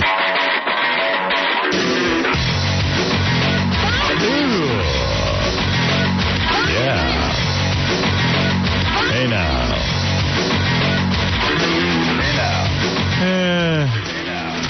Sometimes I rip stuff out of the paper. I don't even know why. Look at it later and go, what did I want Yeah. to do? Oh, I see why I ripped this out. Because it mentioned the death of Abe Hirschfeld, who called into our show a couple of times. And when Gilbert was here, it was so funny. Did I ever play that on the air? Did I ever do that tribute? No, we didn't pull it up. Abe Hirschfeld just died. He was this really wealthy old guy who I think went to jail for attempting to kill his partner. Yeah, he tried to take a hit out on his partner. Yeah. Lapse in judgment. All right, so he died. Ran for offices a couple of times, I think Senate and mayor or something like that. Yeah, he... And he made his money in parking lots. Yeah, made his money in parking lots. Very successful businessman. But he was one of those guys, you know, he just got lucky with the parking lot business. And he just figured, I'm brilliant. So everybody should listen to me. So a couple of times he called into the show, and Gilbert was here, and it was always very funny. And here he is. Let's remember a guy who's dead. I also want to do a song for Bigfoot, who died. He used to appear on our show. But, all right, first we'll remember Abe Hirschfeld. And Abe was calling us from prison. Yeah, I don't even remember which call this was, but here it is, as a tribute to someone who was on our show who is now dead. You know Joey Adams. Right here, get to the good part. Well, you know Joey Adams. Joey Adams used to introduce me. Meet my good friend of mine, Abe Hirschfeld, who was in this country 40 years. But he still speaks like he's arriving next Thursday. Can you say that all over again? I wasn't paying attention. Yeah, Joe Adams used to say, meet a good friend of mine, Abe Hirschfeld, who is in this country 40 years, but he still speaks like he's arriving next Thursday. Oh, this is really embarrassing. We didn't have the mic on. Right. Yeah, can you just say it one more time? We want to hear the joke on the air. No. Okay. All right, one more time. Thank you. Yes. Joey Adams hosted me at the Friars Club and introduced me. Meet a good friend of mine, Abe Hirschfeld, who's in this country maybe 40 years, but he still speaks like he's arriving next Thursday. Oh, damn it. We didn't have the tape rolling. We want it on tape. Can you just please just one more time? Maybe I should give it on the pussies. Will be better. No, just say it one more time. We weren't taping. Okay. Joey Adams hosted me at the Friars Club, and he says, I want you to meet Abe Hirschfeld, who's in this country maybe 40 years, but still speaks like he's arriving next Thursday. Oh, you still didn't get it? Oh, this is awful. I don't know what the new equipment All right. Anyway, Dracula Godfrey. You're going to hell, Gilbert. Mr. Hirschfeld, have you ever met Joey Adams? Yes, I was very close with him. Okay, so do you have any funny Joey Adams stories? Yes, you see, he introduced me at the Friars Rose. And he said, I want you to meet a good friend of mine, Abe Hirschfeld. He's in this country maybe 40 years, but he still speaks like he's arriving next Thursday. It looks like I'll be arriving. It's easier to arrive with a girl than with you. I don't know what the hell is wrong with these earphones. What did you just say about Joey Dracula Godfrey. One more time. Could you tell us the story how Joey Adams introduced you? Eventually, you guys will learn to speak. I know it's really it's our equipment here. Can you just tell us one more time? Okay, I'll do anything for you. Thank you. And Joey Adams roasted me at the Friars Club, and he said, I want you to meet a good friend of mine, Abe Hirschfeld, who's in this country maybe 40 years, and he speaks like he's arriving next Thursday. Soon I'll be arriving next Friday. It's like an insane asylum in here. Wait a minute. You know what? Gilbert laughed over it. I did. You know he did. That would go on and on and on. Yeah, we'd make him repeat it 1,000,000 times. And every time we had Abe, what? You know, that beep at the end was that Abe was in jail and his phone cut off. Well, that could have gone on forever. Yeah, and didn't he call in again and then Gilbert just happened to be here? Yeah. So actually, he was scheduled to call again, so we invited Gilbert down and did it all over again. We did it again, right? Yeah. Yeah. I think that's running on Best of soon. Oh, good. The next time you did it, I was here, and you had played the phone call, and I remember saying to myself, there's no way he'll fall for this again, and he did. And he did. And the best thing about it is Gilbert's laugh, because Gilbert just is so angry and really ugly inside. Right, and exactly. evil. And Yes, evil. he's just Maniacal. There's something about torturing old Jews that Gilbert likes. I think it's tied in with his parents. And, yeah, I think so. When he's like, ah! Oh, it's the laugh of just, I don't know what that is. The evil death laugh. Like zero compassion, zero. Yeah, it was the failed 2004 Senate campaign for the late New York millionaire Abe Hirschfeld was fined $66,750. Federal officials said yesterday. The Federal Election Commission, and the guy's still getting penalties. They're still going after him. They're still going after him, and he's dead. Hirschfeld died August 9th. He made a fortune in real estate before embarking on a series of ill-fated political campaigns and one spectacularly stupid phone call. Well, he also did that thing, that Paula Jones thing. He offered her $1 million to drop her case against Bill Clinton. And then didn't come up with the money. I not give it to you. No way. So anyway, that was that. Not to be confused with the great artist either, right? Isn't it the same name as that guy? Hirschfeld, yeah. Let's see what else I got here so I can get through it. This is some story about a doctor named Dr. Howard Stern being charged on some sex crime charges. Oh, yeah? Dr. Howard Stern up to hijinks? Dr. Howard Stern, but I don't know, man. Someone could have made that up. It looks like one of those internet things. Oh, it's not a printed story in the paper. Yeah, I don't know. I don't want to comment on it. Until I have absolute... Yes, let's not smear Dr. Howard Stern. Unequivocal information. Yeah. What's this? I don't even know what this is. Something about pornography, something about... I don't know. I was thinking about that restaurant. Which one? The one with the Jew... Jew table. Jew couple? Jew couple. There's this restaurant in New Jersey that... I don't know, the couple is sitting there eating at this restaurant, and they get their bill. And on the bill it says, Jew couple. And they were pissed, you know. They were like, hey, wait a second, man, that's not cool. What do you mean, you're writing down Jew couple on our bill? So they complained to management. Management goes, well, what's wrong with Jew couple? You know, I mean, that's what you are, aren't you? So they didn't see anything wrong with it. An insult. We were just trying to identify the table. So the guy was pissed, and then he went home, and then I guess when he got his credit card bill, it said Jew couple on it. Yeah, when they give you the receipts, Jew couple was written on the receipt. Yeah, that they got from the credit card company. So they got all pissed off, and now it's turned into a big case. And another woman came forward because her name is Joanne, and they wrote Dirty Joanne on it on their bill. And see, they've got designations for everybody who walks in there. I wonder what I'd get. Yeah, well, I said to Robin, we were sitting at a wedding, I said, I got to talk about this on the air. I want to go to the restaurant and see what they write about me. Monstrous, big-nosed, big Adam's apple freak. Jew freak. You know, if you ever really wanted to know what people think of you, you'd go to this restaurant and they would tell you. It would be on your bill. I think they're going to kill this business, though, but I actually would want to know what they wrote. They could open up and say, find out. If somebody thinks they look kind of Jewy, right? They could go and find out. I guess I do look Jewy. Or maybe I don't. I passed the test. They didn't say Jew table. Mine could say, like, chubby wop. Right. That'd be fun.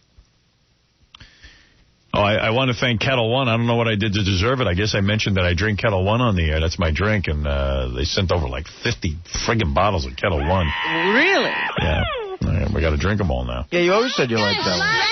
Thank you. Vodka straight up, thank you. Vodka straight up, thank you. All right. Make his a Kettle One. You know, I always observe black people. That's part of my training. You observe. I always watch black people. I'm always into what they're up to. You're the Let's keep it real because I'm keeping it real. And there's a whole new black thing where when you meet someone, you call him Bill Murray. Yo. You know about this? No. What's that all about? Like if I saw you in the street, Artie, I just go, hey, Bill Murray. Really? Because you're a white guy. What does that mean? No, just everyone's Bill Murray. Everyone is Bill Murray. Everyone's Bill Murray. It doesn't matter if you're black or white? Nope. What does it mean? Doesn't matter if you're black or white. Someone explained it to me, but I was drunk when I heard the explanation. And so you can't remember? It's something to do with a movie that the director There's a black guy. And...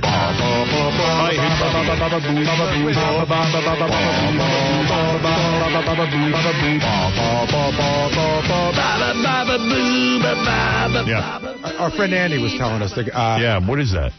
So, I guess RZA and a bunch of black guys made... RZA? Who's RZA? RZA. Is RZA he's a rap guy. Yeah. So a bunch of these rap guys just finished up a movie with Bill Murray. He's in the movie. Right. And they just decided amongst themselves that everybody now, everywhere is Bill Murray. Yeah. So it's going around. Yeah, now a lot of blacks are doing that. So if you want to be hip, when you see a brother, hey, Bill Murray. And that's what you say. Everybody's Bill Murray. Right. Everyone is Bill Murray. I'm going to do that. I want to... Because I want to see him hip. Thank you, Baba Booey, for that explanation. How did Bill Murray...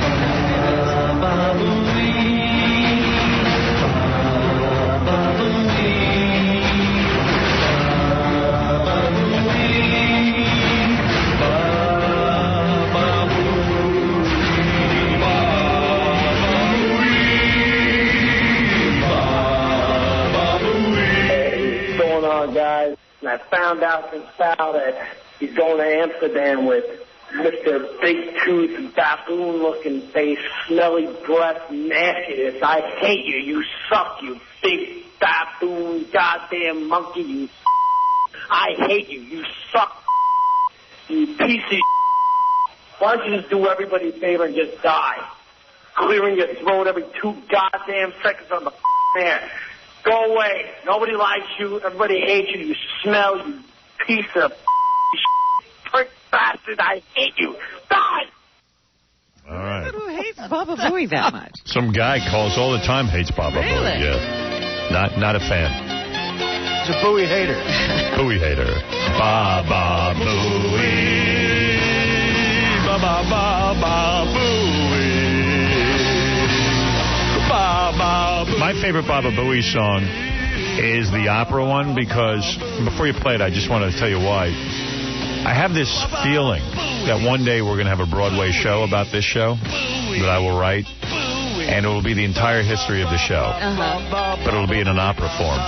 And that's perfect. And then, like, the part where Baba Booey will come in is how we give him the name Baba Booey. And then, it'll be in song. It'll all be, Baba Booey, you love cartoon art, and you love the cartoon art, but you call him Baba Booey, and it's Baba Louie. And then this woman will come out and she'll sing, Baba Booey, Baba Booey. It'll be epic. And all the people will come.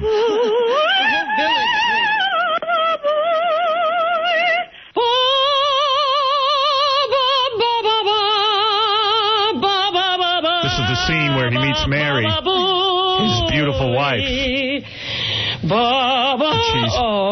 And she can't believe she's falling in love with Baba Booey. He's big lips and teeth, and he's shorter than she is. And she sings this to her mother, explaining her love for Baba Booey. The mother is shocked. How could you love Baba Booey? Stunned. And this heartbreaking song comes on. And then finally they agree to marry. And Baba Booey takes his bride for the first time. They're in the bed. And he licks her in a very bad place. I was going to say, this should be the first time they make love. This is it. The honeymoon. So stupid. First fight. You get it. Did you go see that? Absolutely, but this is all about Baba Booey. Wow, this is his part of the show. Your part where you're born and your father comes on to you and starts making out with you. That's the whole thing. I mean, it'll be a great, great opera. Oh, my goodness. This will be 10, 15 hours long. You know what part this is? Well, this is the holidays with Baba Booey's family. Yeah. She realizes Baba Booey has a strict Italian family. The birth of the children. They're in the church. The christening. The christening. The children are there.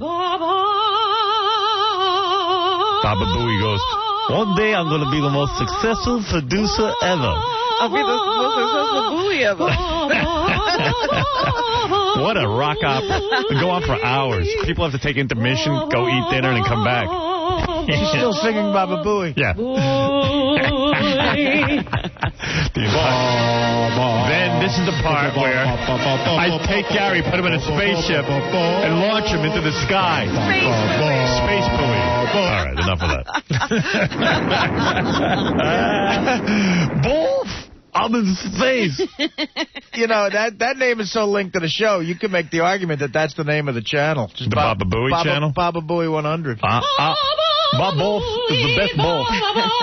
Now, this is where Baba Booey marches into satellite, the Sirius Studios. And triumphant. I've made it all the way to satellite with my Wolf. And he walks in, and he buys a house in Connecticut. I have a house. He built a house. He built a house.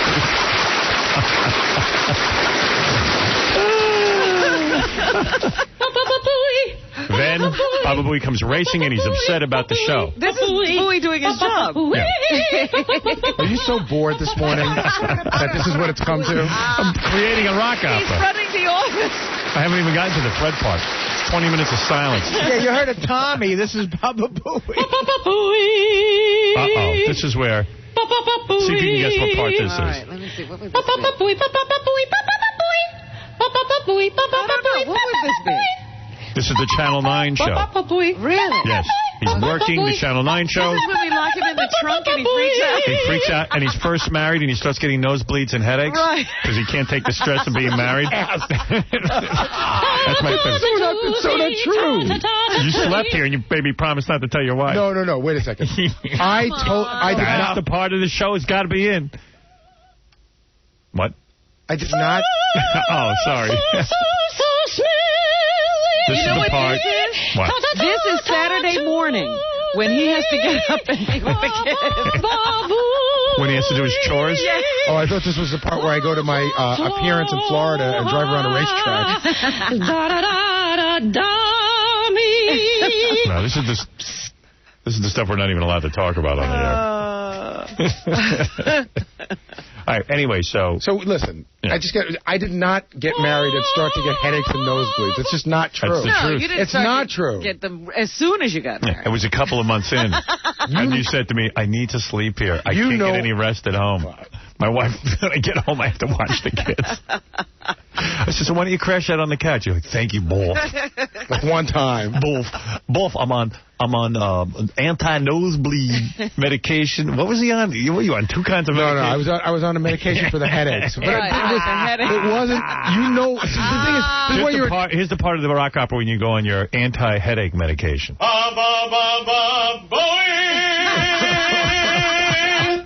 You're laying there on the couch, your nose is bleeding. This is why you're being a dick, because you know why I had to take that medicine. Why? You know why. I don't know why. You told me because you were going nuts at home and you couldn't get any sleep. That's not true. All right. I was under other family pressures. Oh, okay. Every time we do this rap, we go to commercial break, and I tell you, and then you zone out. Because I know you're lying. I'm not. Play the part of the rock opera where Gary tries to quit smoking for the 90th time.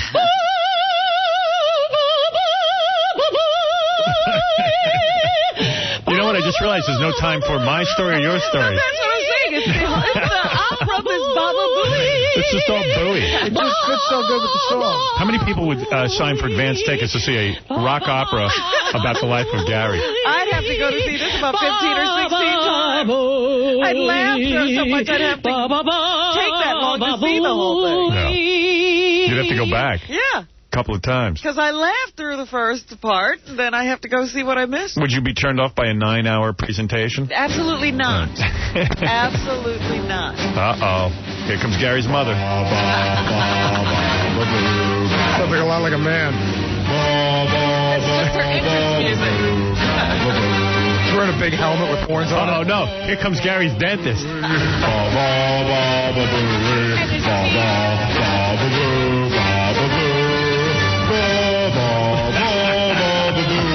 Time to change the caps. Uh-oh. Changing of the cap. My calf's hurt. That's the part at NBC where Gary works for me, and I go, Gary, he turns to me and he goes, boss, you didn't know I had calves, did you? All right, enough. I was young. I lived at home. I was stupid. I was not worldly. This is the end of the show. This is the finale. Everybody can just dance around. Everybody jumps up on stage. We're all on stage. Everybody's swinging from the trees. It's like hair.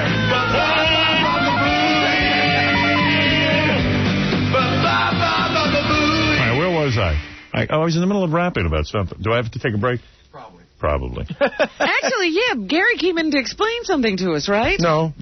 I came in to hear more of this. Oh. He didn't want to listen to it out there. He wanted to come in for the full experience. He came in to get the nosebleed thing straight. All right, enough of the Baba Booey.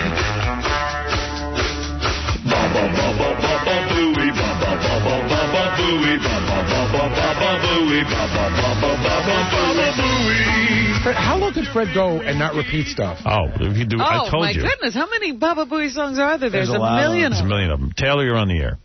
Hey, I work at this restaurant in Beverly Hills, and we're always doing the naming the tabs just to know who the people are. So we're like mid-whores or, like side saggy boobs or whatever. See, you don't write it on the check, though. Yeah, I want to see. No. What we do, we have to transfer it over so we can, change it and eliminate it, but it's the only way to crack up when we're dealing with these annoying people. So it's hilarious. Yeah. I love you guys. I can't wait for you guys to go to Sirius. Thank you. You've changed my life. Thanks, brother. I would like to go to his restaurant and see what they write about me. Yeah, what Sal already said. Sal already told me that they just write horse-tooth jackass for me. Oh, big horse teeth. Table with horse tooth. It's just because I always want to hear people talking behind my back. Well, yeah, the question now is, were those people obnoxious or were they okay?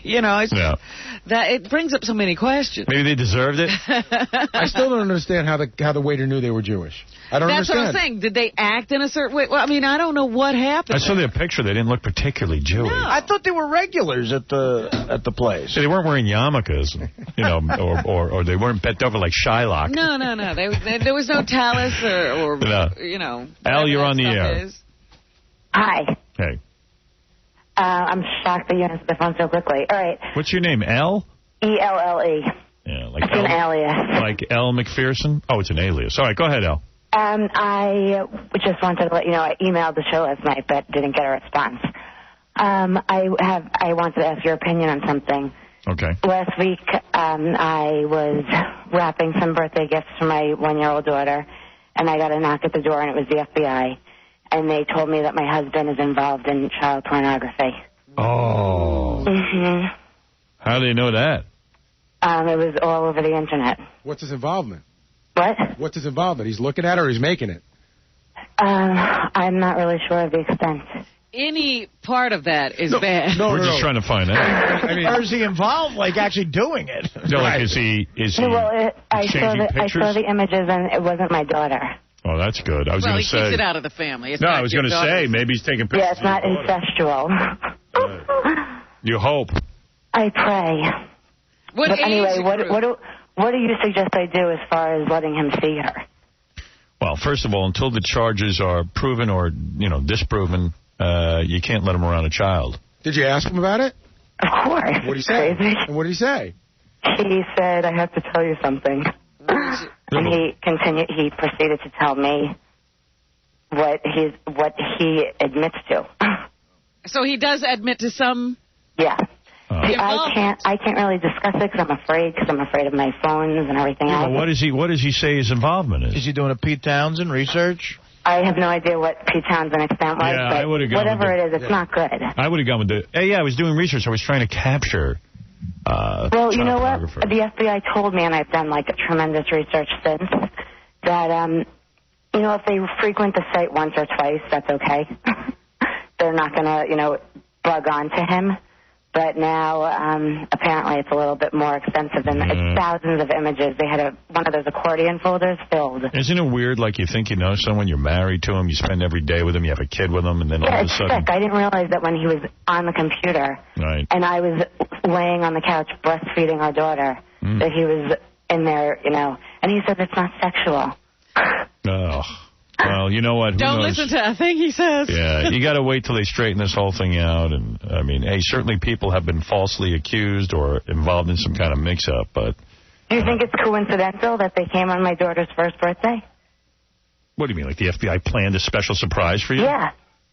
No. I don't think so. You don't think that they came in to, like, bust up a happy situation to really... Come on. Are you crazy? You might be as crazy as your I husband. might be. Yeah, the FBI I am isn't crazy, sitting... but I'm not crazy regarding this matter. The FBI doesn't try to bust up one-year-old birthday parties. I'm sure they didn't even notice it was your daughter's birthday. These guys probably did an extensive sting, and they caught your husband involved in something, and now and it was time. Got to be straightened out, and you should thank God that if they did catch this... I do thank God. Your daughter won't be exposed to him with his now, sickness. what is your question, though? What do I do? First of all, what how do I get You come on here and show us your breasts. That's what you do. I should. And will you get me implants? Because I need to get on J-Date and find myself a nice Jewish man this time. You got to get on J-Date. Yeah. Well, you don't sound all that broken up. How pathetic does that sound? You don't sound that broken up, to be honest with you. I'm very broken up. I'm just a realist, and I have to be strong. Are you in love with the guy? Yeah. Yeah. I'm not. I left.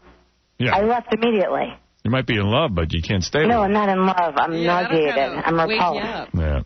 But I thought I was. Well, look, if the guy's a child, a kiddie porn guy, it's the worst thing. It's the lowest sickness you could have.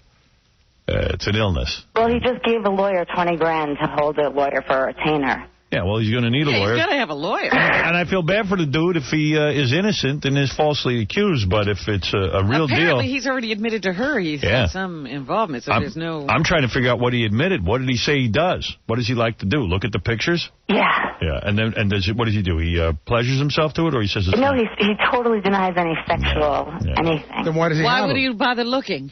He wanted to feel their pain. Oh, that's a good... Is that what he said? Yeah. No. Isn't that crazy? And I insisted when they were here that they show me what they were referring. And I said, how do you know it wasn't me clicking on the images? I use the computer. Oh, that's good. Now they can arrest you, too. No. When's your birthday? The FBI is going to come tomorrow. Yeah, they're waiting for your birthday to arrest you. No, the funny thing is that I am like a hag. No, I'm not. But I look older. I'm not like a baby face. No. Oh, he wasn't. You're his cover, my dear. Right. He's such a piece of garbage. I'm like dying. Yeah, well, it kind of screws up your life. But, hey, here's the deal. And here's the other thing. What do I tell everybody? Here I was like this, like, picture perfect to what people thought. I mean, I knew the truth that something was wrong. I wonder if it was Officer Shaquille O'Neal who... busted him. No, he wasn't black and he wasn't 9 feet tall. Yeah, we read this report the other day that Shaquille O'Neal now goes on the Internet and helps bust kiddie porn. That's right. And, bust it? He goes on one of these websites. Yeah, he's one of the investigators. He goes on one of the websites and actually... Well, isn't he a model citizen? Yeah, no, he... Hold on a second. He goes on the websites and he instant messages kiddie porn dudes. Right, he pretends to be a kid, I guess. Yeah. You know how creative he is. Well, the spelling is like a child. Does he actually knock on the people's door and bust them? Even though I'm 9 years old, but I've got the balls the size of Shaquille O'Neal. My name is Tiffany. All right, honey, I tell you what, you're in bad shape. I'm going to give you a little prize because your life's pretty miserable right now. You've won $500 cash, courtesy of Sin City, which is a good movie starring Bruce Willis, Mickey Rourke, and Jessica Alba, with guest director Quentin Tarantino. Get your Sin City DVD in collectible limited edition packaging today, okay? Yay. As to what she would do. What about Sirius? Because I'm not going to be able to hear you because I'm broke. Don't beg. Oh, come on. You just got $500. Buy your equipment with it. No, I need to go fix my teeth. Tell her to change her name, move to another place, and, develop a whole new identity. No, she needs to do that. My life is in New York. All right. Hold on, will you? Thanks a lot, Howard. All right.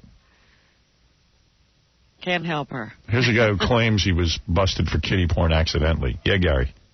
Howard. How does that happen to you? How do you accidentally get busted for that? Well, because, no disrespect to you, but it said Howard Stern's kiddie porn. Oh, it was a website that used my name? Yeah, and it was... That's what they do a lot of these. I clicked on it because all I saw was the word Howard Stern, and I clicked on, and it was, little boys and older men. You know, Howard, I told you I got to a kiddie porn site once by accident. It was really creepy. Sure. No. There was a band that was on Nickelodeon that my son liked. It was called Dream Street. So I put in a Google search and went to the first website, second website.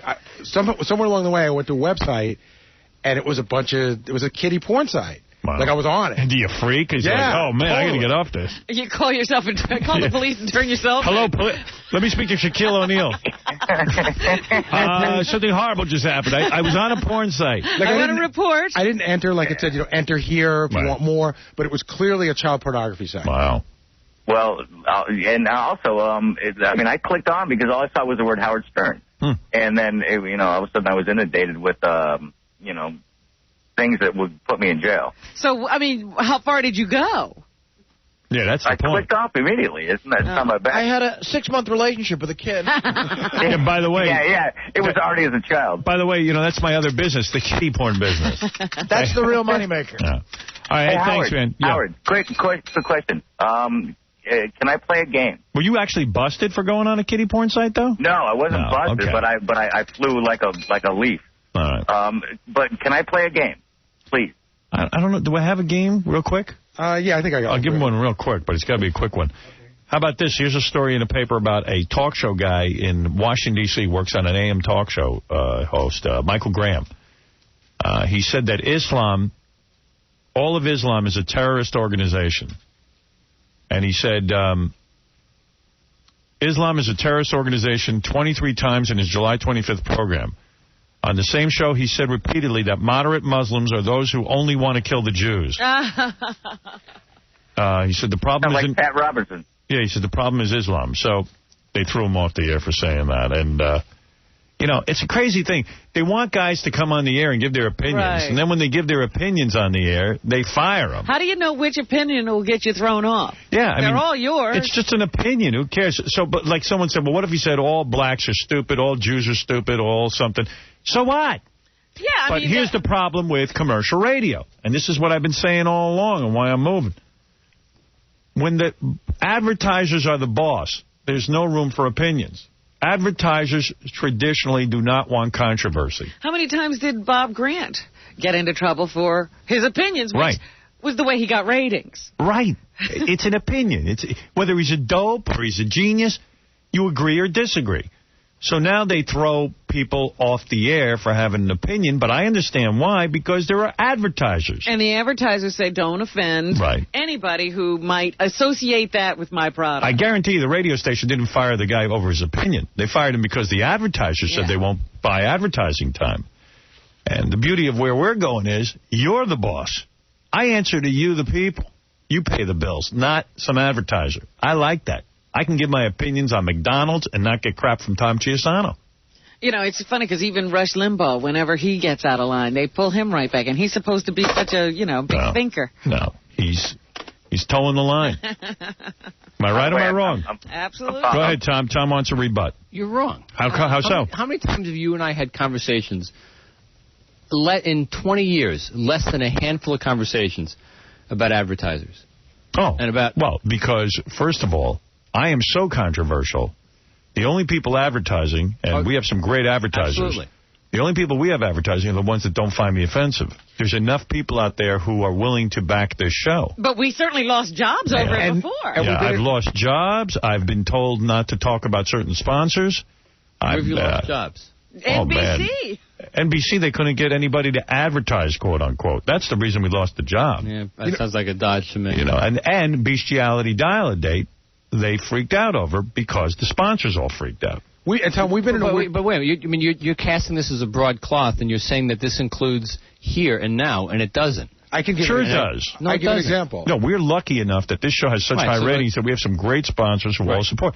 But I still have to toe the line. Well, and sometimes we have sponsors who are station sponsors, but not Howard sponsors, that we would like to talk about, but we wouldn't talk about. What does that have to... No, we know not to talk about them if I don't believe in their product. There are some that you do. That's true. So when have I constrained your speech on that? I'm saying every time. I have to hold off on some opinions because I cannot... I would be fired because sponsors would not be sponsoring us. I mean, I'm not, there are things that I would not say. I think you're looking for a bee in a bonnet here. Okay, that's just my opinion. Maybe I'm wrong. But I guarantee if I said certain things on the air, for that opinion. You'll fire me. I'm telling you, you will. I will. I've been there. 31st. December 31st, you're not firing me. My contract runs out. Tom Wine's like Cabby. Will we get suspended if this complaint comes down? I don't know. Hey, yeah, what's going to happen? I don't know. I think we're off the air. Wait a minute. Let me ask you something. Is it every complaint after the agreement or any complaint? After the agreement. Well, I think it's any and every. Is this complaint after the agreement? It is. Yeah. Yeah, we're out. Oh, really? It was after the agreement? It could end up being like a 3-month vacation. You know what's crazy about that? By the way, if you don't know what we're referring to, we got this notice of did we get a notice of apparent liability? They're Howard, quick. What was the Sir, I'm explaining something. No. It's called a letter of inquiry. Letter of inquiry. We got a letter of inquiry about some bit we did in February. An LOI. Somebody must have complained, which they do all the time. This is another reason. I mean, I got to get the hell out of here. Yeah, because just because somebody complains, you just shouldn't have to deal with it. And according to the company, if a complaint is filed and there is a notice of apparent liability, I have to be taken off the air. Yeah. Now, imagine if I signed a new contract here. The first time I get an apparent liability or whatever that's called, boom, I'm out the door. Well, this way you wouldn't have even made it to that contract. No.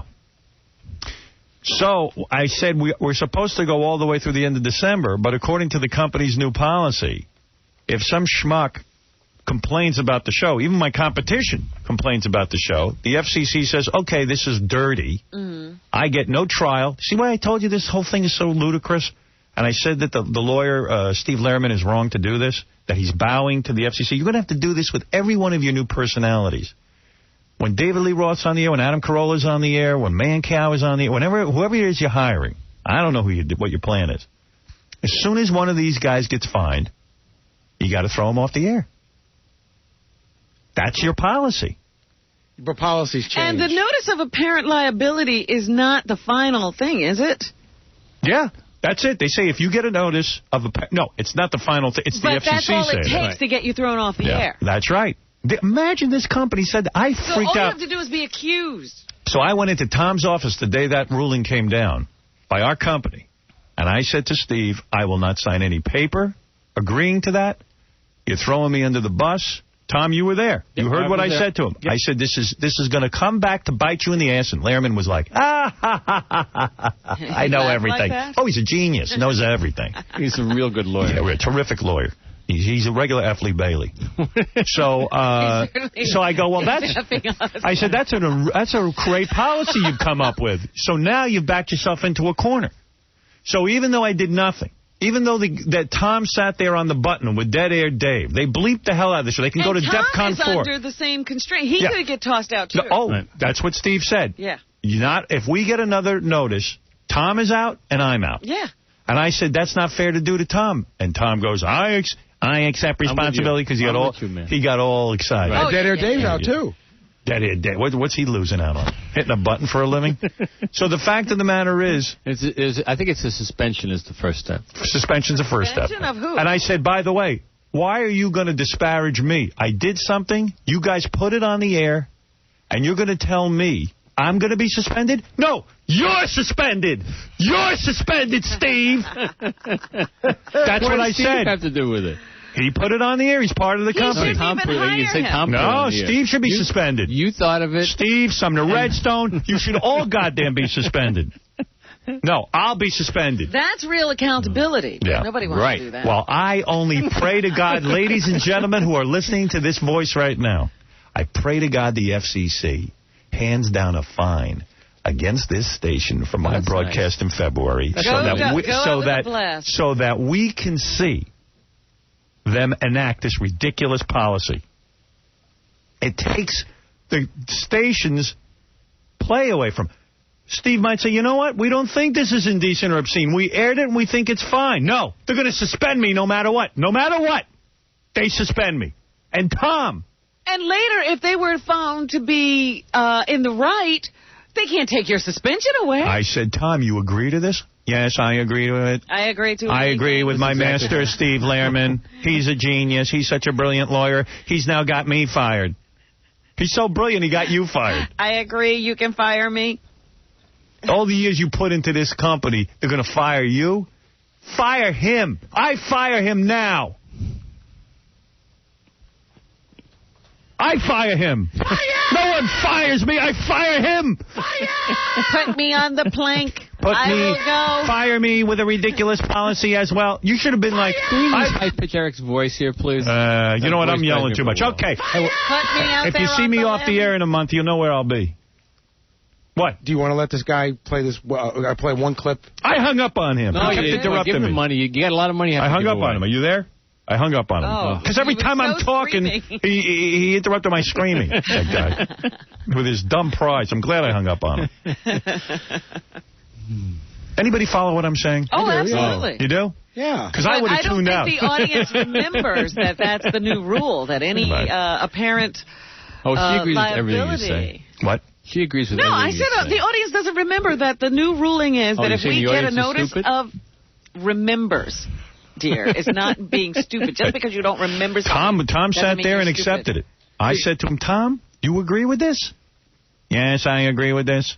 It's a good law. See, getting suspended. I told you he's going to bite you in the ass. Steve is brilliant. Steve's a genius. Getting suspended would be a great vacation for us, but it would be a crappy way to go off this kind of radio. Really would. Don't you think I'd be... How embarrassing to this company to go along and be the kowtowing... The lapdog. Tom thinks we don't kowtow. All we do is kowtow. And what would it do for your next venture? Howard's so dirty that they had to get rid of him. You got it. You know what I mean? What is it, King? We are fighting. Yeah, I was just thinking. When while I was sweeping, I was thinking, when you go to satellite and your other replacement comes on, if he says something offensive and they get fined, the station will back him.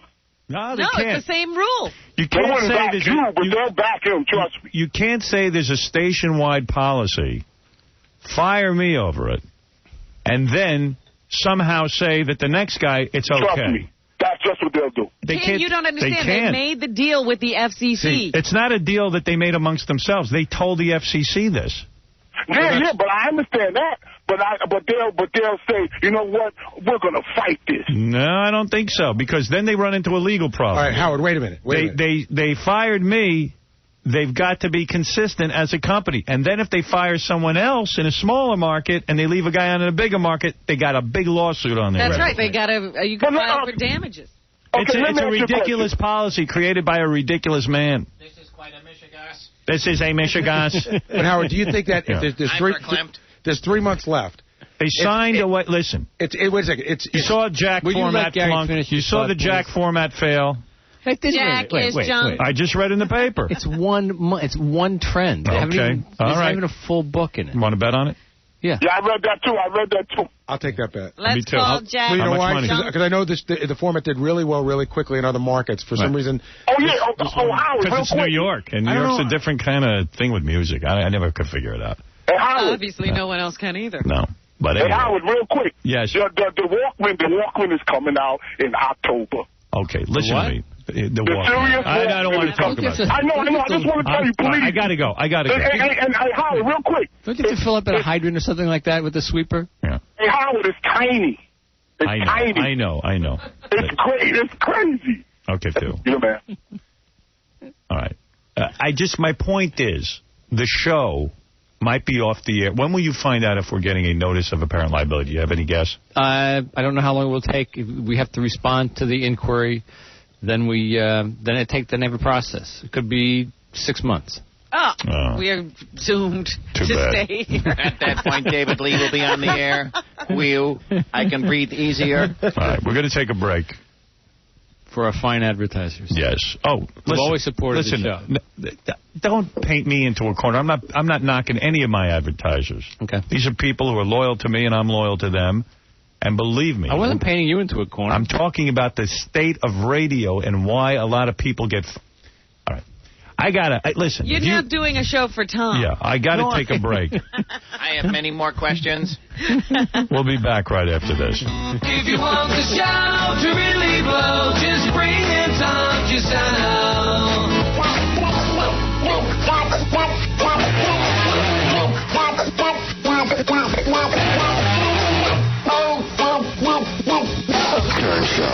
Ladies and gentlemen, we are very near the end of civilization.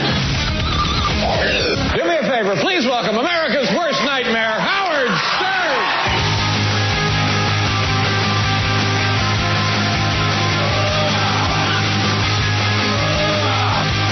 Yeah. All right, let me run through the top 5 real quick. You asked me the top 5 songs earlier, I believe. I always want to know. You know that. Okay. Hold on. You're not keeping me up to date. Show's very musical. You know, we do keep track of music. In fact, yesterday we had Papa Roach doing a live version of Scar. That's not in the top 5, but it should be. Great song. It was good. Here, I'll give you a little. If you missed it, here's what it sounded like.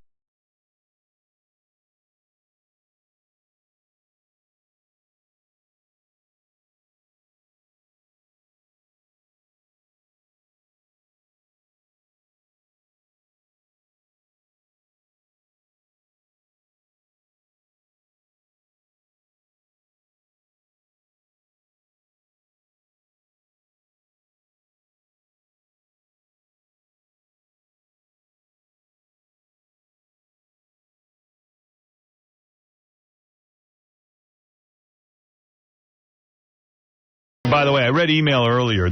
We got tons of email, overwhelming amount of email. People love Papa Roach. Only one negative. I'd rather listen to a retarded janitor repeatedly flush a clogged toilet, poking a huge duty with a stick, than anything Papa Roach could throw together. So we recreated that for you. I'm the retarded janitor. I'm going to poke a stick in the toilet with the duty in it. Here I go. How's that? Poking a stick in the toilet. I can't dance to this. Everywhere. Look all these duties. Time to flush. There's a retarded janitor poking duties with a That stick. didn't make it into the top 5 either. Yeah. That guy would rather hear that than this.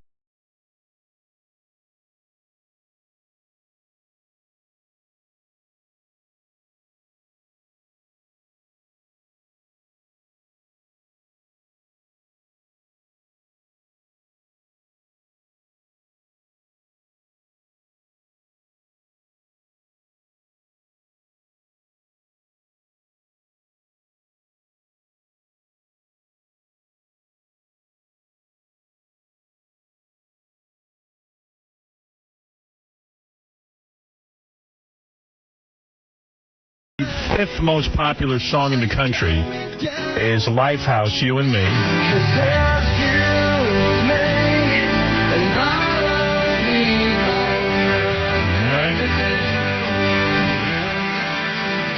And the number 4 song. Baba Baba Booey. That's a gag, Robin. You're kidding. No, the number 4 song, Let Me Hold You, Bow Wow. Not Little Bow Wow, Bow Wow. Yeah, you know he's grown up. He's grown up now.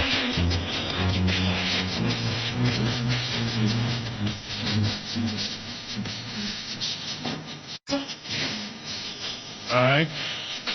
And number 3 is that chick I met, that 17-year-old. Oh, what's her name? Rihanna. Yeah. Yeah. I like this song. I like the horse song better. That's my song, Whore. There's some whores in this house. There's some whores in this house. There's some whores in this house. There's some whores in this house. There's some whores in this house. There's some whores in this house. There's some whores in this house. There's some whores in this house. There's some whores in this house. There's some whores in this house. There's some whores in this house. There's some whores in this house. What a song. The next time you go on Letterman, this is what they should put. I'll demand it. I got to start doing Letterman in those shows. Yeah. Getting ready to promote.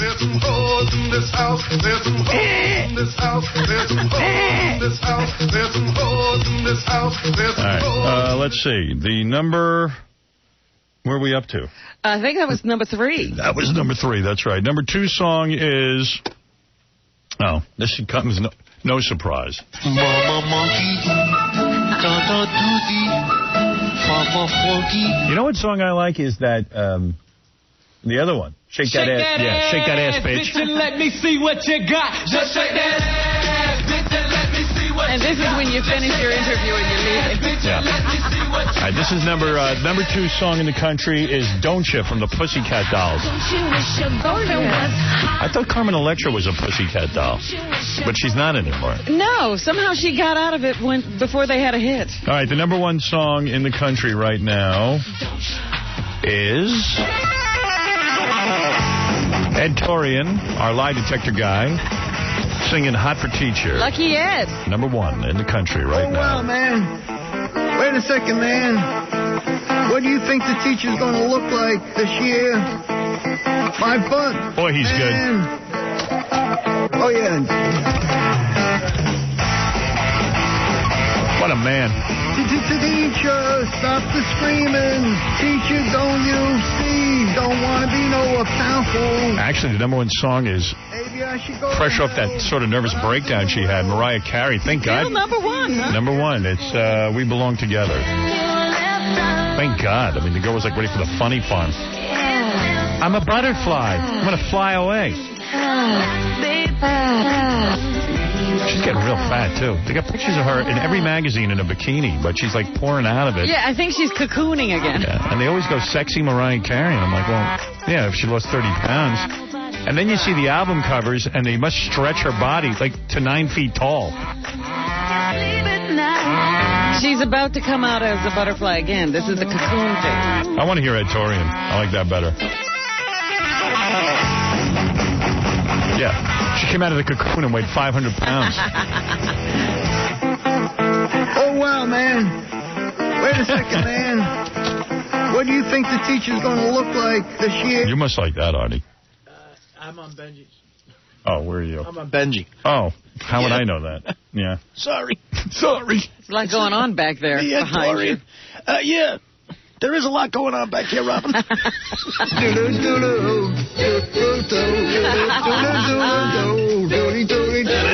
love that doody-doody-doo. And now more of the Sports Attack. Here are your hosts, Jody McDonald and Brian McGovern. Here's Ed Torian calling Satellite. All right. Barry from New York joins us right now. Barry, you're on the attack. How you doing? Hey. Have you ever used the term nigger? Jody. I think I know what that was. You know, it's weird, because I thought it was going to happen at some point. Yesterday on Howard Stern's show, they've been going on and on about how they want to call in to Sirius. And so talk to them. Answer the question. Yeah. Have you ever used the N-word? Sports Attack. Here's Ed Torian calling a nun. Hello? Do you find me, Ed Torian, attractive? I find all men attractive and handsome. She's not a nun. She's like a preacher. Yeah, like a minister or something. Have you ever had sex with girls? Never. God don't lie that. God don't want that. Have you had sex with more than 10 guys in the last year? No. You know how old I am? I'm aware of an age, so I don't even want to talk that anymore. So leave that alone. Have you ever smelled your own finger after picking your No, I don't do anything like that. This is a holy temple. You got to keep it clean to see God. Have you ever called anyone a nigger? Yes. You know, we all use slang sometimes. We all have sin and come short of the glory of God. Have you ever had I don't know all about that, you know. So we just go from that. Have you ever had a threesome? Oh, no. You're getting worse and worse. So God bless you, okay? If Howard Stern was single, would you have sex with him? Lord Jesus, we come before you with Howard Stern. In the mighty name of Jesus, Lord, send your healing to his mouth, his mind, and all over him. In the mighty name of Jesus. In the mighty name of Jesus. By the way, I don't know if you noticed, Dave Letterman joining us this morning. Yeah. How are you, Dave? Morning. How are you? Good to see you. Yeah. Is she a good friend of Pat Robertson's, do you think? Well, yeah. Pat Robertson is in the news. Howard, I just want to say one thing. First, I want to let you know that you always have an open invitation to my meat hole.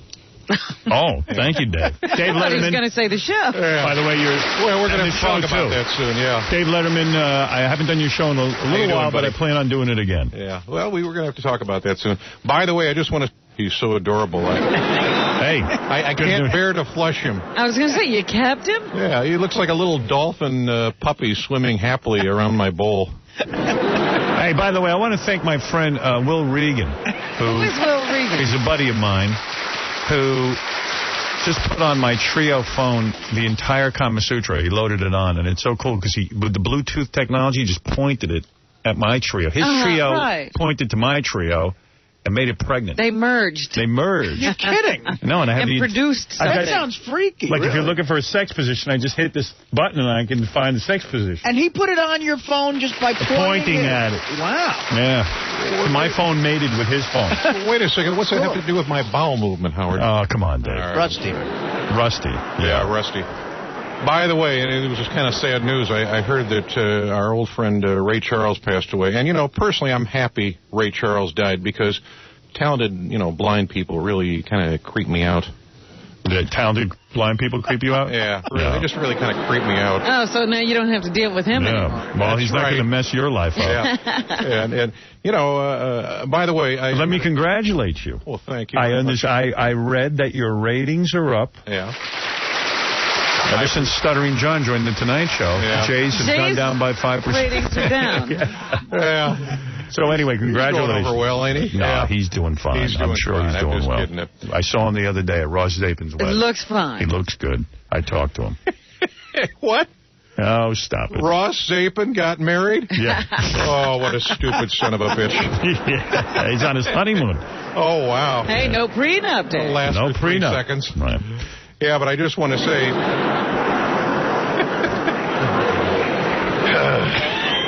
What do you want to say? Well, by the way, I just want to say, I've got a message to the stewardess on my flight back from L.A. Lose weight. You know what I'm saying? Your ass is getting to be the size of a walrus. It's simply disgusting to watch you walking up the aisle. Imagine, I imagine it's all, stuffy, sweaty, musty, fecal, celluloid smelling in there. When you look at a stewardess, that's what you're thinking? Yeah, but by the way, your face did look very pretty, though. She had a nice face, but a very fecal buttocks. There you go. All right. B-A-N-N-A-S, bananas. What? Are you singing Gwen Stefani? B-A-N-A... B-A-N-A-N-A-S, bananas. What is that, Gwen Stefani? Yeah. Dave Letterman doing Gwen Stefani. Is he doing the Hollaback Girl song? You doing Hollaback? Yeah. Oh, God. And by the way, I'm on vacation. I'm just relaxing. I'm enjoying myself. And I got to tell you, I'm so proud of my son, Harry. He's such a polite little guy. Yeah. He's already learned that, it's not proper to use the N-word in mixed company. Wow. Well, you're teaching him well. Yeah. Dave Letterman, everyone. Any more kids for Dave? I'm wondering. God, I think I have the strength. Right. Howard, by the way, when you say loosey-goosey, you sound like a fag, but I like it. I rarely say loosey-goosey. Thank you very much. Yeah. Okay, Dave. Well, good to have you here. Oh, yeah. And you're going to hang out a while? Yeah, incidentally, I have a blind item for you, Howard. Go ahead. What female star of the CBS sitcom King of Queens is getting tubby? And here's a hint. Her last name rhymes with Lemony. Let's see. She's getting tubby. That's right. Not so blind, an item. And at least there not be any confusion. Yeah. And let me make my thoughts clear on this. Abortion is killing, and David Letterman is all for killing. All right. So you're pro-abortion. Exactly. Right. You like the killing. Well, it's, I've learned one thing in life, and that's, people in glass houses shouldn't throw stones. Oh, and always lock your car door when driving through a black neighborhood. All right. These are the 2 things you've learned. Exactly. John the Stutterer, you're on the air. Dave Letterman's going to be hanging out with us. Great to have you here. Yes, John. Hi. Howard, is this guy gargling or what? I don't have much time. I really don't. Mr. K. Howard, I just wanted to say that I have a new name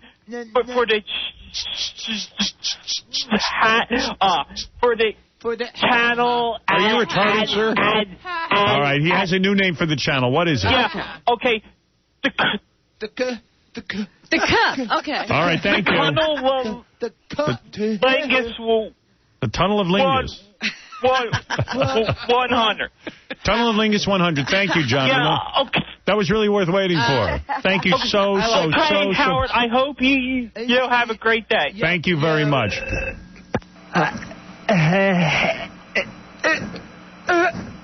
Hey, hello? Hi, this is an AT&T Internet Relay Service, B5, with a relay call for this number. The caller has said, my name is Jack Meoffer. May I speak to John the Stutterer, please? Yeah, I want to, I want to...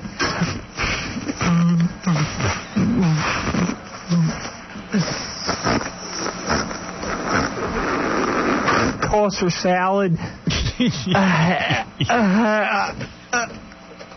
Hello? The caller has said, take that stuttering, flappy tongue and shove it up my dirty... I hope that you... One moment, please. Go ahead.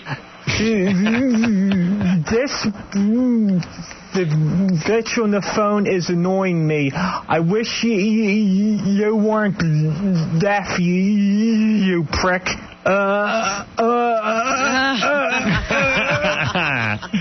Over. The caller has said, you're such a stupid, stuttering asswipe that you couldn't take that flappy tongue and lick a fat, smelly if you tried. Go ahead. I can't take it. I'm hanging up on him. That the relay operator's ass is the size of a Mack truck. No, his thoughts just don't need to get out there. Dave Letterman. You like that? Is that how Tom Brokaw got started, do you think? Howard? Is he still there? Yeah. Howard? How'd you get back on? Can I just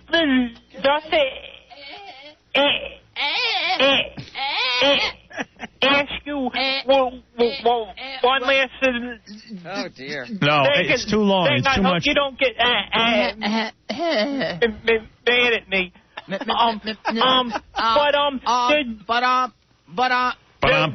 you think that you could ask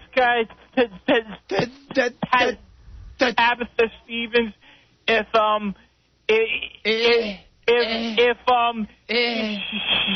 I got to get out of this, right?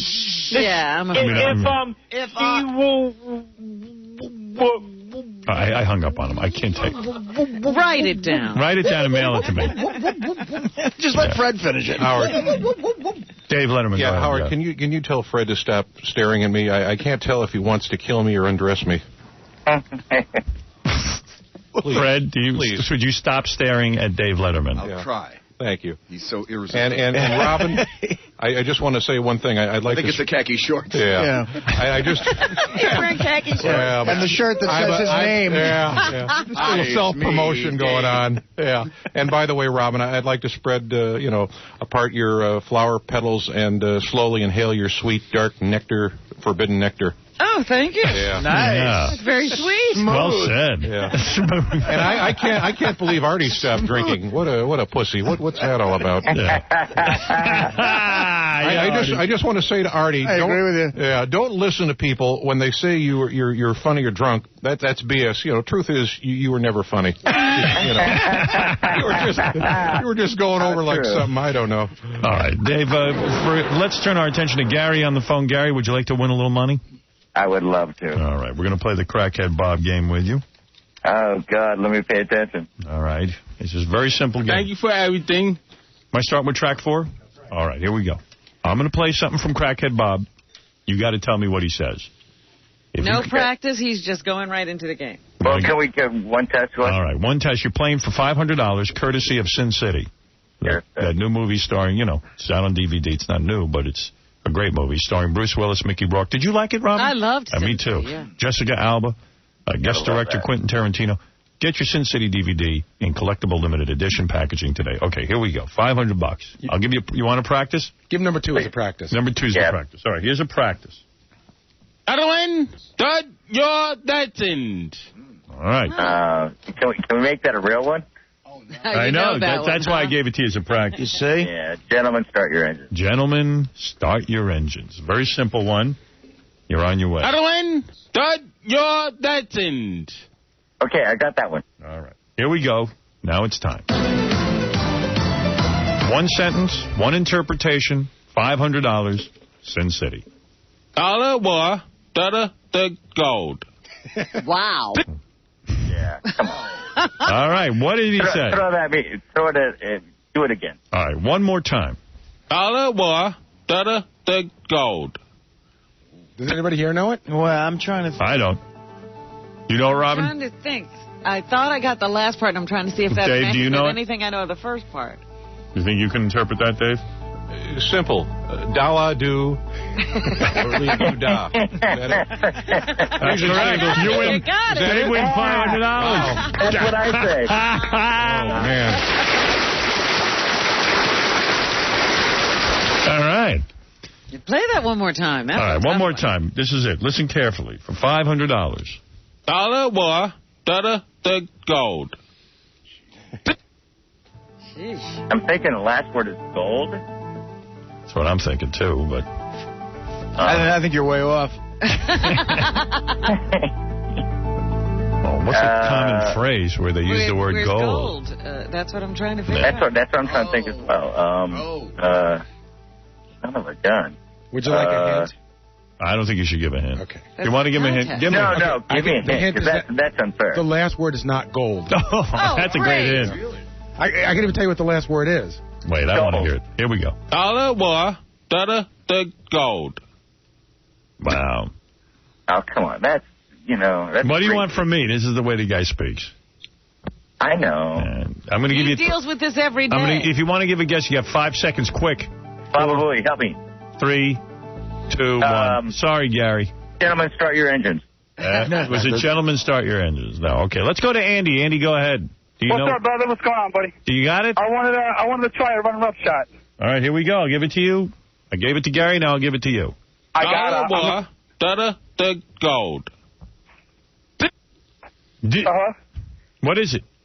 Something's better than gold. Something's better than gold. I already said the last word is not gold. Oh, dude, I just got laid off with 2 girls. You got to help me out. Another shot. What can I do, sir? I mean, I tell you. I call the show once a week. Big fan. I'm all right, but don't beg. It's a game. Come on. All right. Here we go. I'll give it to you one more time. Dollar war, the gold. Now, you got to hurry because twin sisters Lindsay and Lacey are coming in. They're porn stars. This is the toughest one ever. Give me a handicap, Hal. Come on, brother. You do have a handicap. Have some dignity, sir.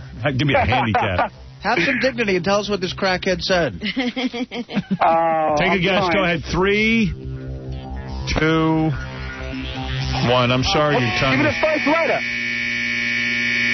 Wow, I think you've stumped everyone. I don't think anybody's going to get this one. That's a tough one. Well, none of these guys won. What is he saying? Is it zip code? Something with zip code? No. Well, why don't you give us the answer? We can't get it. Follow the yellow brick road. Oh, of course. My goodness. Dollar war, the gold. Not one word comes through clearly.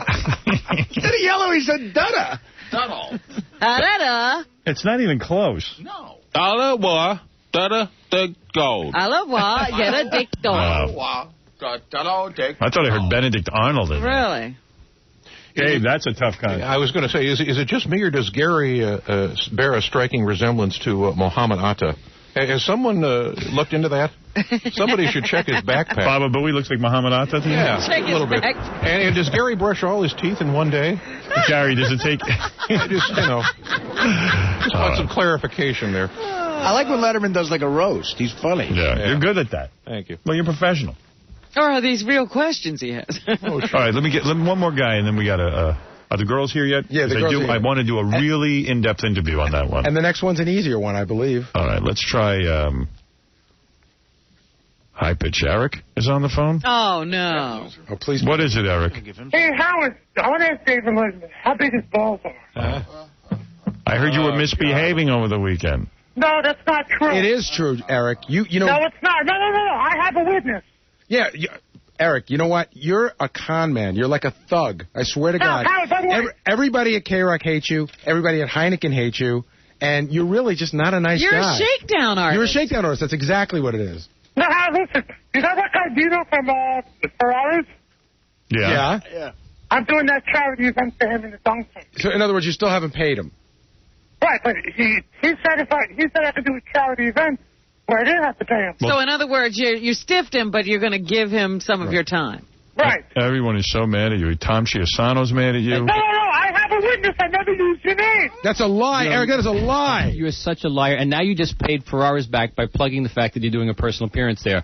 That's how you're getting out of the money you owed him. It's a charity event. Right. And sure. He pulled all kinds of fast ones on you this weekend, right? I did not. I called his answering machine on Friday and left a message that said to stop calling Heineken, leave him alone, and if he doesn't, I was going to make his life miserable. And I'd so like him far from the air here, but I understand that. What are you going to do to him? How do you make his life miserable? I know what I'd like to do to him, Howard. I know exactly what to do. What do you want to do to him? Hey, guess what, Eric? Guess what I have?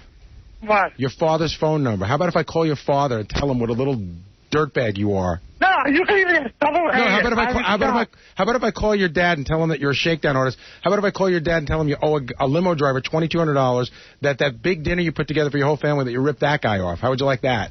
No. Do you think you're going to call his dad? Yeah, you know what? That's the only thing he responds to. I would send a fish to his house every day for a year. Gary's going to call his dad. I'll call your father. Your father's your lifeline to everything. He pays for everything. You think he'd like to know that his son's a con artist? Absolutely not. But Gary, I have a witness. I have witness. You know what, Eric? I spoke to the woman at Heineken yesterday. She was so just thrown off by you. The threats that you made. You said your exact words were, "I'm going to pull some strings and go on the Stern Show and make you people look bad." No, I never said that. You did say it. You are such a fat liar. I never said that to her at all. How did you get her number? No, he went to he called the main number at Heineken.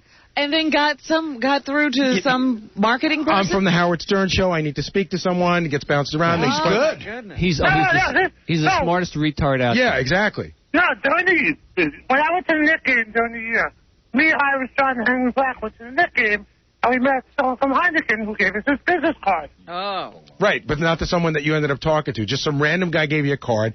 That got you into the voicemail. You bounced around. You got a hold of our person who loves the show so much, she took your idiotic call, and then you threatened her.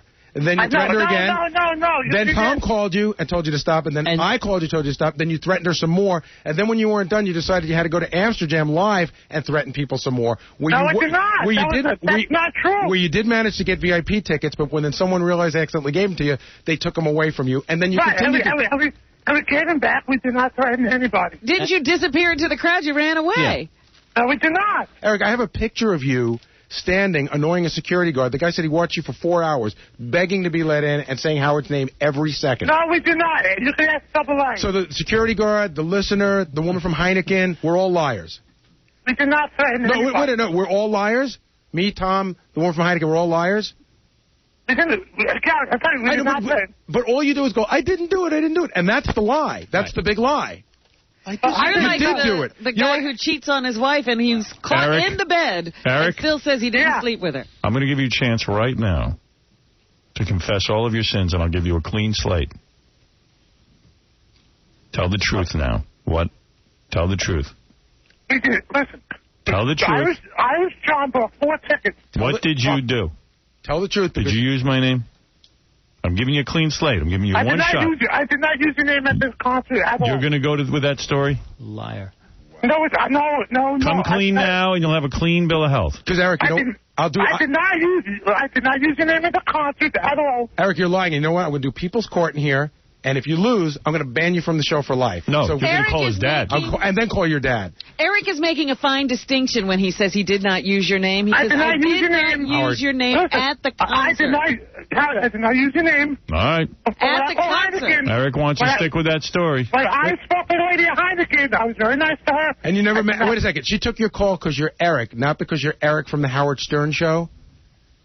No, she knew who I was. No. Did you ever say, this is High Pitch Eric from the Howard Stern Show? When I called her Friday afternoon, I said, this is Eric from the Howard Stern Show. Of course. That's using Howard's name. I did not use your name at the concert. All right. That's it. Can I read you the email? Yeah. Eric was dropping Howard's name and demanded to be let into the press area. When the guy at the gate refused, he stayed there and repeatedly tried to get in using Howard's name. Absolutely not, because when we were at the concert on the show... All right. I gave you a chance to take that back. You're off the show. Eric, you should stop lying. No, I'm going to tell you what happened. Why do you ban him? He's gold. He's retarded. He's not retarded. That is not a retard. He's not retarded. He's a scam That's a artist. good actor. Me and Irish This is not even his voice.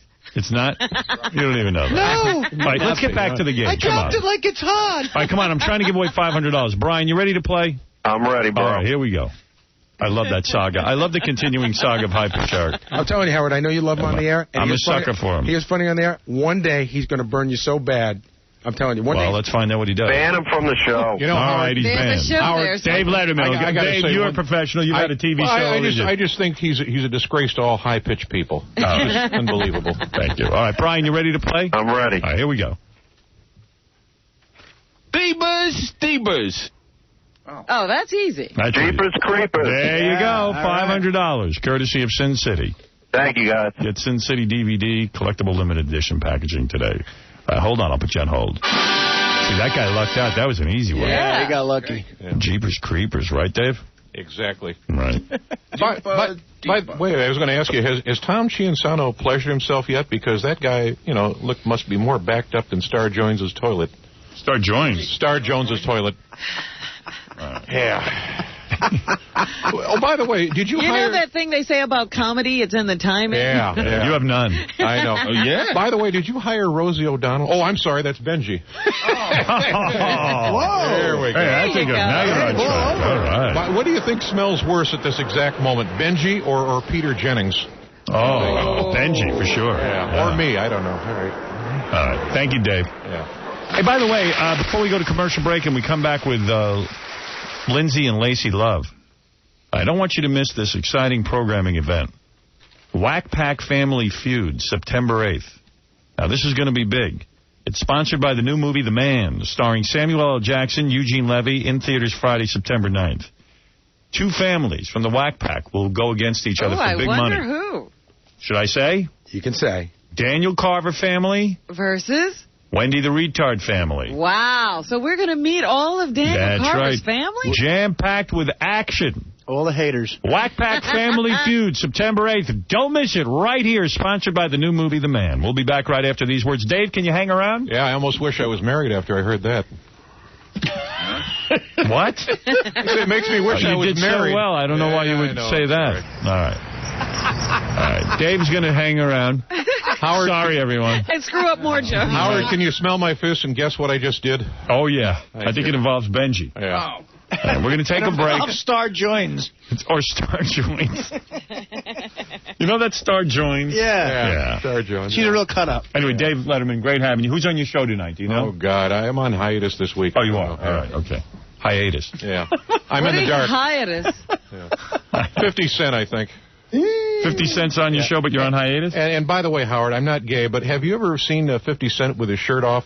He sure is one hot young buck. I guess lifting all of those stolen TVs really gets you into shape. He's very muscular, you're right. All right. Thanks, Dave.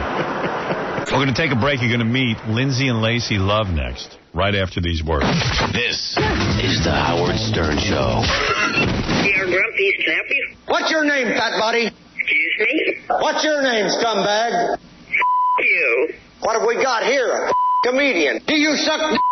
Do you suck? You don't scare me. I don't know, but I'll push star 58. Star 58 and get them to record it. Why, you little maggot! You make me want to vomit! Ah! The Howard Stern Show.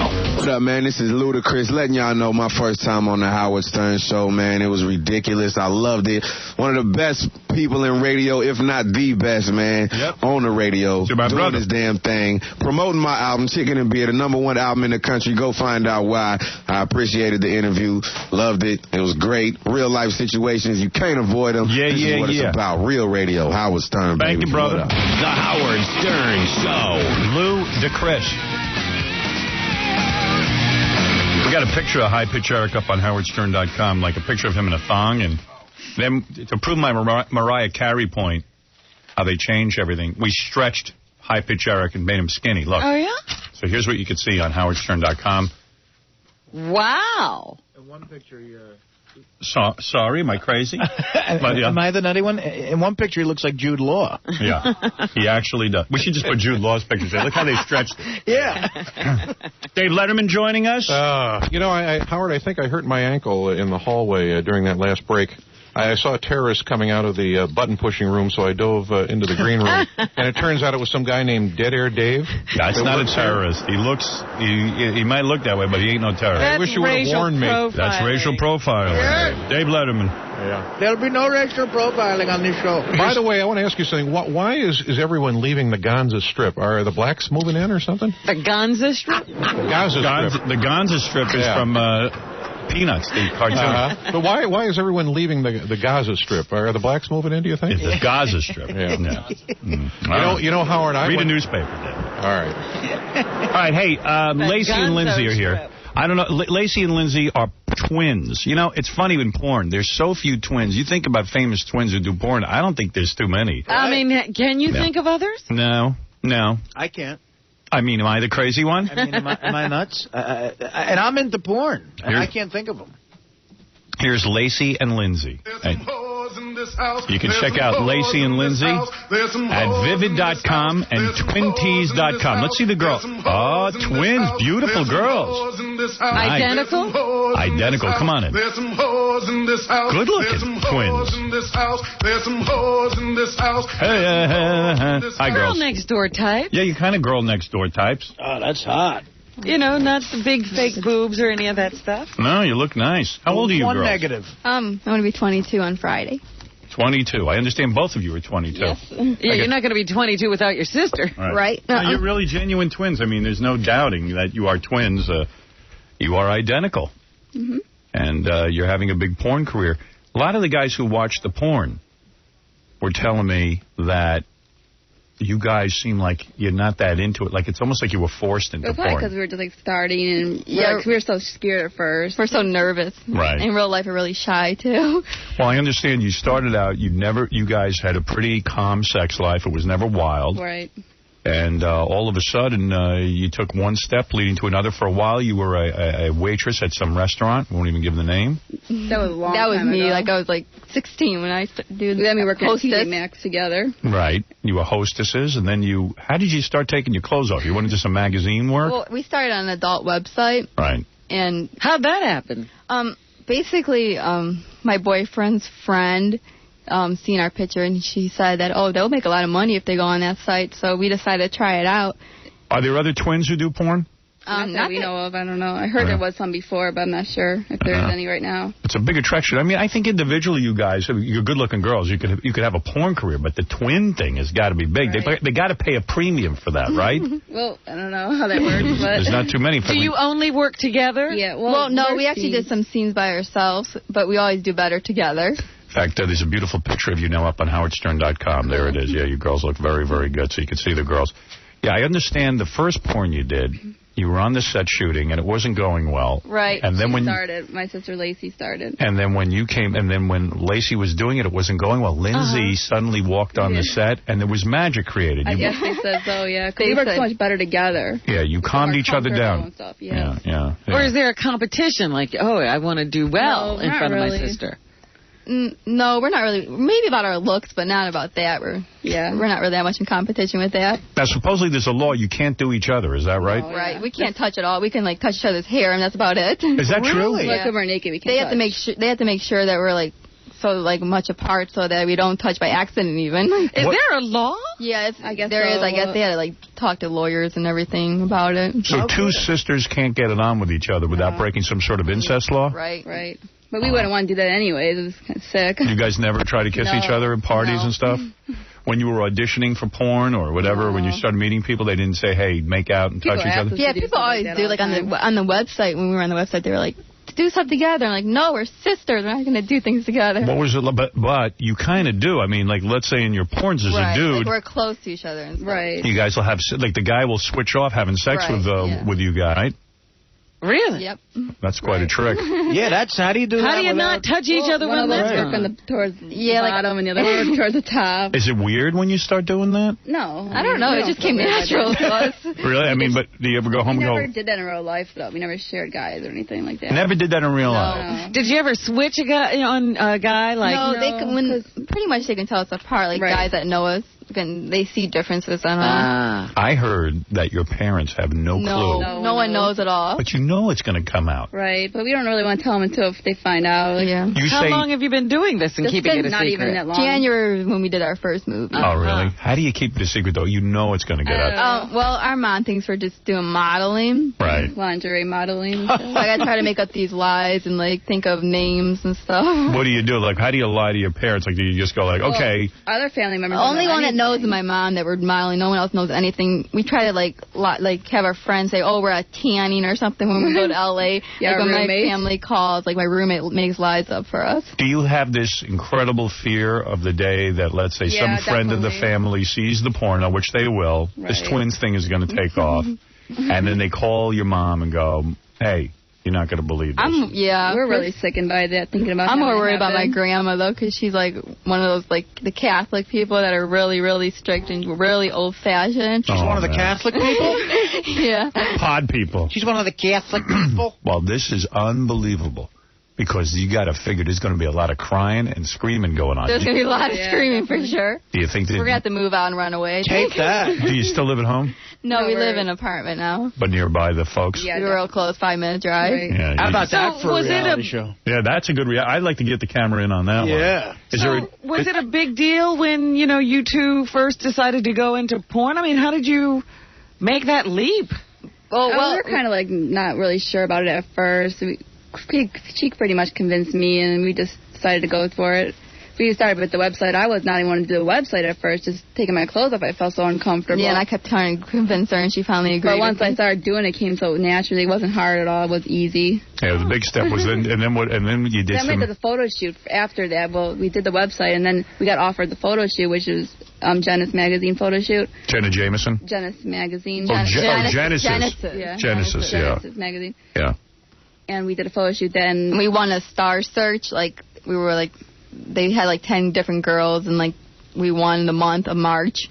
Wow. So that's how Vivid. And the rest is history. Then you signed with Vivid pretty Video. much they found our pictures from like Vivid, seen our pictures, and wanted us. What do? They contact you and say, hey, we'll pay you a whole bunch of money if you do some porn? Basically, our manager just told us about it. We didn't really know nothing. Like, we were just like so in shock. How can Vivid, like, of all like people, like, they're supposed to be like, the best, and we never. So how much do you get a scene? I mean, you must come at a premium, right? We get like for each video, we get a certain video, amount. we'll get amount of money. Yeah. Can you get some of the profits, too? Like, if it sells a lot? No, we just like it for the video. And Then do you go around the country? Do you go around the country to strip clubs and stuff? No, we haven't done it yet. We don't know how to strip at all. We're like really nervous. We can't walk in heels really good. We're so bad at it. It's supposed to be big money, though. That's where the money's we at. want to try to do it, but they want to probably feature us, but maybe not yet. So what do you think is going to happen when your mom finds out? Is she going to like just? I think that like my mom is not as bad. I think my grandma's actually going to probably have like an exorcist person come over and like she's going to be crazy. She's going to go nuts. What about your dad? Is he around? Yeah. He's like really proud of us and stuff because we're going to school and he thinks. Yeah. We are going to school though, but are you? we're doing this on the side. So what kind of school are you going to? We're just going like to college for an associate degree. Right. Well, that doesn't pay as good. Right. You know, what are you going to do with that? Right. We definitely wanted to have this, but we got to have a backup too. What's your major? Optical technology. We're both going the same thing together. Yeah. Yeah. Same classes and everything. You do everything together, huh? You're not like the Olsen twins. They seem to be separating and going their own way. Everything together. We were like more separated when we were younger than we are now. We're closer than you ever used to be. Do you live together? Yep. Wow. You're always together. You see each other naked all the time. Yeah. Was it weird looking over and seeing your sister pleasuring some dude? Oh, no, not at all. I know there's one scene where you're on all fours, both of you, and there's a guy switching back and forth. Mm-hmm. I mean, is that weird to look over and see you? It's weird at all to me. Yeah. Each other like that scene in particular, I can't wait for Grandma to see. Well, let's listen to some of Lindsay and Lacey's work. Lindsay and Lacey Love, of course, with Vivid Video. What is the name of your first film? Too Hot. Too Hot, and it's on Vivid.com and TwinTees.com. And let's listen to some of your work. Here are the girls at work. Fabulous.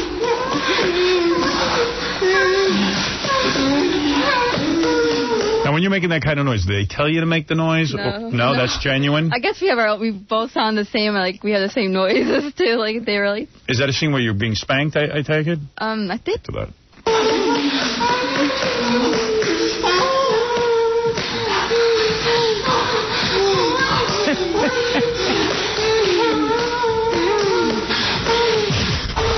Now, when one is getting it, does the other sister feel it? No. Right. Is there a setup for this clip?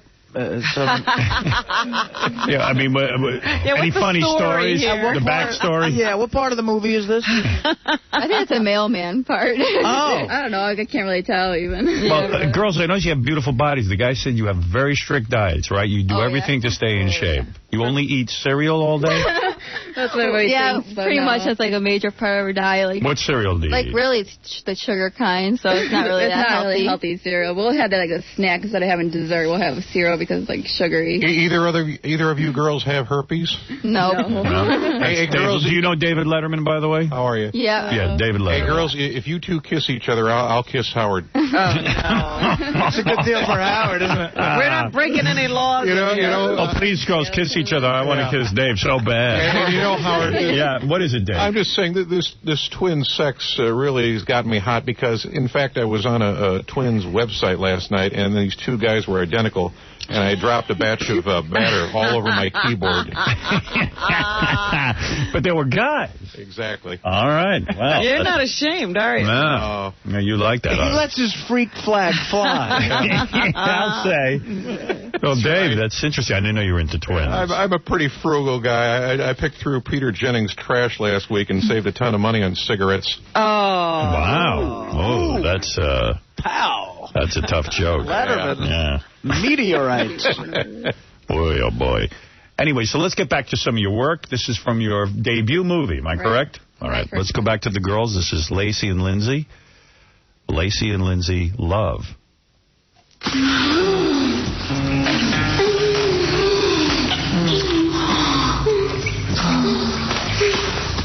Top scene? I'm not sure what scene it is. Yeah. Oh, I they all sound the same. We were together. It was easy. It's mostly mouth being used here, I think, yeah.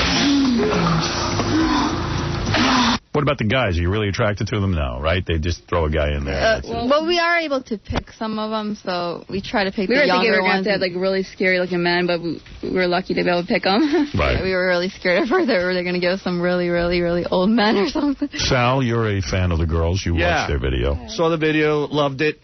I felt you guys really had no soul in it, though. You were definitely going through the motions. You didn't look like you were enjoying it at all. It almost seemed under duress.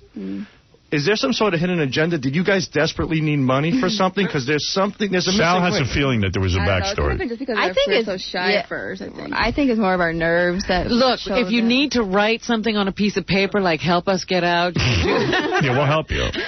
But Sal has this feeling that like there was something sad going on there. And I don't know. People always say we look sad and we always look depressed, and we're not really. Just the way we look. People always say that. You guys, why don't you smile more? But I guess it's just the way we are. Do you think this is like the early acting? Like you're not that good at it yet? We just so bad at acting. Like we never thought it was about the dialogue as much. Like we thought we just go in there, we have sex, and it's like. They wanted to make sure, like, we did dialogue, like, over and over and over, so it's perfect. And we were like, oh, my God, we don't know how to act. Well, yeah, I mean, couldn't you do what the Olsen twins do? Like, if one of you is a better actress, to slide the other one into the scene? Yeah, but we're both the same, so. I see. So you freaked out when they actually asked you to act? Yeah, I was so, like, I didn't even know how to say the line at all. It didn't even sound natural at all. What was the tough line that you were having? I can't say that. That sounded natural. Sounded natural to me. I didn't know how to say it at all. Right, okay. I'd like to ask the girls something. Sure, Dave. Dave is an interviewer. Well, I just want to ask, are you two of normal intelligence? And I also just want to say that I respect that you two refuse to do blacks. Is that true? You don't do black people? Well, basically, I heard. That is true. Yeah. Robin can fill you in on Mr. X. I'm sure he's got to be at least intelligent. That's funny. But, yeah, so it's not a racial thing. You're just afraid of the size. Right. Definitely the size. When you shot your first porno, did you say, listen, don't make the guy too big? Yeah, we always try to request for smaller ones. Yeah. Don't make the guy... We actually grew up in Cleveland, Ohio. Cleveland, Ohio. Yeah. We love Cleveland very much. So there you have it, Sal. The girls are not under duress. Do you have any sexual desires at all? Because I think my wife is hotter. I mean, I think my wife has more emotion. You guys don't really like sex, do you? No, we do. It's just that we're not very experienced. I heard neither one of you have had an orgasm. Right. Ever. Well, you need a black. We only had sex with 2 guys before we started out, so we were... How old were you when you started to have sex? The first guy I was 14 and a half. Right, you too? Yeah, I was 14. I was like half a year younger. And a half. She actually beat me by half a year. Lindsay beat you? Yep. Yes. And Lacey, you say that you were 14 and a half, so you had a guy. And then when did you have your second guy? The second, after 2 years after going out with the one guy, I started with the second guy that I'm with. Because you were with the one guy for so long. So you're not that wild. Did you dabble in lesbianism in high school and stuff? No. None of that? No. Wow, it's unbelievable that you went into this line of work. So shy and isolated all the time. We always And all the time with your boyfriends? No orgasm ever? What about when you're with yourself, when you're by yourself? No, I never had an orgasm once in my life. Really? Even when you pleasure yourself? No, because I don't really do that. You don't do that? No. Do you do it? No. They're good girls. They are good girls. I know. That's what. Except for the porn. They're saving their orgasms for marriage. Isn't it weird, though? I've heard that sometimes some girls don't have them. But I don't know. Maybe the two of you are in love with each other, not physically, but so entwined in each other's lives that maybe you have no room for a man in your life. We really are. So we have a hard time going out on dates or anything because we always want to be together, in double dates. We have to go to movies together. I once interviewed the Barbie twins, and they said to me that even though one of them is married, they share the man because they don't want to be without each other. They don't want to be without each other. I'm not kidding. I it's thought that really close. The only ones that were the close like that, because normally sisters and twins aren't that close. They'll have their own separate things, but they have this whole thing going too with the twins. They've never been separated. Have they? What is it, Richard? Have these girls heard of the Fun Sisters? Have you ever heard of them? No. Because somehow I don't know if they get away with it somehow, but they're sisters and they do stuff to each other. Maybe they're not legally sisters. They're fun. Maybe they're stepsisters. Yeah. But if somebody offered you guys an insane amount of money, would you go to Europe and film a movie with each other? No, because we'd go to jail probably over it. Hey, lower that microphone a little bit, Lindsay, because it's hard to hear you. If someone offered you $80, would you come to 38th Street and do something? Howard? Yes, Dave Letterman. I have a quick question. Dave Letterman, everybody. Go ahead. I just want to ask, why do you bitches still have your clothes on? And I got to tell you something. I wish it were legal for Richard and Sal to touch each other. Right. I know, because we can't stop that. Have you seen Will's ass? Hillbillies. So, girls, it is amazing to me. Sexy young girls like you have never had the big O.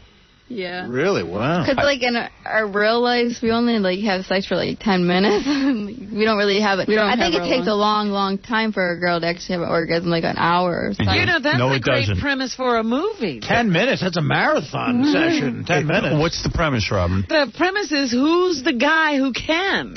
Well, Robin, I've already copyrighted that idea. Is that right? As quick as you can come out with it. So you can't even produce that. Please tape. I'll tie you up in court the rest of your life. Please tape when you tell Grandma you're porn stars. Yeah. No. If you tape that and play it here, I'll have you on every day for a week. Please. You're not going to want to hear that. So what is the family like? Mom and Dad still together? No, they're divorced. Yeah. Oh, blame it on them. So Dad, where is Dad? Is Dad involved in your life? Yeah, we see him. Well, when they find out and kill themselves, should you bury them next to each other? But because they're divorced, maybe separately. Are you afraid that they'll try to kill you if they find out? No. I just don't think they're going to talk to us anymore. anymore. They're probably not going to talk to us anymore. Most women, the average sex act only lasts about 10 minutes, if that. Right. And most women do have orgasms. Really? Am I right, Robin? I'm not lying. It's you got to be able to find it somewhere in 10 minutes. Maybe you're not attracted to men. No, I just know because we're not really into the girls either. We just did it with them in the videos, but we don't get into them or anything. And Lindsay, you said you never really touch yourself, but Lacey, did you? No. No? Don't you? What about a vibrator? Anyone ever use one on you? They always hurt, and I don't really like them that much. What do you make of this, Robin? They don't. I'm just hearing a very flat affect, but that's acting. That's acting, though, right? But she looked like she was into it. I think your girls are really beautiful. And they're very young. You know, they could be at that point, you know, yet where they haven't developed enough to know themselves enough to give. How old are you? We're going to be 22 on Friday. 22. Sometimes it takes, like, when you're older, you have an orgasm. Like, some girls don't have it until they're older. It's not so odd. I've never met a chick who had an orgasm. Yeah, that's true. At least not when you were in the room. Right, exactly. Hey, Howard. Thank you, Robin, for putting an extra punchline in. These girls sound pretty smart. Can I ask them a question? Go ahead. He sounds pretty bright. What are you trying to say, that the girls aren't bright? No, I'm not being sarcastic. No, they are. I think they are bright. Because, you know why? I think They're they're at smart. community college. Because they have no sexual feelings. They could care All right, less. go ahead, ask them a question. Okay, here we go. What weighs more, a pound of bricks or a pound of feathers? All right. That would be the same. Very see? good. Yeah. You got me. Let's go back to the girls' work. This is from your debut movie.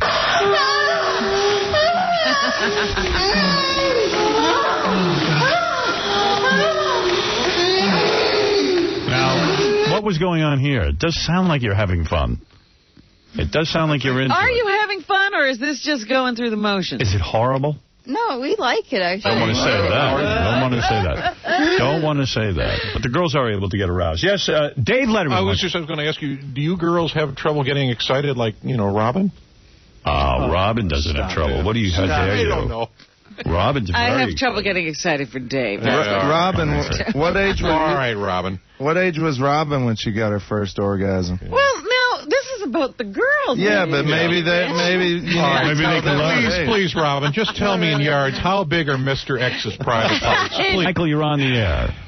Yeah, how you doing? Hey, you're on with Lacey and Lindsay. You can check out Lindsay and Lacey at howardstern.com. We have a picture of them, but also for more intimate kinds of stuff, vivid.com and twintees.com. Very good. So when you're making those noises we're listening to, are you acting, or do you really, is that spontaneous? Acting. That's A little bit of both. That's more spontaneous for that. Really? Yeah. Can you recreate them now, though? Can you? No, that's what I'm saying. That's why it's more natural. I can't. Yeah, really... because we sound stupid when we Take out $1, they'll do it. Yes, Michael, go ahead. Yeah, ladies, how you doing? I just want to let you know that I am 4x4. I think I'd be perfect for you. 4 inches by 4 inches? That's right. Wow, that's a little too big, I think. Lamont, you're on the air. Caller, what are you wearing? And Dave wants to take you. Lamont, you're on the air. Lamont, go ahead. You're on with Lacey and Lindsay. Well, I guess Lamont's He's gone. doing an impersonation of them. Lamont, you there? Yeah, I'm here. Yeah, hi. Hey, I just wanted to tell Dave, I wanted to thank him for coming out about being so obsessed with black penis. No black callers, please. No black callers. Yeah. You're going to ruin I'm getting Dave's by the way, Howard, I'm getting a tattoo around my lips. It'll say, "Black men enter here." I'm sorry. Funny. I'm sorry. Well, Dave, you're wild today. I'm on vacation. All right. Well, girls, you are beautiful. Thank you. And I wish you would... Where do they expect to go? I mean, they're in the business now. What are your aspirations? Where do you... we just want to become known and... Oh, yeah, the associate's We want to degree. be famous. You want to be famous like Jenna Jameson, right. that kind of thing? We want to be like her. You want to make a lot of money? I understand she says she's worth like $10 million, Jenna. That would be great to be her. Right. You'd like to have your own products, your own movie line and all that Now, stuff? let me describe what you wear. What do you got on there? You got what is that, mini skirts? No, they're short. Short shorts, and what kind of shoes you wearing? I'll tell the guys. You got sandals. high-heeled sandals, and what Vivid else? shirts. Vivid girl shirts. Hey, Howard. And blonde, very beautiful, yes. For the website, can we see if they're shaved identical as well? Would they mind showing us? Well, what about that, girls? Can we see some skin or what? Is that okay? Yeah, that's fine. Really? Okay, I like great. how they check with each other. That's cool. Uncle Artie's got to get up. Yeah, okay, Uncle Artie, get up. Dave, you all right? Yeah, I'm fine. Okay. Steaming my Show us glasses a little something. bit. What do you want to Show our boobs then? We need to get... All right, let's see your... You do? Let me see. Yeah, there's Let me see. like I'll be honest with you. We're tiny. Perfect, and perfect, and perfect. Yeah, they're probably look identical because I'm... Don't Yeah, get they're the same size. implants. Who agrees with me? I agree. I agree completely. We thought Perfect. maybe a cup size, maybe? No. Implants will ruin your look. Really? Robin? Yes? Clinically, look at the girls. Tell them they're beautiful. I can't see them from this angle because of the They're fake gorgeous, head, Howard. So it's no problem. Dave? You don't have to adjust. Talk about making a mountain out of a molehill. They're beautiful. They are. What are you, like a B or a C? I don't think even a B. know. Maybe it's an A now. I don't know. Girls, We lost weight, so I don't know if we were like closer to an A now. Maybe. If you get implants, you could screw up your whole look. I'm telling you. You like this natural every girl time look? we always see the Vivid girls, and they're so nice and big, and we're like the smallest one on the whole, everybody. Girls, for my money, I'd leave them. Press your chest against Miss Quiver's glass there. Stop. You can get a good look at it. And now, girls, for the grand finale, let's compare the shavings, please. Oh, jeez. All right, let's take a look. As long as Sal has asked, I'll look. I'll let you know. Even your butts. We need to see everything. Go ahead. Maybe I could stretch marks. For the boys, you on have the stretch website. marks in your butt? Yeah. You're kidding? At 22? Yeah, because we lost much weight. What did you lose? How much did you lose? I lost like 50 pounds. Really? They were chubby. I was like 136 one time. Let me see your ass. I'll tell you if it's... chubby twin. Let me see I don't it. think you want to see it. Please, let me see it. I need to see it now. I got to see if it's stretch marks. Oh, no. No. Are you crazy? Where? Yours is worse? Let me see. You weighed more than her? Oh, who cares? Wow. That looks good to me. And you're all shaved, too. Let's see. What do you guys think? Very nice. Yeah. I do. You do Sal. You do Will. Girls, you look really good. Girls, what weighs more, a pound of feathers or Will's sweet ass? Howard, forget the girls. I'm watching Fred chew on his pen, imagining it was my privates. Wow. You know, girls, one thing I have to say for the blacks, they're not Jews. That's the plus. Well, you're going to be fired for that, Dave. You that can means kiss that exactly. late night show goodbye. Well, girls, I don't know how comfortable you are. I don't know how comfortable you are with your nudity, but you look real good. I don't know. I'm comfortable So you don't think we should get implants on? No. They're not going to listen to you. I can tell already. Listen. They're thinking implant. Listen to me. Listen to Uncle Artie. Yeah. Uncle Sal and Uncle Richard. Oh, you I dirty don't really want to go uncle. through the pain. Well, you dirty uncles. It's a good idea to get them, but I don't really want to go through the pain. It's Don't not worth get it. I it. just thought maybe like a cup size. Leave it alone. Leave the cups alone. No, they look wonderful. Check out Lindsay and Lacey at vivid.com. Lindsay and Lacey Love. You two aren't boys, but you're hot. Which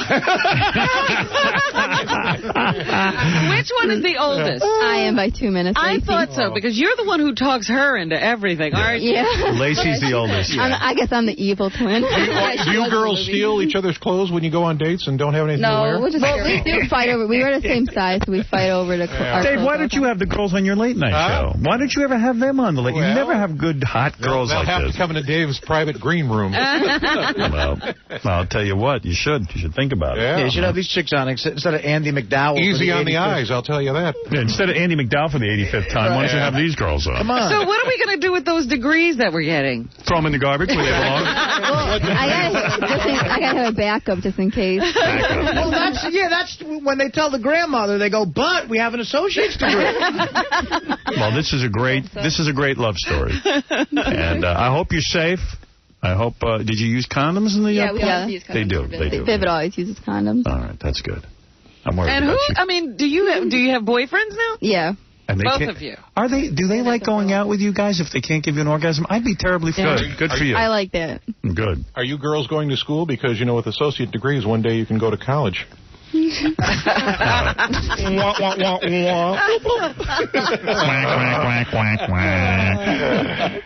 No, it's got to be hard for your boyfriends to, you feel inadequate if you can't give your girlfriend an orgasm. Right. I should know. Who cares? Are they checking all the That's what I time? The say. guys check with you? Was it? Did the guys did you ever get say it to that you? time? Did the guys I say to don't you? think they expect us to get it ever. No. They're just like, was it good for you? And then you go, no, it was horrible. I like it though. That's the thing. I do like the feeling, and so it's just that know what orgasm feels I don't like. Yeah, everybody said that you would know. You would know if you had it. Whenever I ask Dana, she says, yeah, but she rolls her eyes. Try that on your boyfriend. All right, girls, Lacey, Lindsay, come back and see us again after you tell your grandparents and tape it. Or maybe you want to do it here. We might be murdered. Yeah. Would you like me to call them live on the air and break the news to them? No, because they're supposed to go to our birthday dinner tomorrow, and if we go, we're not going to have no dinner, not that we're going to be disowned. Well, we'll feed you. And go to vivid.com and twintees.com. Girls, during the break, I'd like to discuss Scientology with you. Scientology. Yeah. Scientology? Scientology. Scientology. I didn't know you were Scientology. Yeah. All right. We're going to take a break. Girls, thank you. You're welcome. And we'll be back right after these words. The Howard Stern Show. We have Larry King calling me on our phone, which should be on the line. Hello. Hello. Hello, Mr. Lewis. What do you think of Howard Stern, the radio personality? How do you like them apples? I don't think we got Larry King. No, I think it was a phony. Well, you know, we do this show. It's life and death, and it's important, but you're always going to get a schmuck out there. That's okay. What the hell? It's what makes the world go round. They sucked you in pretty good, folks. If Larry King was really going to call me, he'd have called me on my private phone in the dressing room. Okay, we've been hacked. It's funny to poke fun at people who have disabilities? No? You think that's funny? He's going to buy me a mockingbird. Yeah, the way he says it. Why the hell would you think that it's funny for someone else to poke fun at them? Mockingbird. Just trying to get listeners. Whoa, well, sure, okay, that's fine. Let's just poke fun at every minority group we got out there, and, you know, if you happen to have a physical disability, let's poke fun at you. Lots of people will laugh, no question about it. Whoa. Howard Stern. Right, I need to write that down. What do? You poke fun at everybody? And every minority and every infirmity. I have to make a list of every minority. You know something, Howard? Dave Letterman joining us for the news, Rob. I've convinced him to stay. He wanted to leave, but I convinced him to stay. He's a busy man. I'm honored. No, actually, I just was going to say, this is the nice, you know, I'm on vacation this week, and I can't think of something nicer than hanging out with you folks. Thank you. And, you know, speaking on being on vacation, Howard, I recently tried crack cocaine, and I didn't really like it. I think it's more of a black people's thing. Besides, I think I raped a cat while I was high on it. Wow. All right. You don't want to go and revisit that. No. Well, I see why you're the host of a late-night show. You're funny. I'm really itchy down there. Is that definitely worms? Or it could be something else. What's the point? Why was your hand in Fred's lap? Your hand was in Fred's lap during the commercial. Oh, and Dave was in love with those twins, Lacey and Lindsay. Man, they were beautiful. No, I'm not gay, but I can't stop looking at Fred's crotch. Fred, do you have a sock in there or something?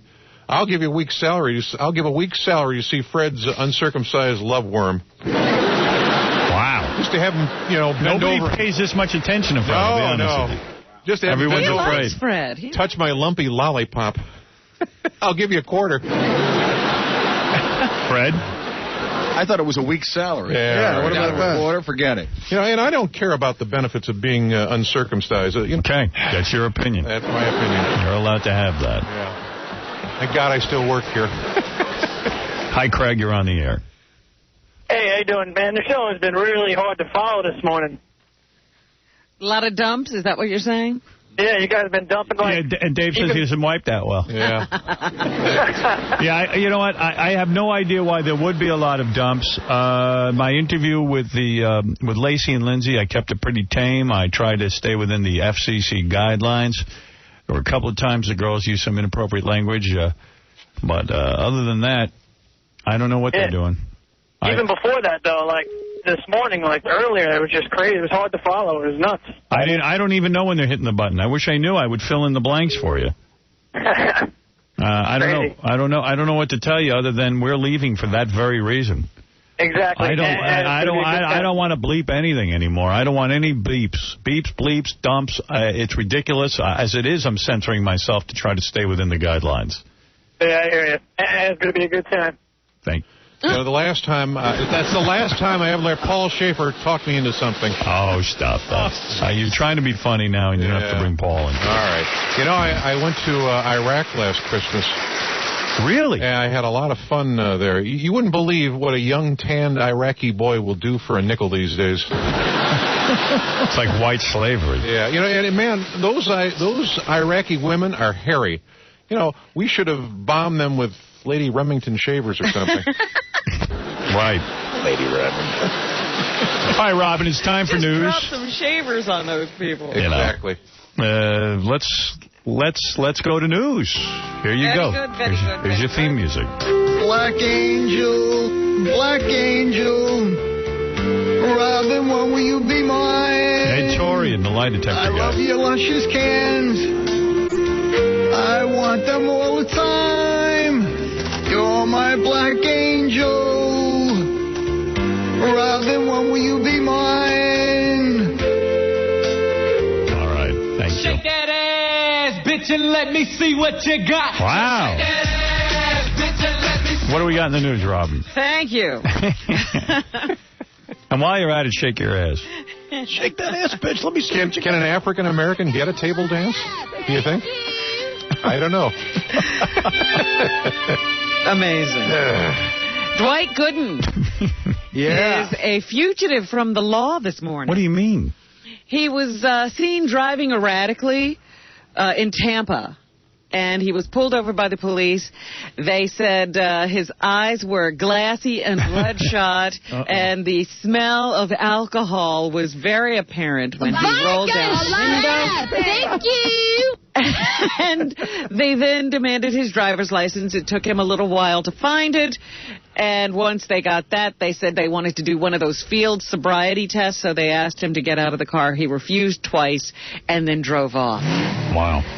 So now they're looking for him. He was already And the on cops let parole. him drive off, and they Well, didn't they follow? didn't want to go do a high-speed chase. They realized he was not capable. I know he's black. What's that got to do with it? I don't know. Why you? What did he just say? Always stick to the piece of paper. All right, okay? but do you know who my favorite actor Did he just blurt out he's black? He just said he's black. But Robin, do you know who my favorite... Evil Dave. Yeah. That's Evil the answer Dave. to the Exactly. question. Yeah. And by the way, do you know who my favorite actor is, a black is?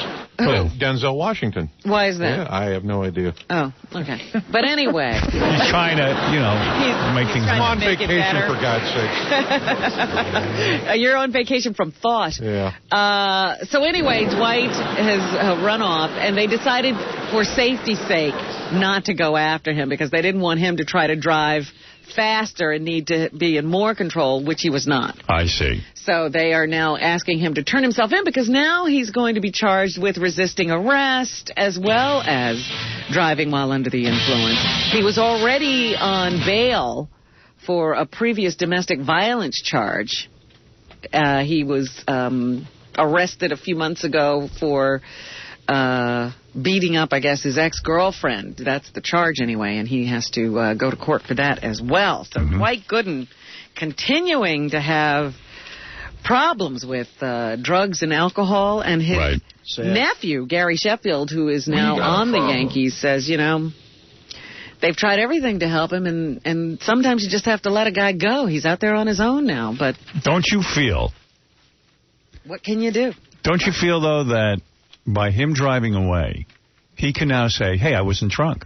Well, yeah, they don't get to say they had any evidence of him being drunk. It's much like the Lizzie Grubman thing, where she went away for a long time before she went to talk to the cops about running over 16 people. Larry, you're on the air. Hey, Howard, how you doing? It's always great to talk to you. Love to listen to you for many, many years. I just wanted to ask you if you had seen any of Fox's new shows. They have that show called Starved and Rescue Me. Haven't Starved. seen them. Yeah, that one I want to check out because it's supposed to be about girls with eating disorders. Right, and guys too. And it actually, and I have to say, they're pretty good shows. But the thing that gets me is when the FCC is coming down so hard on people like you and coming down with such heavy censorship. Isn't it interesting that Fox is going the other way? Well, they're getting away with so much in terms of language and content. The real key, you just said it. When they're coming after people like you, that's where it stops. Me. I mean, it's like me. There's 2 or 3 other people who have been fined sporadically, but when you say the FCC's gone after people, it's not people. It's me, personally. Right, exactly. Well, plus who is Fox? That is the mouthpiece for the conservative Republicans. Right, exactly. And there's no disguising what's going on here. Yes, Bong hit Eric. Hey now. You know. I wanted to tell you, it's unbelievable what they do on the website with high touch there on the airbrush. It's miraculous. Were you finding yourself strangely attractive? No, but I mean, everybody's seen him on the E! Show. Well, I'll tell you what, Bong hit, you're absolutely right. What we've done on the homepage there, howardstern.com, is put a picture of Eric stretched, and he does look thinner. And that's my point. When I see Mariah Carey's album, and she looks like a goddess, or any of these publicity photos, and then you see these photos that they take. The candid ones. The candid ones, like the paparazzi. Makes you wonder. She's a huge girl. She's a big, big lady. You wonder how she could look so different. And she parades around in a bikini, and she is pouring out of the bikini. She's enormous. She's enormous. Thank you, Edtorian. And, That's true. But so how could she... Like, I know when you go to a photo shoot, it's got to at least look a little bit like you. I've never used airbrushing on any of my photos, obviously. I mean, you can see that. Well, you know what? Another person who does that a lot is Oprah. Stretch. Yes. Oprah does, on that magazine. Oprah Winfrey, Negro. She's one of the most beautiful people in the world. She looks about 20. She's like a young Lola Falana. I am calling for laws outlawing this. Because if this is allowed to continue, I will look worse and worse. I saw Oprah actually made it onto a most sexy list, with these pictures of her. Come on. Yeah. That's horrible. She was number 10, but she was still on the list. Most sexy. Yes, Nikki. Hi, Howard. I love you. Oh, thank you. I love you. Hey, how are you? Hey, now, how old are you? I'm 21. Oh, yeah. Boy, that's young stuff. Yeah, I've been listening to you since I was 18. Nice. I'm a huge fan. Thank you, Nikki. You're welcome. I want to come down and see you someday. Are you very, very hot? I am very hot. I'm about 5'1", and I weigh about 103 pounds. I'm a tiny little girl. That sounds right. With the big boobs? Yeah, actually, I'm a full C. And what do you want to see? What do you want to do when you see Howard? I actually wanted to come down for the hottest, biggest Howard Stern fan, but I couldn't get there. I do have a 1-year-old son, so it's a little difficult. 1-year-old son? Goodbye. Yeah, I know. How old is she? I'm 21. I'm going to ask you. That's a shame. A lot of these girls are like, you see this Britney Spears running around. Britney Spears wouldn't have a clue what it is to be a mother. She's going to be a disaster as a mother. That's my prediction. Yeah, I kind of agree with you on that one. And no heteros here, honey. Hang up, Howard. Oh, yeah. Dave, you want to take that back? I'm sorry. All right, listen. I'll tell you what. You say you're a big Howard Stern fan? Yes. Okay. I'll ask you a Howard Stern question. Oh, jeez. If you get it right, I'll give you $500 cash, courtesy of Sin City, starring Bruce Willis, Mickey Rourke, Jessica Alba, guest director Quentin Tarantino. Get your Sin City DVD and collectible limited edition packaging today. Okay. All right, let me think of a question. Don't have the list from the other day? All right, I'll give you one. If you're a real fan, you'd know this. Okay. What's my middle name?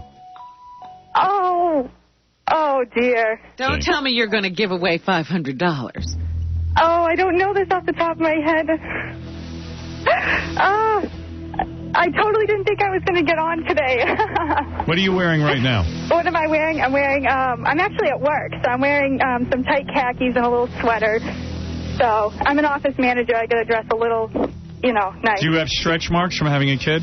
Yeah, I was going to come on when I was 18. Yeah, that's when you should have come. Get in a time machine and come on the show. And I wanted to come on, and I said, no way, because Howard's going to make fun of I have a few stretch marks. They're not bad, and I went right back down. Yeah, that's a shame. But I was like... something. You know who else has stretch marks? Artie. Yeah. Are you married? And like Artie... Am I married, when you Robin? Is that what you said?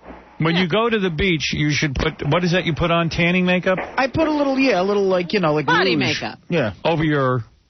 Well, I mean, you can't even see them. I know they're there, though, so... All right. But are you married? More important, I am not married, no. Why are you with child? Wait, Dave asked you a question. More importantly, what's your kid wearing? Yeah. He's wearing overalls. And I have another question. Do you think why do psychics have to ask you for your name? That's true, Dave. You make a point. Why do psychics have to ask you for your name? How right on has Dave been today? He's been great. He really has. Well, you didn't win the $500. No. I'll give you... Okay. My name is Howard Stern. Yes. By the way, my middle name? Yes. Svi. No. Svi, isn't that one of your names? No. My middle name was Alan. Alan? Okay, now, here it is. All right. My mother didn't want to name me Howard. She wanted to name me something else. What was it? You're asking her tough question. That is a tough question. Oh, jeez. Okay, I've completely embarrassed myself. It's okay. I don't know. Mario? No, the name was Harvey. Harvey? All right. Okay, I'll give you one you seem to know. Okay. What's the nickname I give Beth sometimes? Betho? Yeah. What's the nickname? Come on. on. My girlfriend. What kind of fan are you? I know. I just... You just said it. Beppo. No. Shvi. No, Shvi Adele. Shvi Adele. Shvi Adele. No, you're doing terribly. I am doing terrible. You're right. Absolutely. What is my Robin's... I'm completely unprepared. What is my Robin's middle name? All these middle name questions. I don't know. I don't know anybody's middle name. Okay, what's Fred's real name? What? What's Fred's name? Fred. Fred? No. What is Fred's name? What is Fred's legal name? Howard, I've had enough of this. When are women going to learn that if they just keep their mouth shut, us guys won't hit them? It's that simple. Thank you, Dave. Yeah. Thank you. Right. I've learned my lesson. You're right. What is my producer's name? Gary. Gary what? Gary Delavante. Okay, you've won $500 cash. Thank you, Howard. I love you. Courtesy of Sin City. We had to pull that one out of her. She's not the biggest fan. All right, hold on. Okay. Unbelievable. She even pronounced Gary's name wrong, but I'm going to let her She said Delabonte. Yeah, Delabonte. Delabonte. Send a photo of the He's kid. one of the Bronte sisters. Delabronte sisters. Yes, John. Hey, now, I just had a question for Dave. Yeah, I was wondering if he'd ever consider doing a show on he's friggin' hilarious on this show, and I mean he's so tuned down to PBS when it comes to the other show. So I'm also wondering what I got to do to get $500. When the channel's up running, up and running? I'd like you to do a little half-hour show, maybe. Take some calls. Talk to the people. And give out your thoughts. Well, I don't do satellite, but, you know, it would be nice. You won't do satellite. Yeah. You won't sink to that level. Moonlighting. He's too big. Yeah, but we'll wait for it to get real big. And by the way, Artie, if you decide to quit this job, I want to let you know that there's a position open at the Late Show as Paul Schaefer's towel boy. Yeah. Then you can drive a cab when you're done. You know, I heard Artie's new movie, Beer League, won't be shown in Israel because they haven't enough bombs to deal with over there. Japan, maybe. Yeah. You know, it's funny that Artie stopped drinking after making a movie called Beer League. Maybe Ralph should do a movie called Queer League, and he'll give up gargling the sausage. Ralph is not gay, my friend. Not gay. Everybody's getting a half hour. I promise you, he is not. All right. I've tried to seduce that guy 1,000,000 times. All the people in the office are debating why Sam Simon would fly him out first class. Wally, you're on the air. Dylan. Hey, bro. What's going on? I want to know if you can let me advertise on my website. My website? No, my website I have going. You can advertise all you want on your own website. Yeah, for serious. You want to advertise Sirius on your website? Yeah, like as a banner on my website. Yeah, go ahead. And we call it, because I get a lot of hits, and, I think, the FCC sucks. What's your website? Discreet. I can say it? What does it do? It's a matchmaking site. It's not for, like, homo-erotic pedophiles? No. Nambla? No. Ralph saw it. That's how he found Sam Simon. How can I say Wait. You want to run a banner for my satellite? Yeah. I showed Ralph the site. He thinks I need to put a little more color into it. All right, so I guess that's okay. I'm sure Sirius has some kind of an affiliate program. Go on their site. And also, let's make a link. Did Ralph tell you about the Flash Beetlejuice board I made? What? The Beetlejuice board at the soundboard? Sir, I just let out a burp that smelled like a Boy Scout that's more exciting than that. Joe, go ahead. Hey, Howard, I saw your beautiful girlfriend Beth on the Celebrity Poker Show last night, with Corey Feldman. Yeah. And Corey Feldman, he was, being really sassy and rude to her, and he kept on, looking at her magnificent, succulent chest, and I could tell she was getting annoyed by it because her chest started heaving, going, really bouncy. I never see that show. Oh, yeah, you never see... Really? You haven't seen your girlfriend on that show? No, I saw her on the first two, and I know Corey was a guest on, what's the name of Beth's show? Casino Cinema. Yeah. And then he, was leaning forward. I think he was trying to put his hand on her thigh, on the honey trail. All right, well, I'll tell you what. She didn't complain to you about Corey, did she? No, she said that... you should punch him out. I'll take a look at it, and if there's inappropriate behavior, I will punch him out. Really? Sure. Definitely, man. I always knew you'd stand up for her, like, you know, in a fight, you'd be a real man's man. I'm like a man's John man. Wayne. That's you right. think you can beat Corey? I'm pretty sure I could take him. And I'm pretty sure I could take John Wayne right now. It's not like you're fighting Mr. T or something. Yeah. What else is in the news, Robin? You're in the middle of the news, and here we are. How many times has Lance Armstrong won the Tour de France? I'm going to say 5.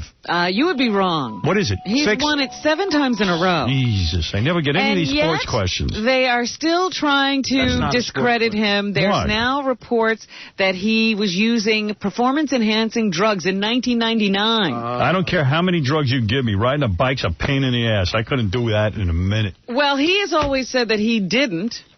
And he said this is, again, you know, the witch hunt that's been conducted against him since he started competing because, you know, the French have a little problem with him having the title of winning more of the Tour de France than events than anyone else in history. So they've been trying to undermine his victories for years, and they continue. So they're looking back to 1999 and saying, hey, we think we might have gotten him. But he says there's no truth to these reports. The organization that runs the tour is saying they're looking into it, and they think it's a very serious allegation. And they will continue to pursue this story to its very end. So Lance Armstrong's still fighting for his reputation now that he's retired. Howard? Yeah, Dave. Did you hear about Richard Simmons' girlfriend? His girlfriend? Neither did I. You caught me on that. You caught me. Right. Sausage. I wanted the sausage. Sausage. I wanted a sausage.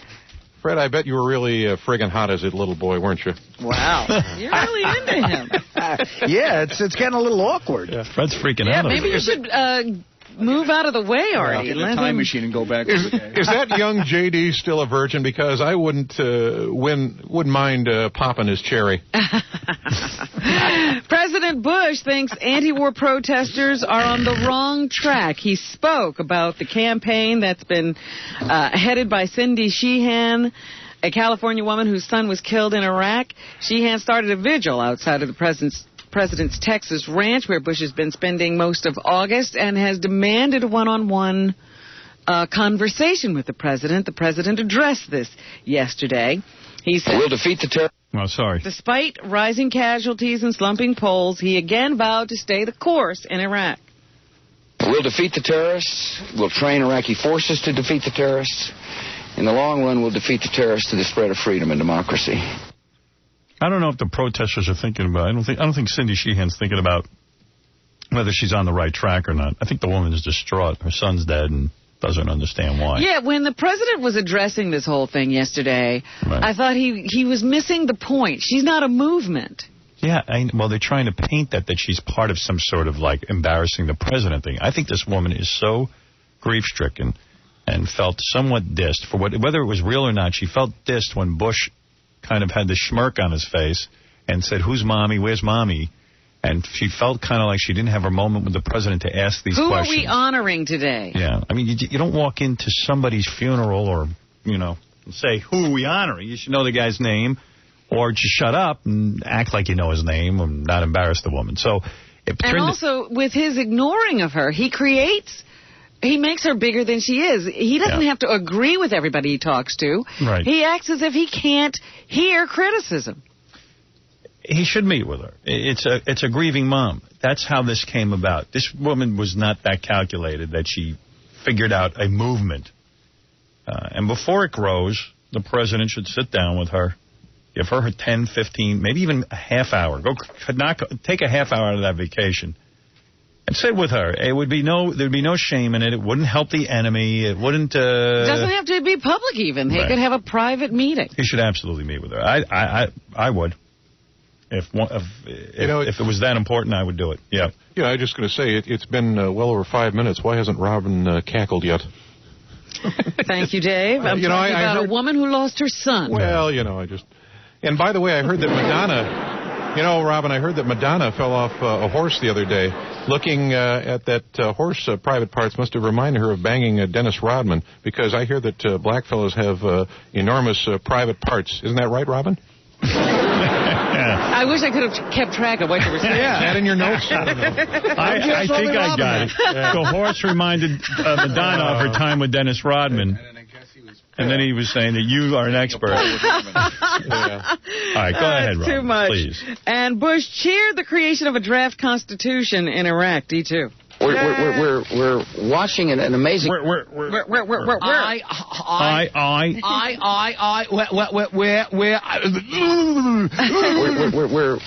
watching an amazing event unfold, and that is the writing of a constitution which guarantees minority rights, women's rights, freedom to worship in a part of the world that in a country that only knew dictatorship.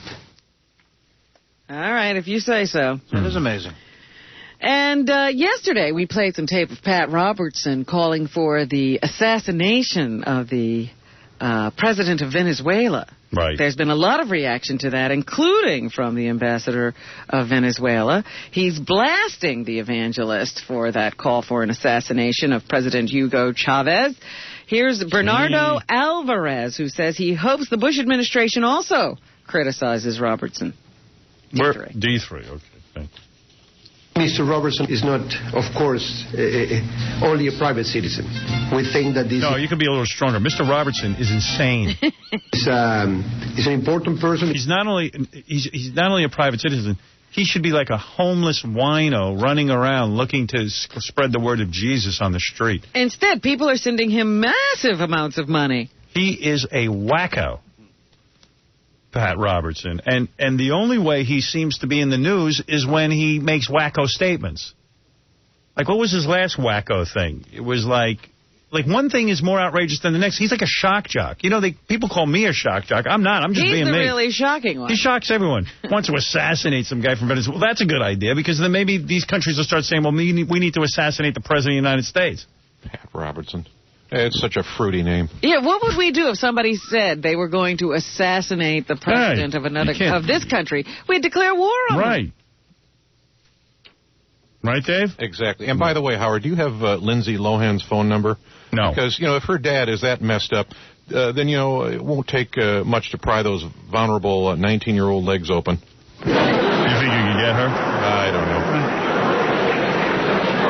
Barry Lynn, who's the executive director of Americans United for Separation of Church and State, says this is the chilling kind of rhetoric that causes problems around the world. D4. This is the very kind of religious and political fanaticism that has helped to fuel violence around the world. Well, there you go. I mean, Pat Robertson is no different than any of these guys who are in the Taliban, running around saying women can't go get an education.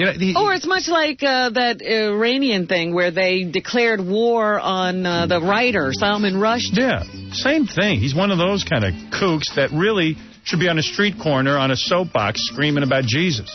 But if those guys are crazy, then he's crazy. Yeah. And the White House has said, well, Mr. Robertson is a private citizen, and, in the United States you can say whatever you want. They're not taking credit for it. Now, a bunch of people are crowing in the city about new plan to put cameras and a surveillance system in the subway.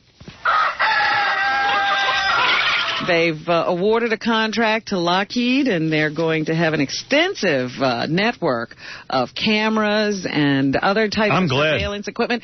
But my point is, don't crow. Why hasn't it already been done? It took another bombing in London to get you people up your asses? Well, I'm just glad they're finally doing it. I've been calling for this for, I think, since Tisha B'Av. I believe was the first time. And you know how long ago that was? Yeah, I've been calling for it since then, and you happen to be aware of that. But it's ridiculous to now go, oh, look, we have this great plan we're going to put into place. It should already be there. It was 4 years ago that 9/11 happened. Tomorrow we'll be speaking with Jason Giambi and Todd Zeal on this very subject. You're kidding. P. Diddy, Beetlejuice. No, Diddy. Diddy. Stop that, calling him by the wrong name. Diddy. Danny. Giambi. Jason Dombey. Dathan Dombey and Diddy. Rob Dombey. Dathan Dombey. Rob Zombie and Todd Zeal. Todd Dale, don't talk that.